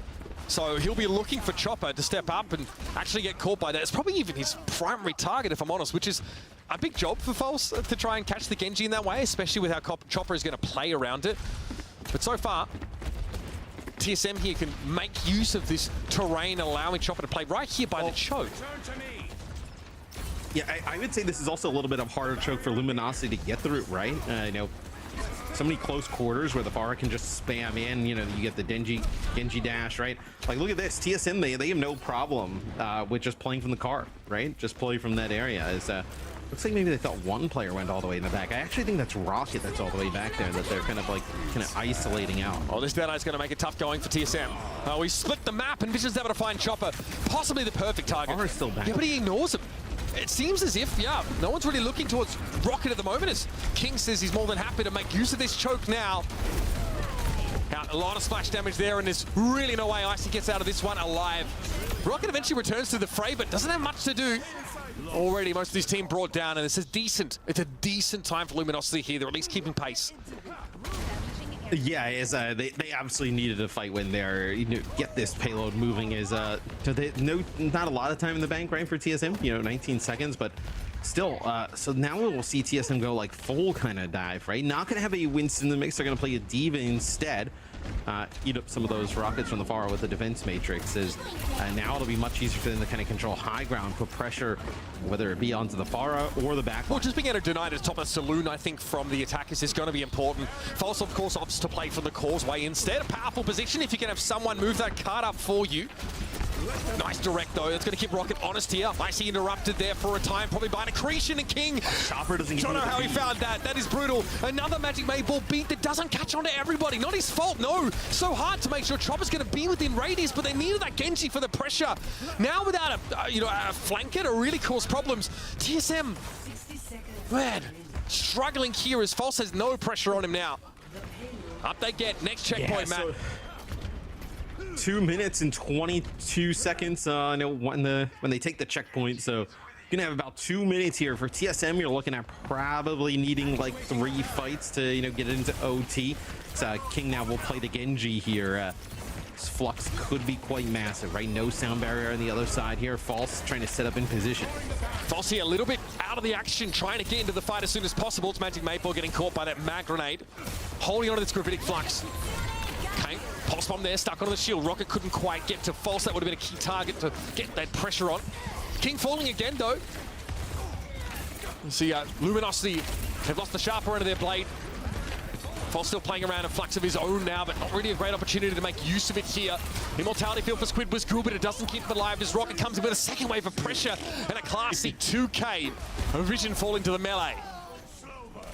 I mean, that is just filthy stuff. Is Rocket still here, still alive? As King now trying to go back, deal with the Tracer as Vision up the spawn on the Cassidy. Finally deals with him, but that takes more than a minute off the clock. That is quite good there. For TSM. Takes a decent amount of time off the clock. Do you come back? Like, you can maybe you Blade, get aggressive with a Blade. Maybe they use Beat, right? Gives yourself an opportunity within, maybe like 30 seconds left to get another fight here towards the end. That's a possibility here for TSM, but looks like at least for now, potentially posturing to build their own. Chopper just saw the accretion there from False. It's time for the Blade. Air Matrix in play here. Chopper opting to be a bit safer. Play on the other side of that Air Matrix instead. It's going to be False brought down by the Flux. TSM have bought themselves some breathing room, and Magic 8 Ball doesn't have to beat. That is big. Luminosity now down to 1 fight. One more opportunity here to try and get the map done. Otherwise, they will have let this series slip through their hands. 30 seconds. Yeah, that's what I was talking about. You're essentially, once they get this checkpoint, playing for like 3 fights here if you're TSM, as now this would be the final one. As, like you mentioned, they didn't have to invest that sound barrier in that previous fight. But throughout the series, Magic 8 Ball has had some interesting ones, right? They needs to make sure this one is good. Looks like potentially they're going to think about speed boosting down here. It's already down. They've already lost the Baptiste. No opportunity to make use of that Immortality field. But King going to try and salvage the situation with a Blade. It's good. It's damn good. 3 kills for King. But it's only False. Luke Mina now to join him on the card. 2 versus 2 now as Luke Mina already gets strips torn off him. Good pulse on False. Not enough burst healing from the Lucio to get the Sigma back in the fight. Eventually he's going to be dragged down. There's no other options here for Luminosity. They're trickling in. Accretion dots there by Luke Mina, but now an Air Matrix on the high ground is going to make this awfully tough to penetrate. Into the back goes the Tracer. Vision trying to get around, trying to stall things out as King heads up to the high ground now. A sound barrier in play. They're without CJ, and it's not going to be enough for Luminosity. TSM get to settle into those final moments. Sound barrier for 4 is enough to secure the win. Yeah, and for me, it was really just kind of Rocket on Tracer towards the end. Time and time again, he would just be in the backline there on Route 66. Nobody really kind of dealing with him as he was able to do some serious work as LG made it really interesting towards the end. We will not have a map 6. We just saw that is over. We are done with this. We'll run it back a little bit more. I'm sure that Luminosity would have loved the opportunity, Matt. Hey, I would watch that. I would watch that again, considering we had a lot of blowouts there. I would just let these 2 teams play like 4 or 5 more maps. So this is back and forth. On that note, to be fair, a lot of these maps in this series were blowouts one way or another. I'm glad we got to go to Route 66, but it's a map that often gets picked up to try and stress an opponent's hero pool. And that's kind of why we see False get subbed in. Now, coming in for map 5, I think is a controversial idea, whether it's, to your benefit or otherwise. He played great. He did. Played great. Obviously, it was his wheelhouse. The Sigma, looks really good there for False. It's not enough, though, for Luminosity. A tough loss to suffer. Another win for TSM. That's 2 in a row against this opponent. Let's head out to the desk to break down what ended up being a bit of a banger, fam. Indeed, we hoped for a close match and the teams delivered. We did have a little bit of a halftime there before we headed into New Chunk City. And heading into New Chunk City, Jake, Luminosity Gaming, just like at the very beginning of the series, they turned it up. Yeah, I think New Junk City really favors their style. When they can just set the tempo, be super fast, super aggressive, especially running the double flex DPS, they look great. And I think when they're forcing this game into more of a deathmatching, brawly space, they're really, really effective. But on some map types, Jack. This is my first time. Hi, I'm Jack. Johnny, you can't do that. You can't force this pace. It's about setups. It's about clean executions. It's about positioning before the team fight, and that's where TSM I think had the really big advantage. I think Rocket on Tracer also showing why it's a signature hero for him. I mean, some of those dives felt like Rocket alone was just destroying your backline. Yeah, this is why North America is so much fun, right? Because all these teams are so incredibly competitive, and it really was back and forth. I mean, King, for example, had some standout moments both on Pharah and the Genji, and feels like a pretty good meta overall for King. But like you said, like the star power on TSM as well. We talked about in the past where like Rocket was like the breakout star of stage 1, especially on Tracer, had phenomenal impact, and now Chopper turned out in this series as well. That was a triple pulse. It was so fun listening into the team as well. Yeah. And it was like they were setting up for like a minute and a half trying to execute this dive because you had to do it really meticulously. And then they finally dove in, and towards the end of the fight, you got a triple post bomb. Really enjoyable to hear. But yeah, I feel like TSM just had better execution on these maps, like you said, Jake.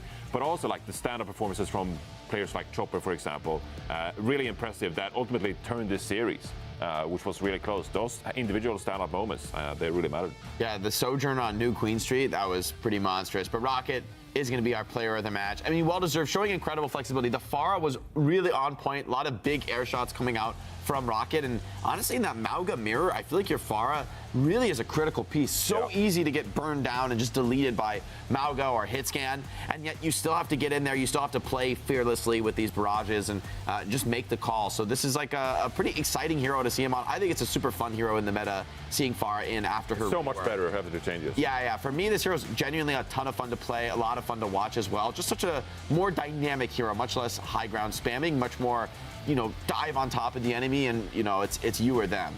Yeah. It's also very much within Rocket's wheelhouse. So it's been really, really fun to see how his hero pool translates into that. General great pop of performance there by Rocket. So he is, in fact, our player of the match. TSM taking the dub. It was a close match, though. A very exciting one to watch. And I do believe we have an interview ready now with the man himself. It's Rocket joining us. So first things first, congratulations on the W.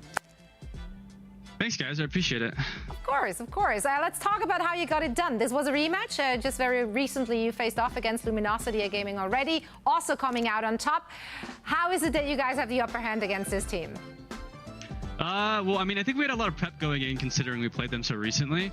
And they're a team we scrim a lot. And honestly, like you saw it in New Queen Street and Eichenwald, right? Like when we were really dialed in, it really wasn't that close, but. It's first match. We haven't played a true official with stakes in a while, so we're kind of just easing back into it. But I mean, once we dialed in, it seemed like close in like the big picture, but the small picture, not really. Yeah, so I'm curious about that. We know you guys had a tough loss in the last qualifier. You were really hoping to make it to Dallas. What does that mean, putting the stakes on this tournament now, Esports World Cup? Where do you see that in terms of your team's trajectory and what your hopes, your aspirations are for this tournament? I think our aspirations are, I think we're going into this tourney actually with the mindset of not necessarily, we're not really concerned about qualifying, right? Because when you put that pressure on yourself, you fold. We're really focused on actually beating Toronto tomorrow. We're in this tourney not to make it, but to beat Toronto, right? I think we think the sky's the limit with our team, and if we're truly focused, we can beat anyone, right? So. That's a great goal. I mean, that is also the most fun matches I remember as well. Like, you got a top team and you're like, I really want to beat that top team. And so that is going to be a lot of fun. I want to talk more about your play and your hero pool specifically. This has been a pretty awkward meta for a lot of hitscan players, because hitscan players, are forced to swap a lot more. We saw a lot of your Tracer, especially in stage 1. We talked a lot about your Tracer. But you're also now forced to flex over to a lot of these different heroes. How do you view your own hero pool? What heroes you feel really comfortable at? Or do you think you can just do it all? Well, I think obviously I'm really comfortable on the Tracer. I consider myself one of the best in the region. But I think with our coaching staff and our capability, our triple DPS lineup, right? We're capable of learning everything and anything, right? Pharah wasn't a hero I had a lot of time on, but picking it up recently, I feel like I'm pretty good. Similar with Venture and stuff. I think our bases are fully loaded and covered with everything that's necessary, and the rest of it is just execution. Absolutely. Yeah, flexibility has been key as of late in Overwatch 2, and it's great to see that from you guys as well. Let's see how far you can take it. Thank you so much for joining, and best of luck in your next match. I appreciate it, guys.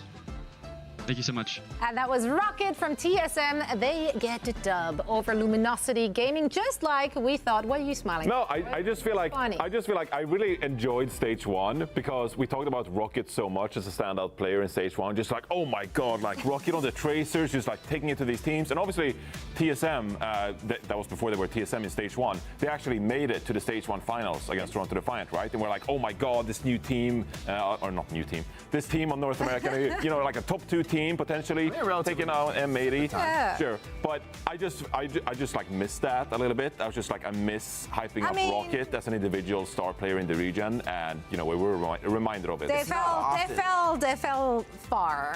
Like that. Yeah. That stage 5. That was Citrus a Nation one. loss. Icarus, they flew too close. Exactly. Yeah, A little bit too close. They got new feathers donned though, and currently they are flying high. Let's see how high, indeed. Let's take a look at the bracket.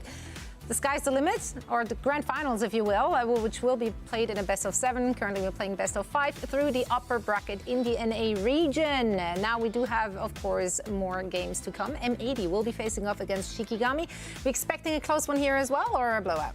I think Shikigami's a pretty big underdog here, I'd say. There's question marks about M80. Quite large. But, the only question marks from me about M80 is sort of like how high can they go? They have lost Happy and Pelican, and those would be 2 players incredibly hard to replace, not to mention Hawk.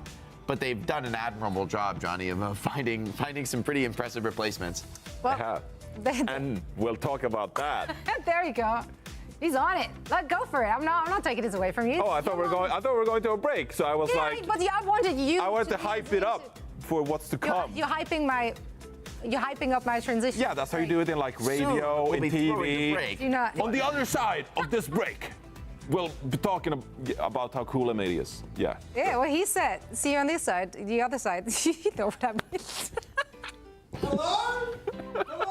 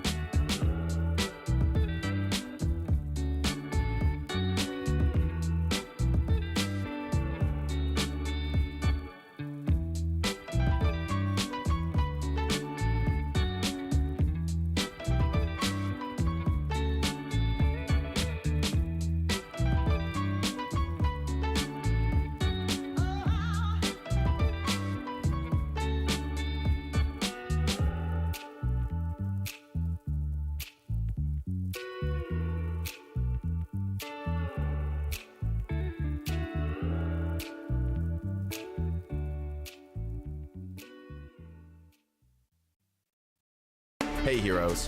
Season 2 of the multi-divisional Overwatch Faceit League is back. Join with your team or look for teammates on Faceit. Compete in weekly matches against players at your skill level at a time that works for everyone. Win your matches and rise through the divisions, competing for your share of the prize pool, earning bigger rewards as you climb. The more teams involved, the larger the prize pool, the better the division balancing, and more fun for everyone. Rise to the top with your team and start your path to becoming a pro Overwatch player. Or just play for fun. Faceit League. Register your interest for Season 2 now at fce.gg/Faceit League. Hello, one and all, and welcome back to the EWC OW2 qualifiers here in beautiful sunny Burbank. I am Zoe, joined by Jake, by Johnny. We're here getting ready for the last match of the day. You can't throw me off. I'm a professional.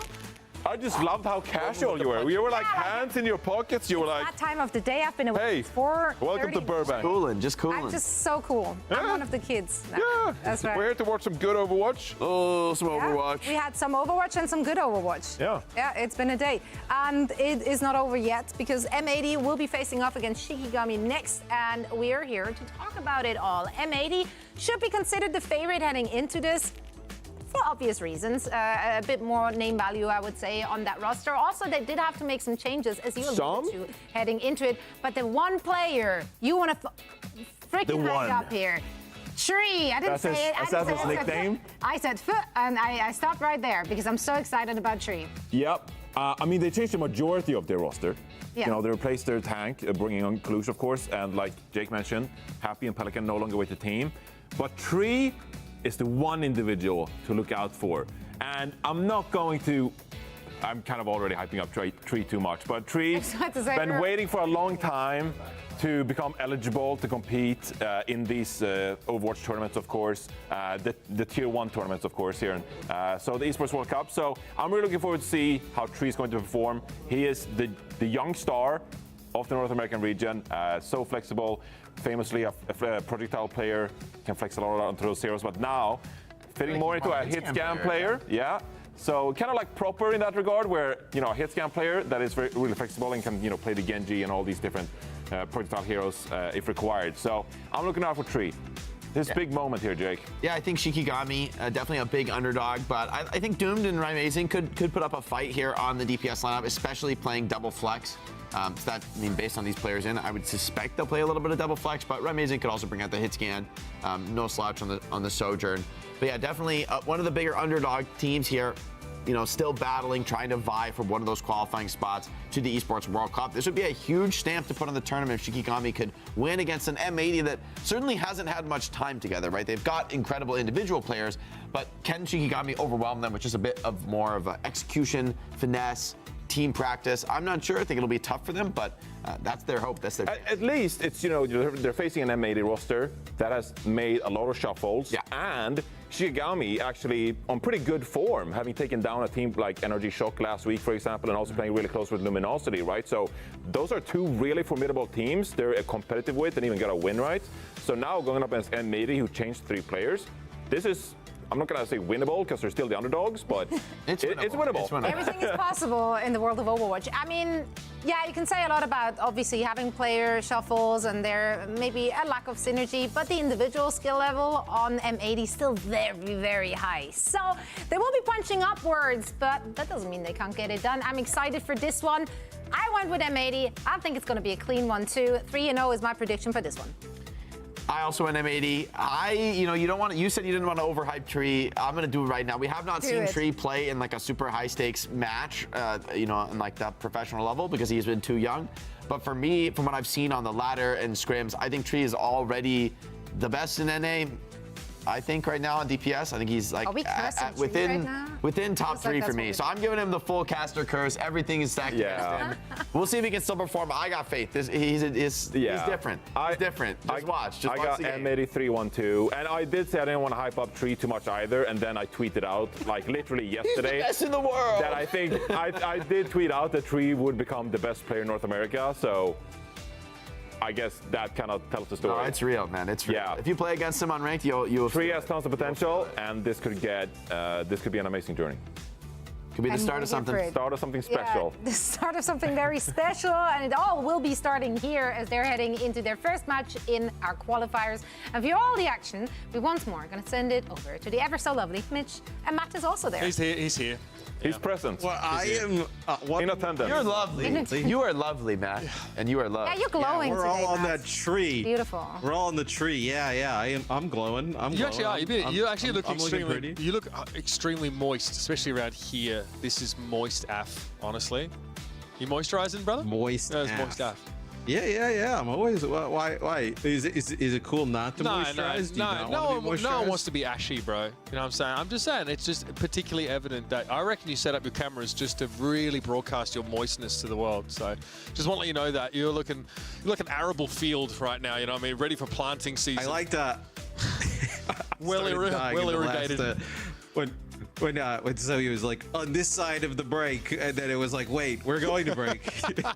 Listen, it's about that time, right? It's the witching hour for Overwatch right now, folks. And what better match to put on your plate for that than M80 versus Shikigami? And again, a team that, appeared in some degree through many of our group stages, in the, OWCS. Now, of course, though, looking quite strong, having made their way through here and actually having beaten a few of the other teams that are represented in our top 8 here. M80, though, in fairness, are a team that we expect to come out of the gates very strong. I think Jake said it earlier on. You don't, or maybe you did. I don't want to quote you with anything that sounds remotely intelligent, though, but you did say no team loses Pelican and Happy and comes out looking better for it. Yeah, that was me. Yeah.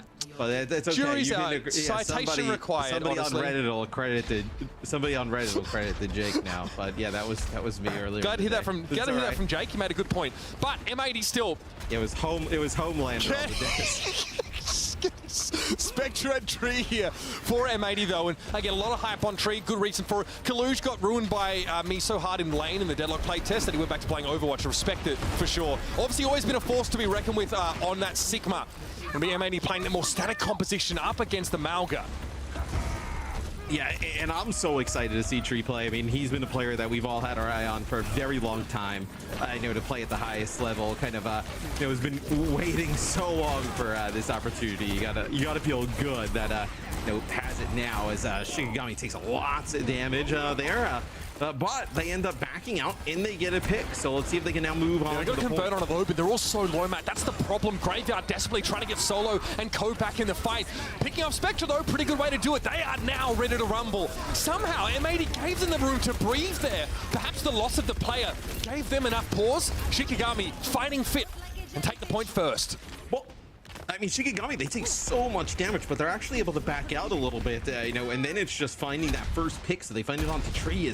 Now we'll see an Ashe in play, so a little bit of an interesting kind of composition here. So Ashe with the Pharah, Sigma as well for M80, something we have not seen throughout the day this far. Can he get enough space to work with? Not right now as the stop comes in. Solo creates a little bit of room here, takes a ton of damage in order to do so. That's a transaction you make as a tank player, but Solo's out of the fight for the time being. Gravitic Flux, Doom's trying to wrap around here, getting rid of the immortality field of Ultraviolet at the very least, but isn't in the fight for now. Soundberry here to work with. Solo going to be knocked down by the accretion there, and here's a barrage. The last vestiges of the Soundberry though keep Tree alive, and he picks Doomed off in mid-air. Some flashy plays from the young gun. And M80 should be able to get back in here, seeding probably 45, 48%. Yeah, and coming out with the Ashe, it's obviously better at a little bit longer distance. You get some of the ticking damage. With the Dynamite, it looked like it was actually cleansed off straight away. When Shikigami kind of pushed on in.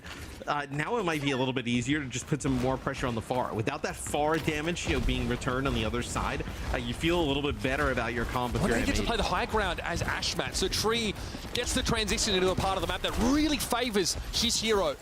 Rymazing, on the other hand, it's an awkward angle to play from. You're on the low ground, dealing with someone who outranges you with hit scan damage. The Deadeye, though, might be able to even the ledger. Oh, just a little bit more, and Kaluj would have been good. But Rymazing holds the shot for now. Solo wants to pressure, but takes a ton of damage in doing so, and there's the barrage. The Spectre leaves him vulnerable, but it's a trade of DPS. And Noctis will fall. Tree looking pretty darn indomitable here. Graveyard able to at least bring them down with a kunai, but it's not enough. M80 now get into the lead. And I gotta say, the Deadeye from, Riot did a really nice job of pushing Kaluj all the way to the opposite side of the point. It's a really nice, immortality field that helps keep Kaluj stay alive. And just great healing by Ultraviolet. So the backline playing quite well here early for M80, where very difficult to keep Kaluj alive, especially with that much pressure on him. Solo on the scene once more. Some damage on Ultraviolet, who had to go upstairs as a result. Wants to get the stop on Kaluj, who's done briefly now, caught inside the cage fight. Kinetic Grasp isn't multi-directional, but still, Kaluj able to keep himself alive for long enough, and the Immortality Field goes a long way, and that buys time for Spectra and Tree to go to work. They win their matchups at DPS, and Shikigami didn't have a chance. Yes, now you'll start to push up a little bit here if you're M80. Gonna just put a shot down from the spawn as Kaluj and Kodel now back up. Maybe just trying to pick off one as they're kind of running out. Is Doomfist swap here for Shikigami. Amazing has to recall early those hyperspheres. A problem. Tree drops off the high ground, exposes himself to Solo's rocket punch, but they're able to redirect the Doomfist and get a lot of damage down. Solo now out of the fight, well and truly. Flux was more than enough to deal with the Doomfist, and once more we go to Spectra fighting in the skies against Doomed. It was Ultraviolet getting taken down here, but Spectra able to combine with Tree's damage, and then a beautiful follow-up rocket on Noctis will remove the Lucio. There's nothing to be done here in this first round as M80 bounced back from a slow start. So, it might be a little bit harder to, make work against some of the really aggressive, Mauga kind of compositions and teams, maybe at the top of NA. That time, though, they played the Sigma quite well. Adding the Ashe into the mix just kind of be even more, just the ticking damage going down, right, on the players, pushing on in, right? The ticking damage, the Pharah damage, maybe just kind of extract all the healing resources from the opposing team and just, you're going to live a little bit longer, with that immortality field in the mix. So a little bit of a variation from M80, something a little bit different we haven't seen so far. I liked it a lot, that switch up. Tree, look, from the high ground, yeah, very, very strong, but even before that point, right, when they had switched and they were, on the outside looking in, was still able to get a ton of value, even when up right in the face of Solo.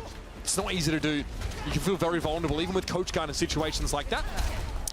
Malka getting run back once more by Shikigami. Now the switch to the Genji instead of the Cassidy. Yeah, so this is going to put a little bit more pressure onto Tree, right? Where Cassidy does really well against, the flankers, Ashe, not really as much, right? You got the Coach Gun, and that's about it. Just getting out of harm's way. You see the Dynamite going down, though, taking, the tank, taking Rai as well, and that'll be the damage from Spectre, just finishing these players off as they get pushed into that corridor. And that has looked quite nice so far here for the heal M80. pressure from the Dynamite, Matt, especially when your opposing Lucio is probably on speed a lot of the time, is non-insignificant. Also, it can be a little bit annoying for Kiriko to top up a team that takes, a large amount of burst for the Dynamite getting blown up. So, yeah, Ashe, a real problem. And let's not even talk about Bob when he gets involved. That's a whole different story. So, we see the Ramatra actually picked into the Sigma here, which is, honestly, less common. Very interruptible during that Nemesis form. So, we'll have to find a way to close the gap on Kaluj to be relevant. Yeah, as Dynamite sent towards the high ground there, just going to deterring players from running into Spectre. This would be the Kitsune rush that comes on in. They get the Ramatra in the mix, but this is very telegraphed, right? You can just back out here if you're M80. Nothing wrong with giving up the point. You already have almost 40%. So now you come back. You're going to have an Amp Matrix here to fight this they recently started the cap again. M80 more than happy to just put the pressure on again. They do need to be quick about a fight. But they're in a good position to take one. With the Amp Matrix behind Kaluj and the Kinetic Grasp letting him onto the point. Everyone exposed to the Dynamite, playing that close room here. It's a little dicey for Shikigami, and eventually they will start to topple. First it's Noctis. Spectre's able to find that shot, and now dueling with Doomed. One rocket would have done the job, and UV's going to be there with the finish. A very unnecessary flux there for Kaluj, but we saw in chat, Kaluj is feeling very enthusiastic about this game so far, so let him have it. Yes, they're solo left on the point alone, so pushing in, Kaluj able to get one in the flux and then take out another one, kind of floating through the air there is, you're gonna have a sound barrier here, right? But I mean, with the way that M80 is played, Liar doing a nice job just kind of escorting them around. They can just disengage this yet again, but this is gonna be the Bob early. See what kind of follow-up there is looks like it's gonna be the Barrage. Connects the Solo, tried to make it around the corner. Was in Nemesis form trying to block and just ends up getting clipped there towards the end. Almost made it out with his life. Ultraviolet had the immortality field there for Spectra, who obviously is going to be vulnerable during that ultimate. 90% in counting here. It's been a quiet one for Shikigami on this second round. Switching into the Ramatra against the Sigma, they've found very little success so far. They'll opt for a sound barrier now. Shikigami want to try and close the gap. Liars comes a little bit late. They do lose Tree to the barrage though. Doomed finally finding some purchase, but Noctis getting picked off after. Liars beat does enough to keep 4 players of M80 in the fight. Now without an immortality field, Shikigami are on their last legs. Spectra peering in from that off angle. All those rockets going in Solo's direction, and there's nobody really to use that annihilation on.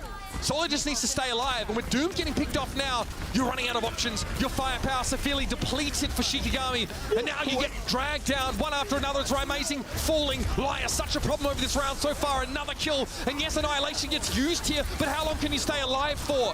Not nearly long enough. Solo living up to his name there on the point. And that'll be overtime ticking down. No chance for a touch there for Doomed, and Oasis goes the way of M80. Yeah, Liar ends up picking 3 up there towards the end as a little bit of a different comp there from M80 that they make work. You know, with built around like they started off with a Cassidy, I believe, Trio, and then immediately switched to the Ashe. So Ashe with a Pharah plus the Sigma. And then Baptiste and Lucia for most of the time, a comp that we haven't seen too much of, you know, from Dallas, you know, up until now. So pretty interesting stuff. I want to point out that there was Genji switched into that comp, right? You know, it's one that maybe seeks to put that extra pressure on the Ashe if possible because there's no threat. Mag grenade, making it hard to get out after you dive on in. But Tree, I mean, look at these highlights. They are so hard. This is basically a fan cam for Tree right now, and why not? We don't see a lot of Ashe on this map because she's hard to make work, but if you have sufficient mechanical skill, yeah, you can get away with it. I'm glad we got that in there for Kaluj, of course. Gravitic Flux there. Fight definitely already over by that point, but Kaluj's Sigma doesn't seem to have missed a beat. Here, utter aggression, of course, as Spectra steps up with a barrage, and it's going to be, you know, immortality fielded perfectly.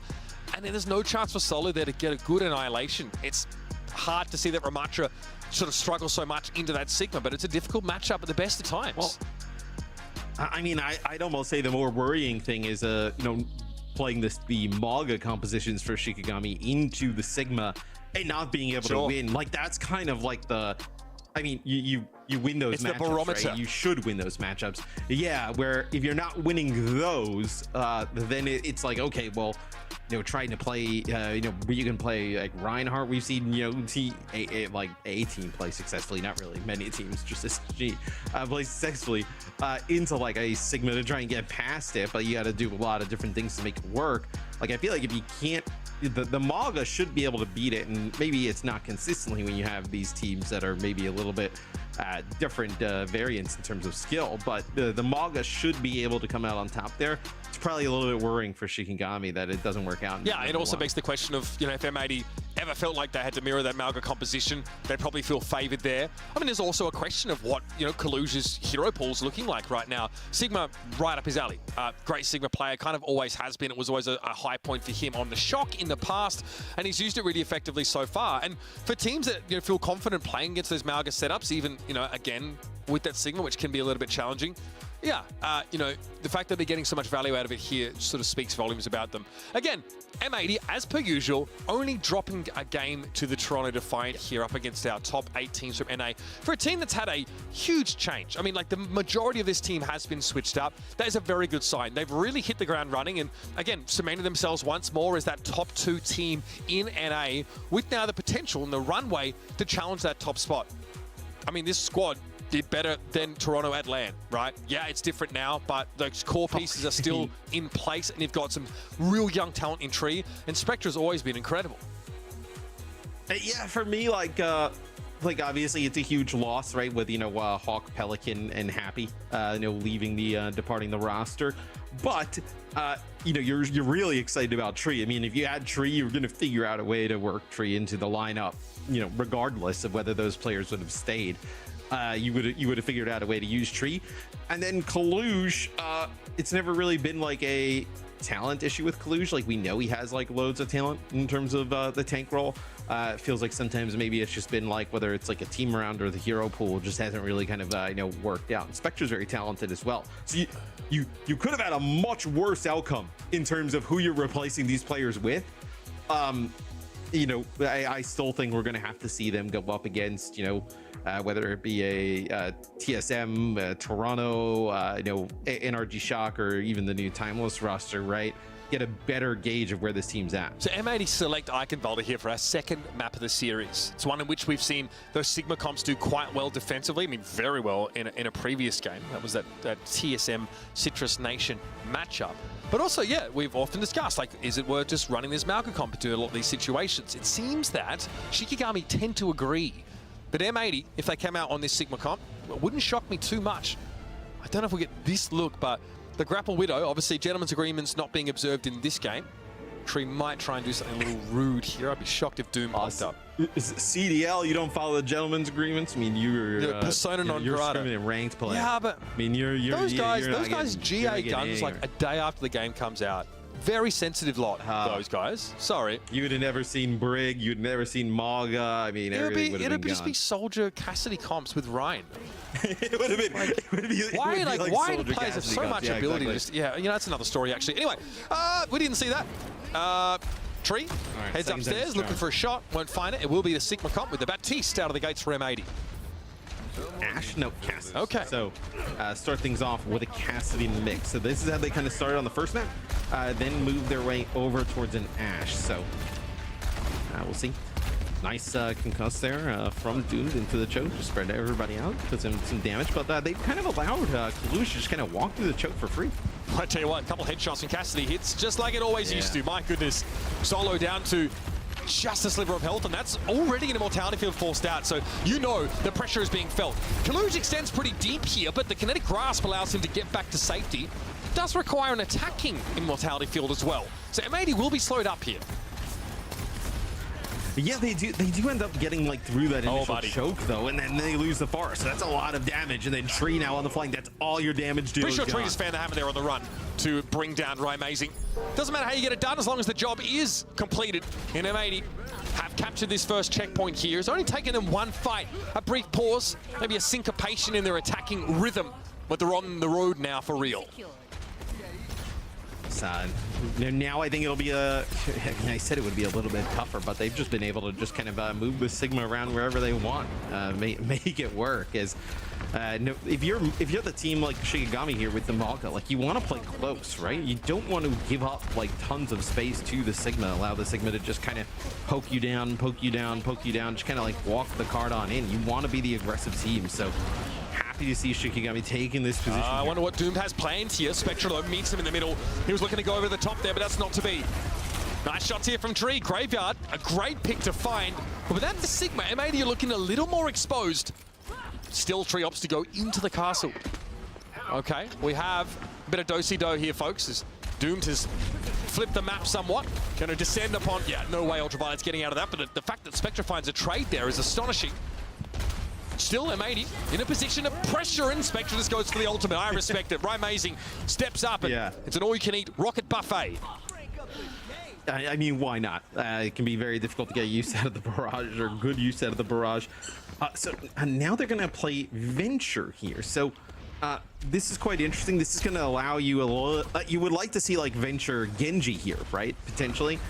Maybe they feel like they still need the Cassidy to deal with that Pharah, but you just would want even more burst, you know, through the shield, right? There's the Stomp, there's the Venture Burrow. That's also Sound Barrier used as well. So trying to really make a play for the backline. They're able to get rid of Tree at least. Kinetic Grasp, Kalush backs up here. Amazing, threatening with the Deadeye, but M80 able to clear out of the way.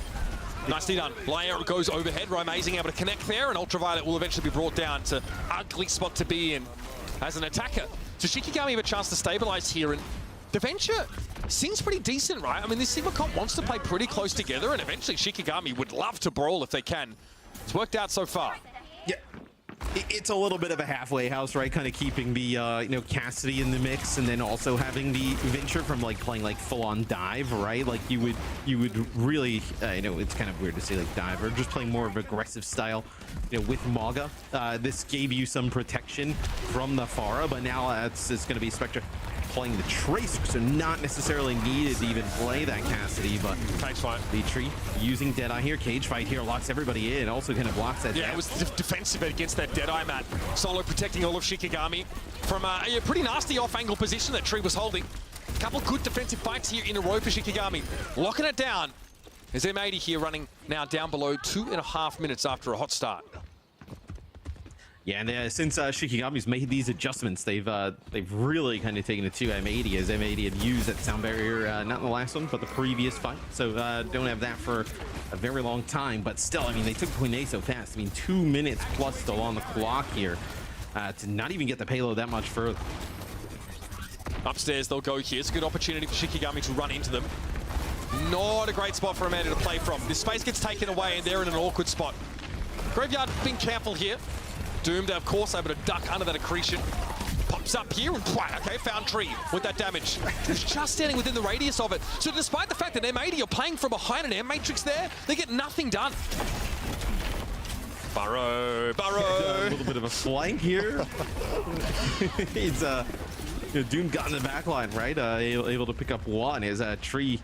I mean, very difficult they on were his in the back life. line. They actually popped up in the front line and just like the AoE damage clipped Tree. Like, yeah. Oh. Well, it's like the center does like a large amount of damage, but then like obviously the entire radius of it, right? On the yeah, and the longer you charge it, the harder it is hitting. So it didn't have to do that much damage. Tree was so low. Shikigami. Here's that Deadeye. This is Raimezi. Moving up with a speed boost here. Sigma Shield thrown in the way, but now abandoned. Collusion knocked to the ground, but not removed. The Immortality Field kept him up until Solo got his hands on him. Now we have the Cardiac Overdrive here. M80 struggling to find space with the Sigma comp. I think that's pretty succinct way of putting it. Amazing, unbothered by Spectra. Swatting at flies as Graveyard finishes the job here, and it might be time for a bit of a mix-up from your attackers. Yeah, when Rai ends up using the Deadeye, Solo actually kind of moves right in front of him and actually ends up eating the accretion that Collusion ends up throwing his way. So that allows him to kind of move up further. It's a stomp, nice Immortality Field from Ultraviolet at the time to keep Collusion alive, but still not enough. So, above 2 minutes, even more time was on the clock originally. Now down into, last fight territory, 20 seconds on the clock, no support ultimates here. Are you looking at like a Flux of the Deadeye kind of thing here? Sound barrier available for Shikigami. You feel like they're going to be fine. I thought you might be waiting on the Venture cooldown. Okay, sound barrier, very reasonable time to make use of that, but now Tree's going to come in from behind with the Deadeye. Spectra, don't know how he fell foul there of Doomed, but it'll be a trade in the end as Noctis has been removed. Amazing finds purchase though with that Mag Grenade, and it's a Lucio dearth on both sides. Backstepping now as Tree desperately trying to get away from Solo, but eventually he can close the gap, and a cage fight should seal this defensive side up. Shikigami looking fantastic as M80 running out of ideas. Yeah, you see the way they combo those abilities going on to the Cassidy there. So, like, we saw a little bit from Solo's POV. So Solo's going in with the Stomp, and, where the Cassidy would back up into to not get hit by the Stomp, that's where the Burrow's coming in, right? So just kind of taking a little bit of damage on both sides. Not really a great option there. For Tree, obviously stay where you are, get stumped by the Maga, take a little bit of damage, move further back, still, get a little bit of damage from the Stomp, but then a lot of damage from the Burrow. So really nice coordination there from Shikigami as they get a Stomp of the payload before they get the second checkpoint. So looking better in that Maga comp against that Sigma. Yeah, really looking to brawl. I mean, this is something we talked about in the first map, Matt. We said, if Shikigami can't make this Maga comp work against Sigma, I mean, that is kind of the barometer for your success as a team that wants to, stick to these Maga comps if you can. Now we've seen Shikigami turn it around. They look really good on defense there. The switch into the Venture seemed like a real issue for M80 to deal with in general. Now I guess we have a change of pace here because the Sigma comp is on the defending side. They've also brought the Ashe in. So M80 will do everything they can to keep Shikigami at arm's length. That's going to be the point of tension, I think, between these two teams here on this first point. Yes, well, I think for M80, right, you can play because you have a little bit more space, right? You're not really the team that has to go in. You can play, maybe a little bit more at a distance, right? And use this Dynamite, which was so good in map number 1, right? Kind of playing exactly this comp and make it work. So Shikigami will play the Venture with the Cassidy yet again. So Same type of setup here as they just used on IcyVolk D. Look how far back M80 are playing. They really don't even want to play up on this corner, Matt. It's just too close for the Malga to get onto the Sigma. A bit of a wrap here. See the flank. Dynamite also being used. Some heal pressure being applied early. And Doom is what Venture does best. They are in and amongst it. Ultraviolet pressured away. You can see Noctis even getting involved. The drill rush for escape. Pretty standard sequencing, but Amazing has been lost here. Spectra, at a cost of much of their health pool, granted, has been able to bring the Cassidy down, and now there's much less to threaten them. It won't be the Venture that causes any problems for this fire. I'll tell you that for free. Nicely done. See, that's where having the Genji, for instance, for Shikigami instead of the Cassidy, like those two supports were quite weak, right? For M80, both Ultraviolet and Liar. Like Doom doesn't want to just kind of like push into that alone, like they're kind of with Noctis. But if you have a Genji there, right? There's a dash that comes in. You get one, if not both, supports there in that situation. We're seeing spawn advantage attempted to be abused here. Oh, that's nice. He must have heard the pitter-patter little footsteps, right? Amazing. Rounds the corner, and Spectre didn't have a chance to respond. No recall opportunity when you hit with that mag grenade. Finding Tree after the fact means, yeah, it's an instant cap here on point A. Not too shabby for Shikigami. 4:54 on the clock.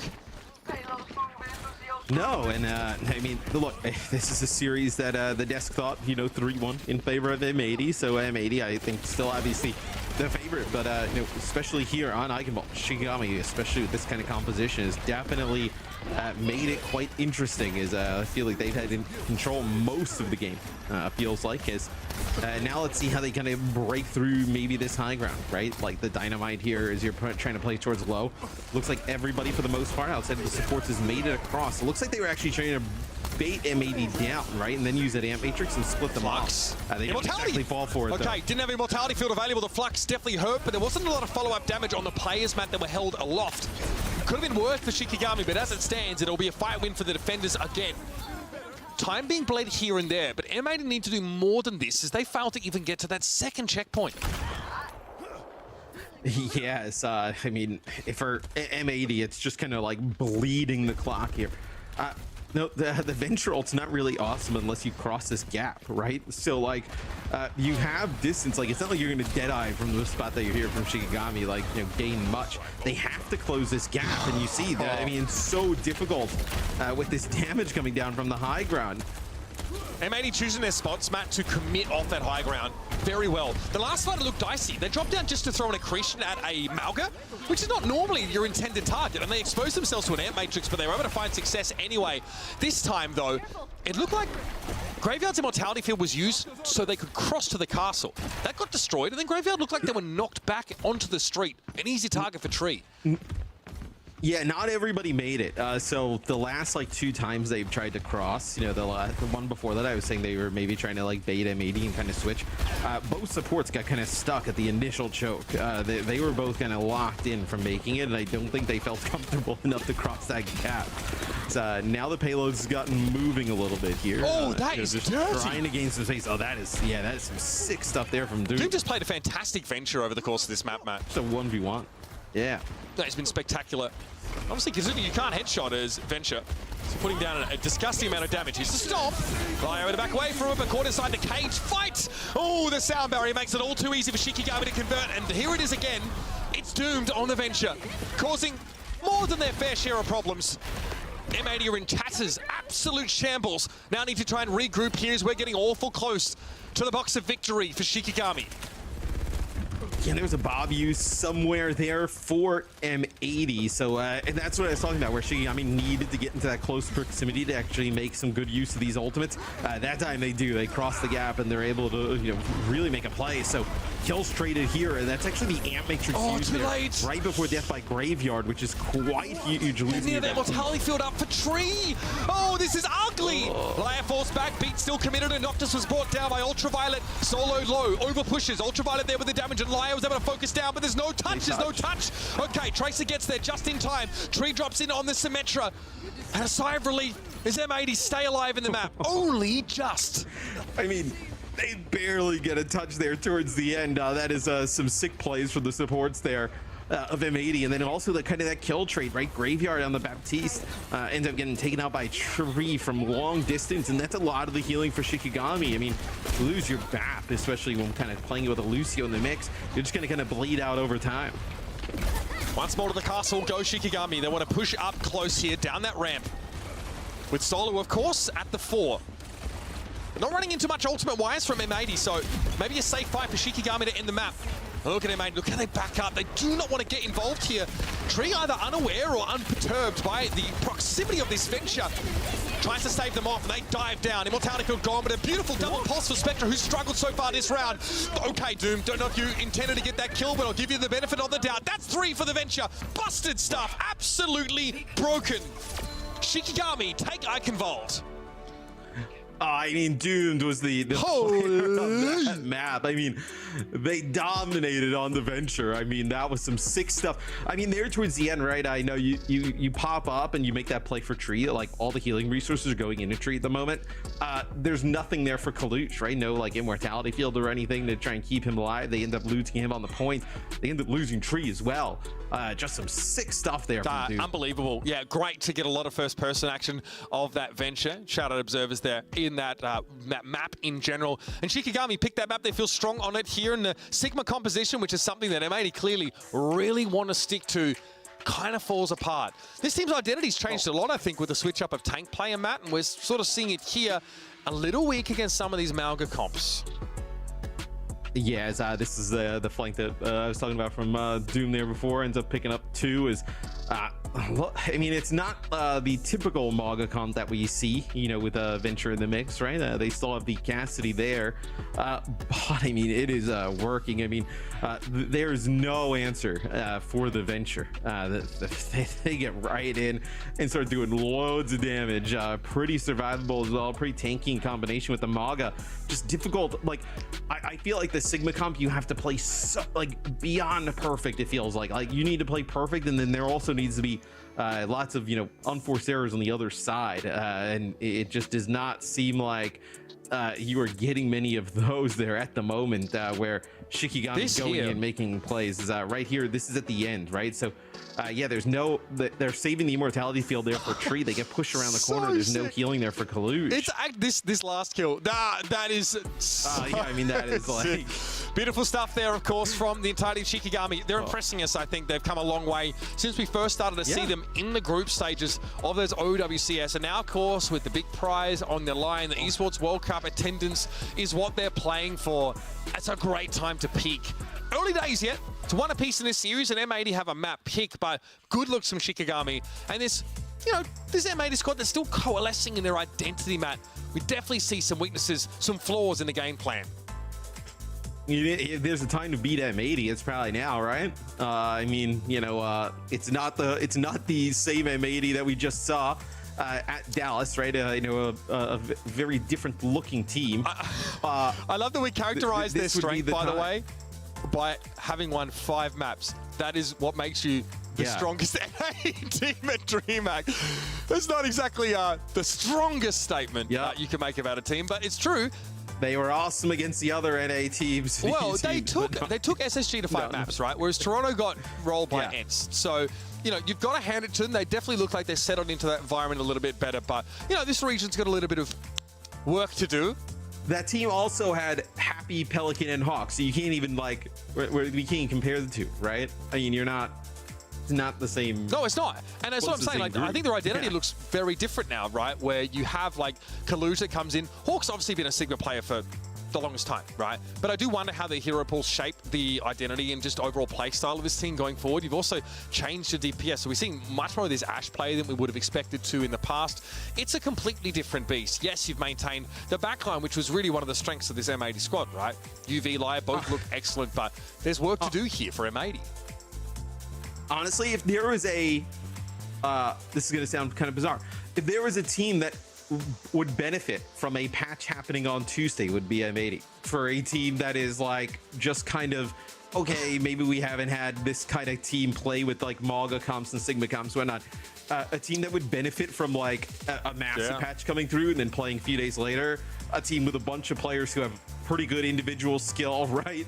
who have like high level experience, like that would be a team that would probably be like totally fine with, kind of having everything kind of in flux. Right? I think like M80 might also benefit from Mercury being in retrograde because, Kaluj is an Aries sun and was born like on the South Pole during a partial solar eclipse.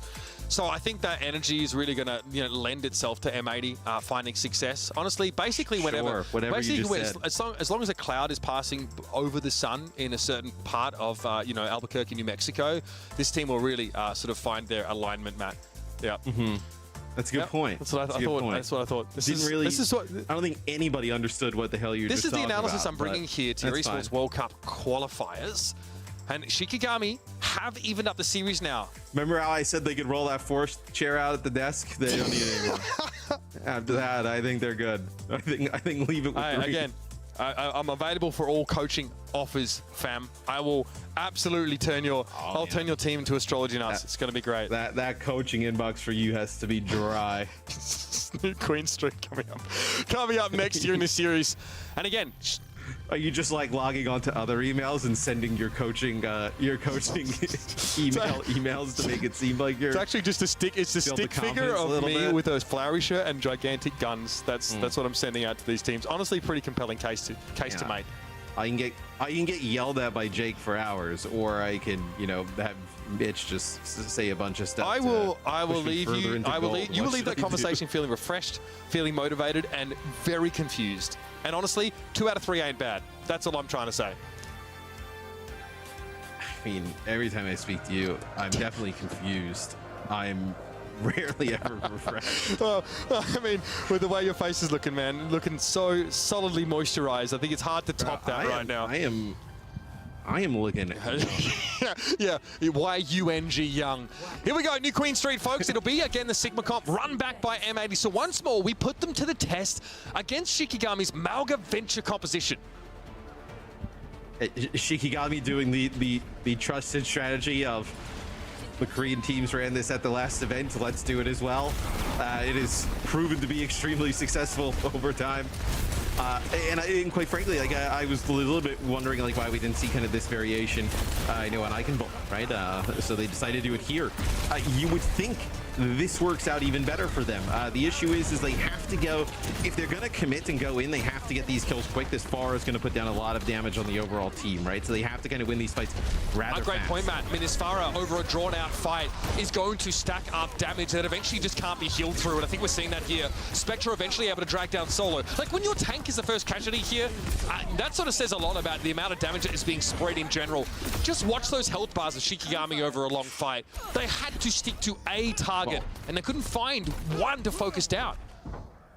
Solo was extremely weak when he decided to charge as well. I would say that. Self-preservation instincts overrated. You can't be stunned with the Maga charge. You're not invincible though.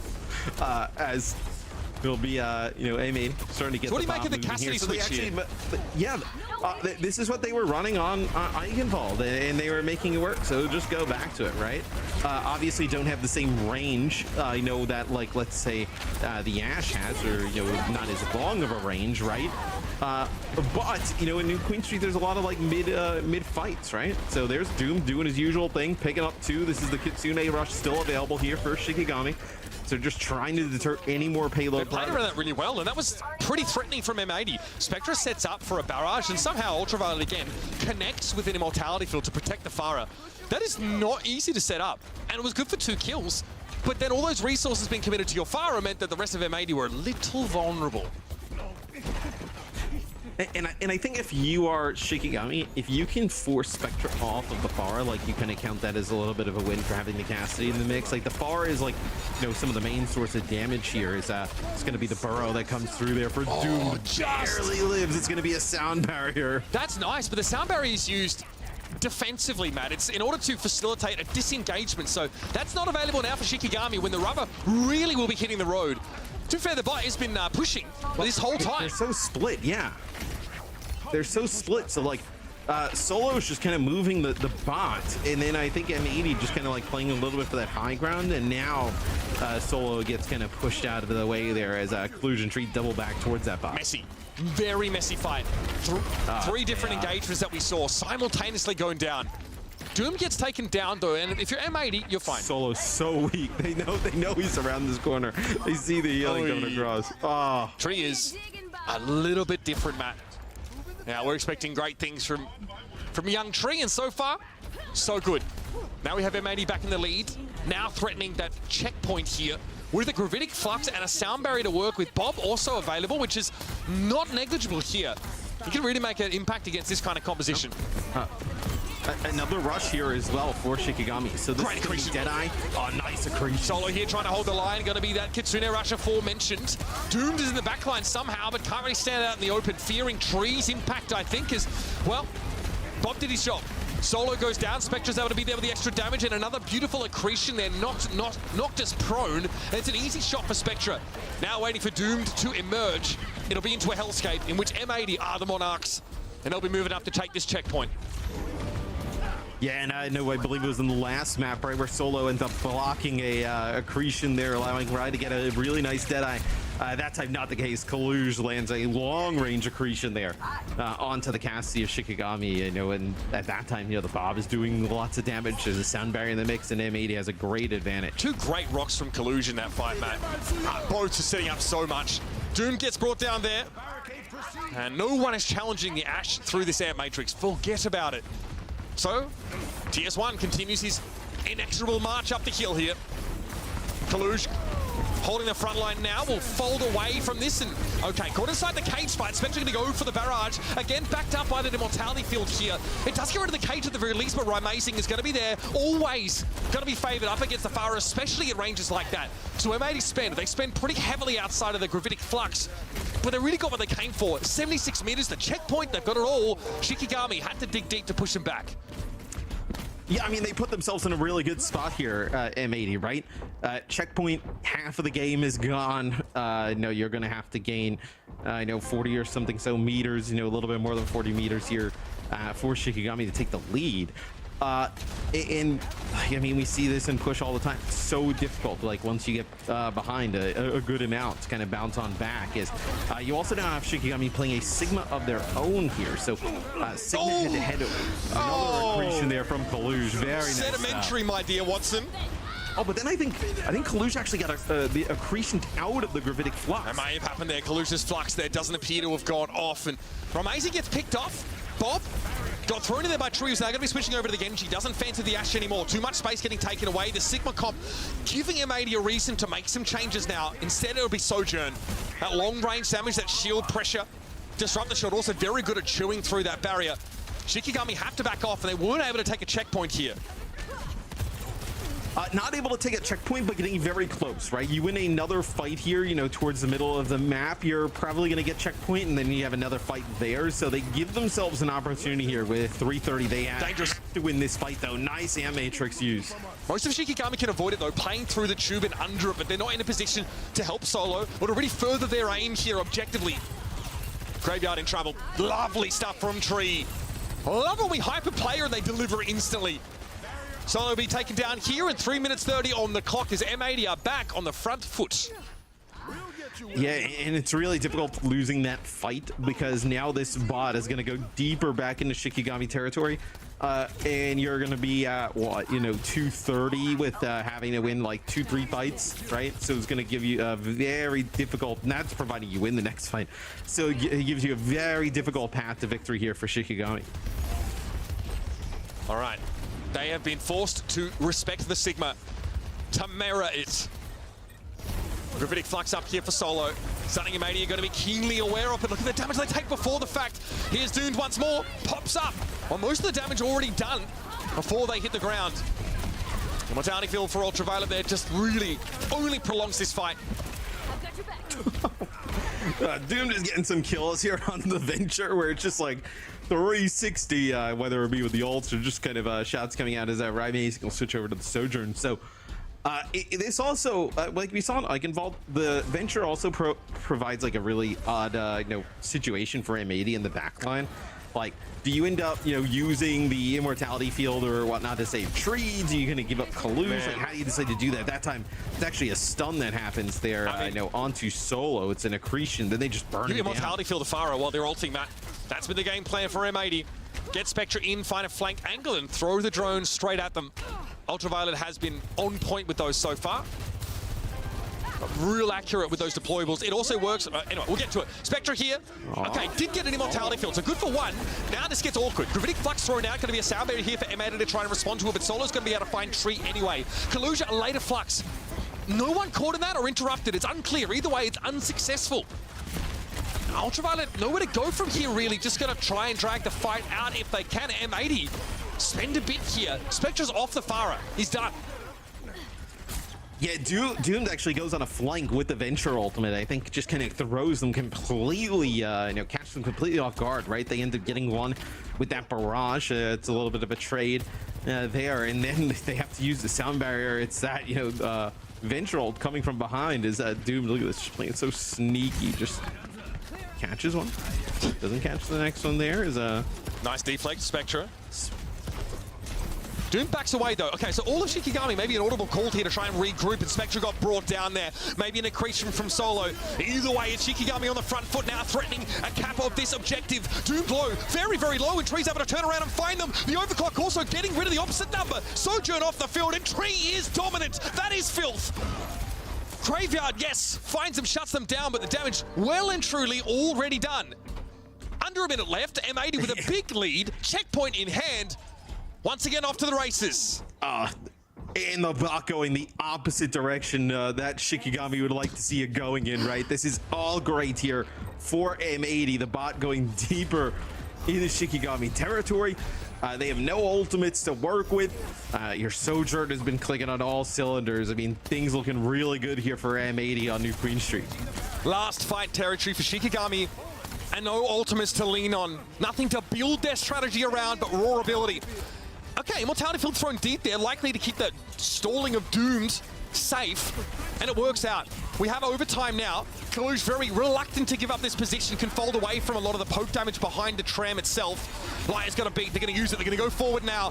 Finally, we see this Sigma comp get aggressive. They've got wheels, folks, but the ultimate from Doom there. Some serious damage being done on the periphery. Solo is down, but Tree also been removed. Now you've traded a Sigma for a Sojourn. Elia always seems to be getting involved at these crucial moments, getting a Baptiste no less, and that Immortality Field would have been online in a couple of seconds. Flux is good, it's gonna catch the Lucio. Noctis has to beat to keep themselves alive, and eventually they'll still be brought down as Spectre's Genji doesn't miss the mark. Now it's up to Dooms, burrowing, stalling, popping up now, right in front of Spectre. It's an easy pickoff. As M80 secure the map, it's hard fought. But again, their Sigma comp prevails, forcing the switch off the Malga into the Sigma mirror. Spectre going to the Genji, coming up clutch in those final moments. Yeah, and they get a really big lead early on.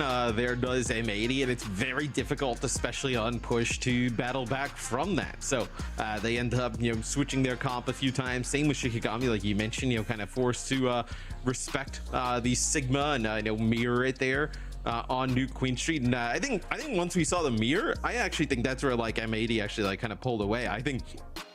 If they're gonna mirror that Sigma, I think that's where you kind of figure M80 pulls away. Like, that's clearly what they're more comfortable on. That's clearly what they want to run. I think when Shikigami, even playing it with like Adventure and Cassidy, looks good at times, I think it's still an advantage for M80 because, as you can see, there's so many different things they can play off of it. It's Malga or Venture. It's a war of ideas, and to weigh in on that very conflict, we're gonna head over to our desk to break down what we've seen in this series so far. Thank you so much, Mitch. Matt, I'm Zoe, and I'm joined by Jake and Johnny. Let's talk about it. Let's dive deep, because this turned out to be a competitive series here between M80 and Shikigami. I want to dive into the compositional differences we've seen. It looks like M80 were heavily relying on those slower Sigma compositions, and some people in the green room initially not a big fan of the Sigma. I'm not going to name drop anyone. Johnny? What? Especially Johnny? Not a fan of the Sigma? You were initially right, what? Sigma. You did say that. Johnny loves Malga. What? Sorry. He doesn't want anyone to play I think I heard the sentence. Ultimate comfort for Kalush. Are you putting words in my mouth? This is crazy. I mean, it may also have been Jake. I'm actually not entirely sure.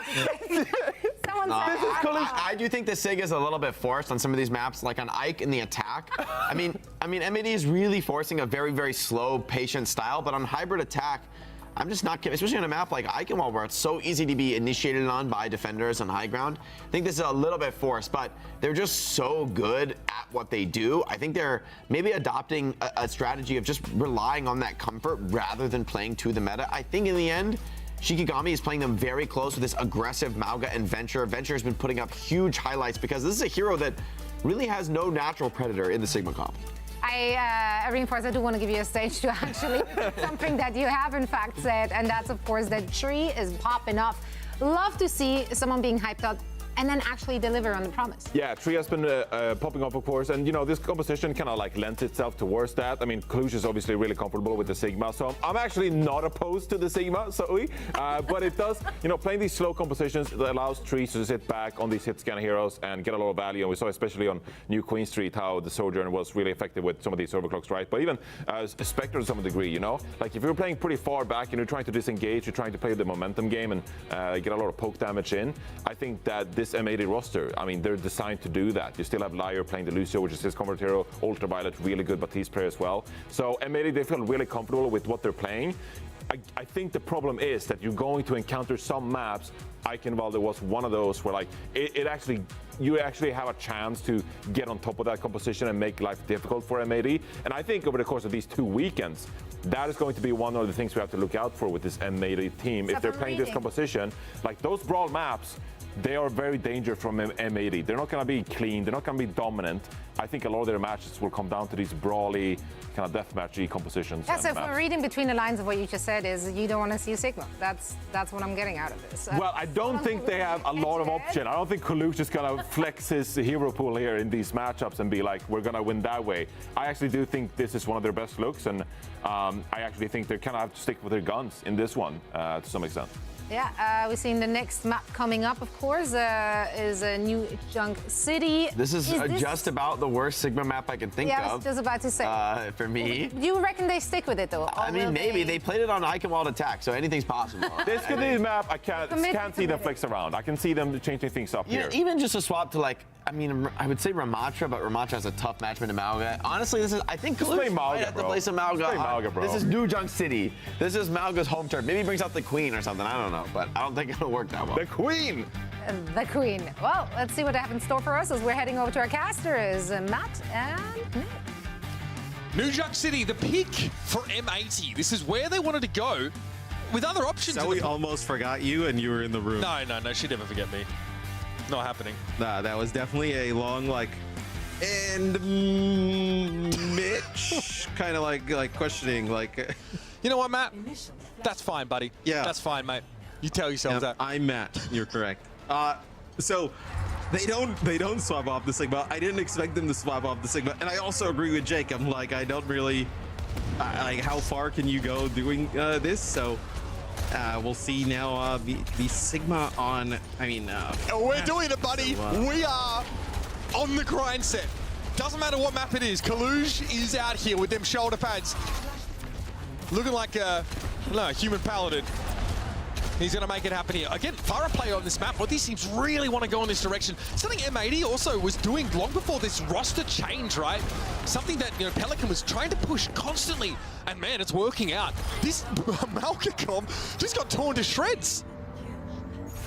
Yeah, I mean, that was extremely fast there. As they're just kind of, it just seems they're just kiting, and then eventually you just can't catch them.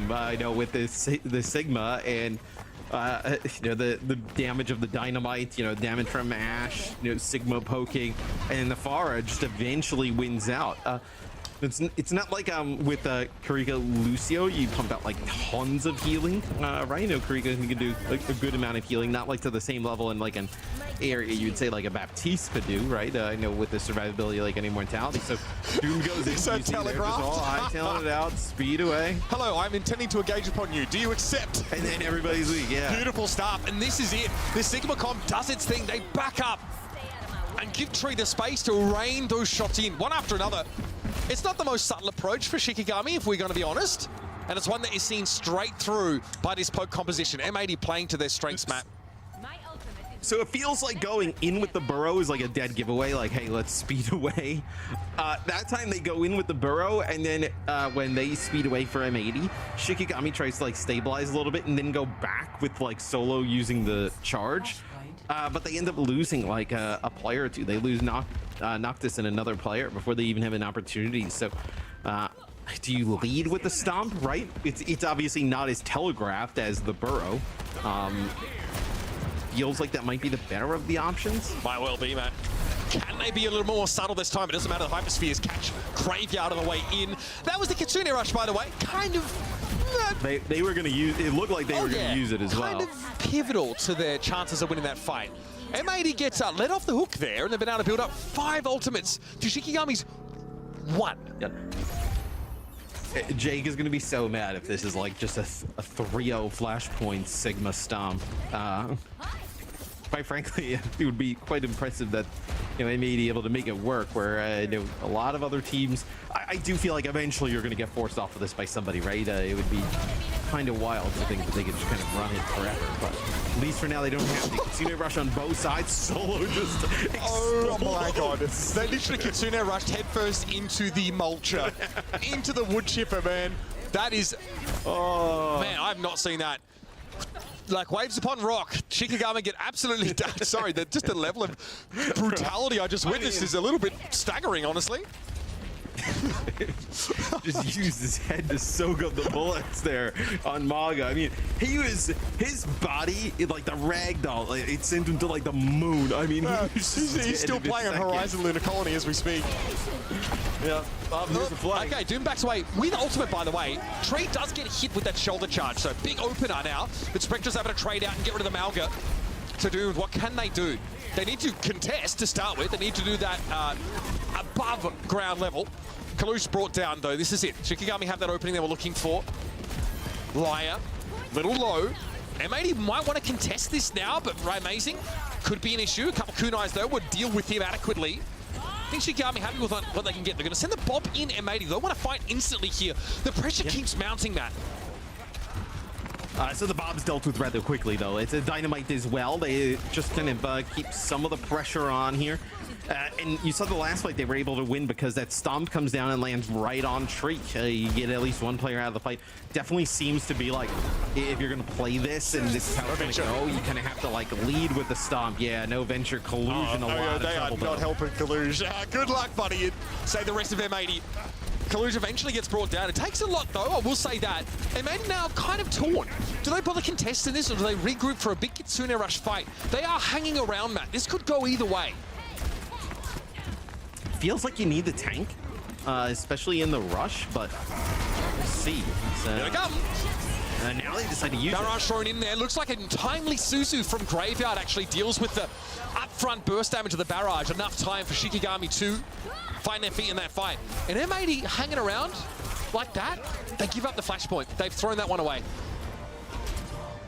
Well, this is where you shouldn't be able to kind of like push in and be the aggressive team with like the Sigma base composition. Like that's where you should have the advantage if you're the Maga base comp, right? Taking the fights early, right? Not just kind of getting stuck out in the point. We kind of laugh, when we saw Solo just kind of like his body just like explode. But like that's kind of how they have to play this, right? They kind of have to get behind enemy lines and make plays, or else like they're just eventually going to die to the poke. All right, Doom backs away. Sees all he needed to, apparently. M80 now with that Sigma comp have to be the aggressors. What a good start. Amazing's down and still a sound barrier will be committed by Shikigami. Oh man, these lamps don't miss. My goodness. Kalush kept alive there, but the Flux doesn't really find the mark. There's no follow-up on it as Kalush had to play safe. Kinetic Grass gives him 1 billion health. God, imagine if he hadn't used that ability. He would have been long dead. His ancestors would have passed away by that point. M80 though, get it done. Timely cooldown usage. Man, these defensive cooldowns have been perfect. Yeah, the supports have played really well today for M80, and right there, like you mentioned with Kalush's Kinetic Grasp, but the guy saw his health go up to like 1780 or something like that. Yeah, like just about 1800. I mean, just a lot of damage soaked up there with that Kinetic Grasp. So let's see if Doom can get like a flank angle. Been constantly doing this on the Venture. Been able to pick up a few kills every single time. Nothing in terms of support ults on the other side. Takes a little bit of an off angle here. Kalush has to back up here. Immortality Field got picked off by that Venture ultimate. Here's another barrage that was from a very awkward angle. Still, assist credit for Spectre as Solo was brought down, and amazing straight after because Tree is untouched. Okay, I think they see the blue aura, realizing that someone's about to emerge from under their feet, and they're able to hop, skip, and jump away from it. Now bringing Dooms down. This Ashe play is sublime. M80 on track to take this point. He makes it look so casual. It's not. Tree. It's so hard to do nailing these shots. I mean, the game, like when we're watching it, is obviously, you know, it looks like way slower than it's actually kind of like happening, so to speak. That is an insane amount of pressure he is under there, and just kind of flicking from head to head. You know, crazy stuff there. So M80 puts themselves one flashpoint away from taking the series here against Shikigami, and looks like they end up making it there first. Already M80 set up for this. Cage fight available here for Solo. Might be enough just to catch Collusion. That's actually what gave Shikigami their first flashpoint. A catch on Collusion, and they just held off as M80 stayed as 4 for 2 consecutive fights. Spectre living dangerously here on the causeway above Vents. Tree getting the happy little ticks. Should give away there's plenty of people grouped up ready to take this push. Good cage fight. That really is what was Solo needed to keep himself alive. And there's no way Collusion's getting out of that. It's an instant fight loss, and the flux, well, it never fluxed. Yeah, no, I mean, there's nothing really you can do, right? The cage fight with the blade in the mix, I mean, they have no support ultimates, nothing to kind of save them. So Kaluj, I'm sure he's a warm welcome back to Overwatch. They're getting just cage fight bladed. So now tries to work their way back in. You'll have a Bob here. The Maga does, like in the last time we saw them use the Bob, I mean, she gets rid of it really fast as Tree takes some damage. Maybe just try and get the Bob there up towards that high ground, you know, force them down low. That's actually Spectre with some damage taken out Graveyard. That's just random. Just rockets in from long range. Spectre, consistent pressure being applied here. Doom just popped up, so they're vulnerable, and Tree takes full advantage. Has to give up his life for it here, but it's a numbers advantage for M80. They want to finish the map and series here. This is how they do it. Yeah, it's almost a little bit kind of, oh, nice, direct there towards the end. It's almost a little bit of like how you would used to play Pharah, right? Where they kind of like want to play, you know, he doesn't really have to play up in the sky, can play at range, just kind of poking, putting down damage, right? Trees putting down some damage, you know, with shots and dynamite. And just, you know, really just making them use all of their resources and then just kind of like drain them out over time. Kitsune Rush here on the high ground available for Shikigami. Could be just walking into like Ant Matrix, you shoot rockets on through it, but I mean, Doom just takes a liar. I hope you like ultimates, folks, because we've got all of them here. Liar died with Beat, though, so that's one that's going to be conspicuously absent from this fight, and it shows. Bob, though, able to find Noctis here. M80 might have some step to this fight. Dune's forced down. Yeah, the Bob was they haven't catch yet. The Bob was in position to shoot through the Ant Matrix. They haven't catch yet. So picks up Graveyard in trouble. Can't get away. No one to swift step to it. Didn't have the cooldown available. M80 still in control of the point. This could be it. This could be the series here. Doom trying to stay alive. Got beat. Stall out if they can. Sound barrier now coming out for M80. This is massive. Shikigami got nothing left to do. Noctis, the last hope for them to be brought down. Amazing gets there in time and throws a blade in, but it's far too little. And you better believe it's awfully late. M80 getting the job down. New Junk City secured. Yes, M80 takes care of business. I think we all thought coming in they were the you know, clear favorite in this matchup, a completely different roster than Dallas. So a little bit of nerves kind of like in terms of how they would look, not really sure, but takes care of business here against Shikigami. A little bit of an odd step on IcyVolk, but other than that, how is our understanding of Sigma versus Malga evolving now after that map? Can we chalk it up to a bit of a skill difference between these teams, just a greater level of comfort from the Sigma composition, or is there legitimately something here? I'd want to see it against like you know, TSM, Energy Shock, like type of level team. Like let's see it, you know, again, because throughout pretty much, you know, from Dallas like on, it was like, oh, you can't run the Sigma against the Malga, you can't do that, you can't do this, right? And like right there, they're able to kind of make that composition work in a spot that I think a lot of people would probably believe you can't. So I'd love to see it. Like, I know what they would play the winner of Shocked Timeless. So I'd love to see if they try and do the same type of thing against them. That would be quite fascinating. Good to see it play out, though. The Sigma composition with Kaluge at the helm pays off for M80. And even though they're mostly a new-look team, they've been able to make it now to that next round of our top 8 here at the Esports World Cup qualifiers. Let's head to the desk and break down the match that was, including a very interesting IcyVolk game and the Sigma comp finding success on New Junk City. Thank you so much, gentlemen. Yeah, let's break it down. Once again, heading into the map, we're seeing that Sigma. You said it's Jover, but it was not. It was Jover, just the other way around. You know, I do think it's interesting. M80 is like going full commit on the Sigma. The Ashe Pharah is a variation of the Sigma comp that we just haven't seen at all. So they're full committing on maximum punishment of this grouped up Mauga comp. You're gonna stack up, well, we're gonna dynamite you, we're gonna bounce you around with the Pharah, we've got tons of damage output. And so far it works out for them. I do feel like it'd be interesting to see, you know, one of the best teams in the world play a super fast style into this. Maybe with some other DPS swaps, they could make it work. But I mean, I think in this tournament, M80 is playing to their strengths, their comfort, which could be smart as for what they're fundamentally a new team, right? They're bringing in together, you know, a lot of new players on the roster. Maybe it's good just play something simple, comfortable. Don't try and force a super team play heavy mirror match that isn't really your strengths as a team. Johnny, I want to pass along the question that Mitch posted at the very end of the cast there.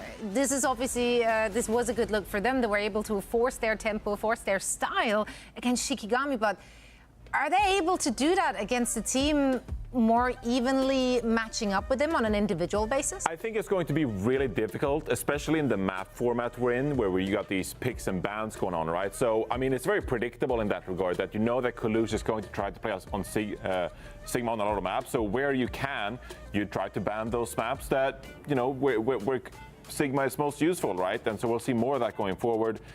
Tree player of the match after an impressive Ashe performance, of course. I'm just so happy that Ashe is back in the mix. It's personally one of my favorite heroes to watch.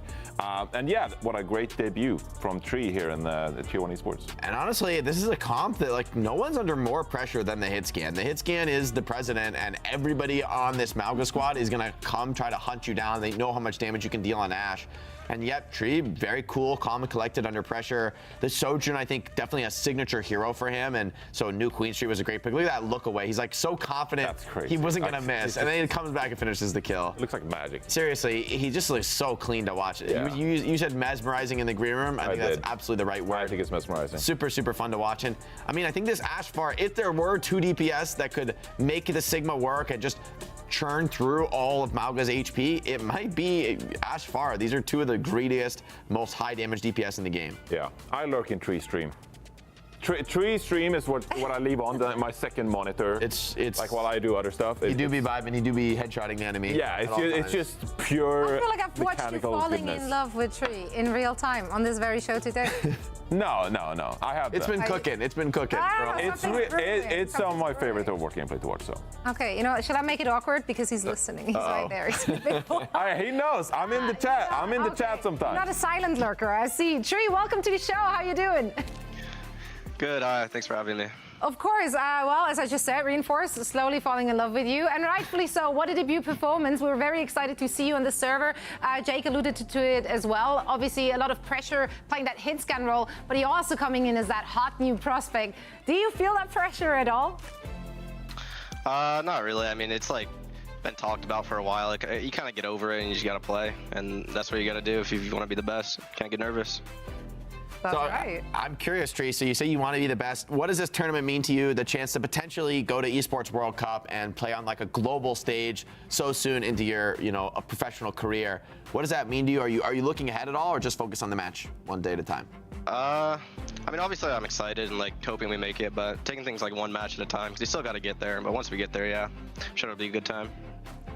I'm curious, you know, you were a bit of a free agent, I guess, before you eventually joined M80. How did you kind of decide to join M80? How did you decide that this was the team for you? Well, you know Gator, the way he is, like always messaging people, you know, that guy's been in my DM since day one, just working me, you know. So I've kind of known I was going to join M80 for a good bit. Obviously, once like the news of like Happy retiring, shout out my boy. But yeah, so I kind of knew, but here we are. Here we are indeed. All right, before I let you go, since we haven't gotten the opportunity to talk to you, give us a fun Tree fact. What should we know about you? A fun fact. Fun fact. I mean, I started doing collegiate at 15 with Maryville. That's like my go-to for fun facts, but yeah. I mean, it's not as much fun Literally as it is a very prodigy. impressive. Actually, Yeah. an infant. I can't believe it. Well, and it's unfolding before our very eyes. Tree, thank you so much for joining. Best of luck to you and the squad in your next match. Thank you guys. Take care. Thank you, Tree. That was Tree. M80 taking a dub in a very, very entertaining fashion, playing their own style. So I love to see that. We're a little worried heading into the day that it's just going to be Maga here, Maga there. But no, not Kalush. I've been saying, by the way, a lot of people going into this weekend, they were just like, oh, M80, they got 3 new players, you know, they haven't practiced too much. Spectra, I think, came into the country this past week. And I was just like, no, like, you gotta believe, they're still in the mix. They're still in the mix with very good chances of making it. So, you know, they could be a team to watch out for. I mean, let's take a look at the bracket to see their. You kind of like don't like that I'm hyping up M80, No, like that I'm gassing them up. I am. They're seriously good. I'm a fan. They are seriously good. I think we saw their potential today. The only question, I guess, is the comps, but that could also be an advantage, right? If M80 is right and this Ashe Pharah variant of the Sigma style, if that would combine with Ultraviolet's flexibility, whether the Kiri or the BAP, depending on the map, for me, this could potentially be an Achilles heel of some of these teams that might be coming into this meta. You watch Dallas, okay, we're just going to prep Mauga. And maybe there is actually a strategic answer in this Sigma variant that wasn't shown at Dallas. No one had tried that particular version. Yeah, I mean, if you're looking over at M80. like the last stage in the OWCS, like SSG, right? Like they played their own style, and that forced other teams to at least have something else prepared because they had to deal with it. Like they couldn't just ignore it. Now, after this performance from M80, I don't think the opposition can ignore that there maybe is something to that Sigma comp. Now, however, Shikigami, Citrus Nation, and Luminosity Gaming are finding themselves in the lower bracket here in the NA region. One more team will be joining them, and then it is all for everything because they will be fighting for their lives in our double elimination bracket. All of that is taking place over the next 2 weeks. So much action yet to come. I'm excited. Are you guys excited? I mean, I think we've seen a lot of great stuff. I want to see more. EU, we got to let them cook. We got to let the top teams match up later in the tournament. But NA already looks incredibly competitive. We talked about how there's so many teams vying for a small number of spots. It's an extremely close race in North America. I mean, literally tomorrow, we got NRG Shock taking on against Timeless. Like, that'll be a great matchup. So formerly FMCL. Formerly FMCL, yeah. Well, I went, you know, the Timeless, but yeah. But I'm just excited because North American region, like they're so competitive. You know, they're all very close in terms of skill. So that means great matches for us. It means a great viewing experience, a lot of entertainment. Speaking of entertainment, I got just the thing for you. Let's take a look at our $1 million plays from the NA region to wrap it The one Reinhardt highlight, Zoe. Let's go. Look at this chart as he dies. For you. But he got someone off the map. That's right. Good trade, I think. Yeah. I got my one. I got my one. Was it trade? MTD. I got my one. Where are you guys at? I got my one. That is crazy. That's the spirit. Yeah. It was not the most inspiring Reinhardt game. This was inspiring. Oh my goodness gracious. That's a moment where you just get 5-man data and you're like, reset. It is Jover for them. You know, it's a good. This is the that's Anna's dream right there. You know, it's a good highlight when Mitch on the cast go, "Oh my!" Seriously. Is that what he said? That's his go-to in like verbatim. Yeah.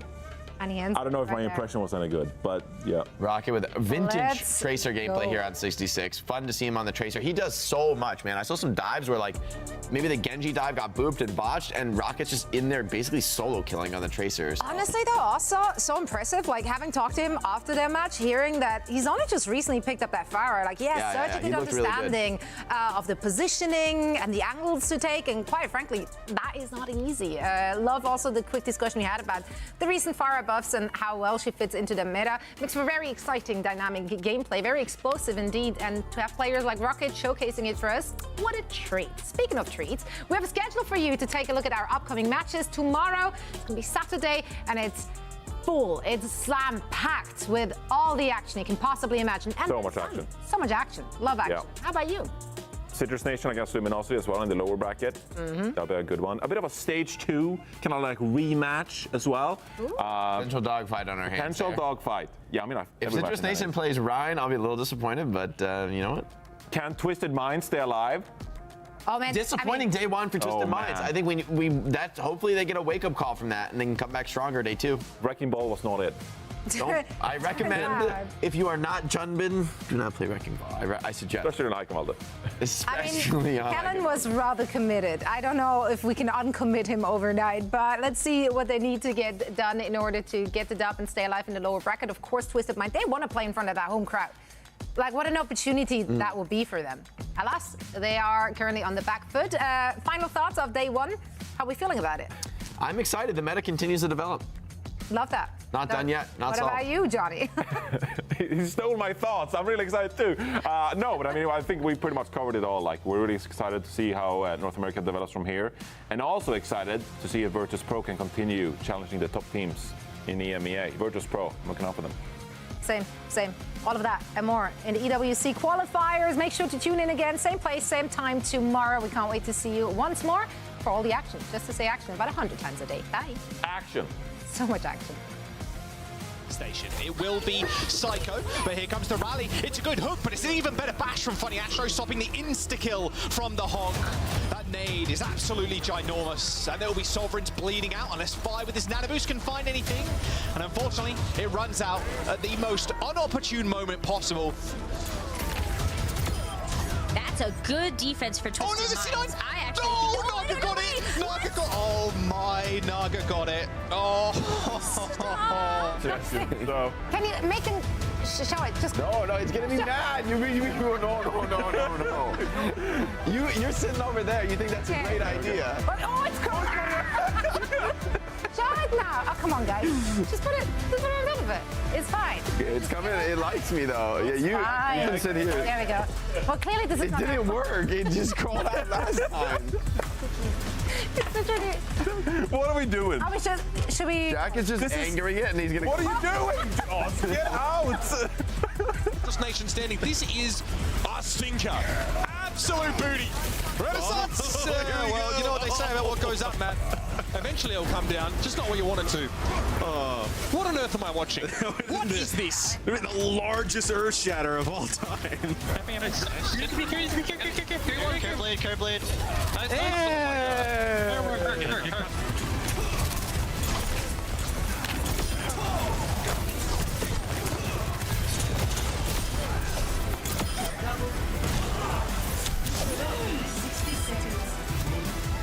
Either way, it's Shikigami on the front foot now, threatening a cap of this objective. Doom very, very low, and Tree's able to turn around and find them. The overclock also getting rid of the opposite number. Sojourn off the field, and Tree is dominant. That is filth. Yeah, you guys can go like this, like. Oh, okay, yeah, okay, I like that. Right, instead of touching him, like. Yeah, it's just hard. We'll do that, yeah. It's hard with peripheral vision. Like, I can't. Yeah, we'll just. There you go. Because we're gonna be like. Can't find do each it, other. do it. No, we'll be fine. It'll be fine. You're saying that, but It'll be fine. We'll just do it. We'll just do it live.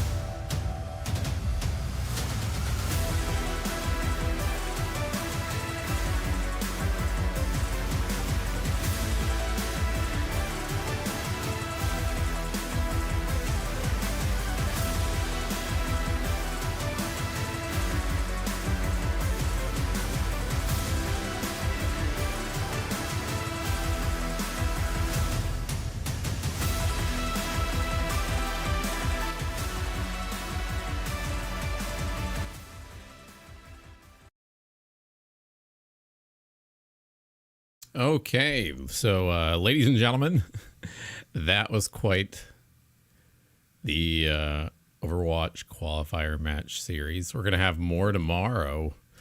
I'll try and see if I can be live for the next mini set of matches that I'll be hopefully watching on stream again, but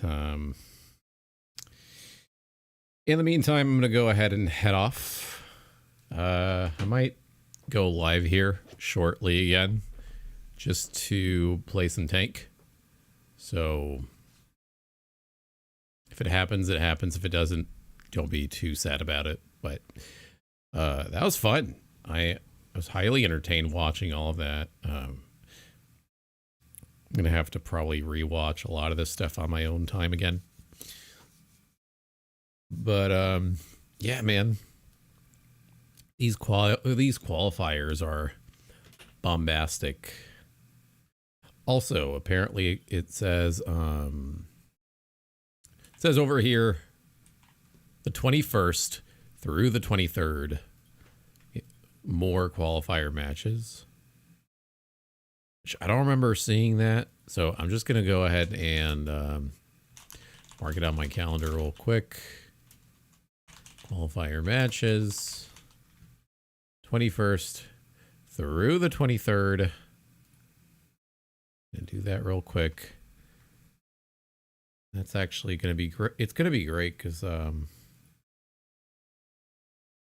don't really work on those days.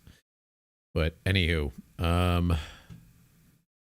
14th through the 16th, right? So we have more Esports World Cup matches. All right. Okay, perfect. All right. So, yeah, I'll see you guys a little later tonight or tomorrow and tomorrow. So thank you for hanging out, for tuning in. Be back in a bit or tomorrow, whichever. See you soon. Peace.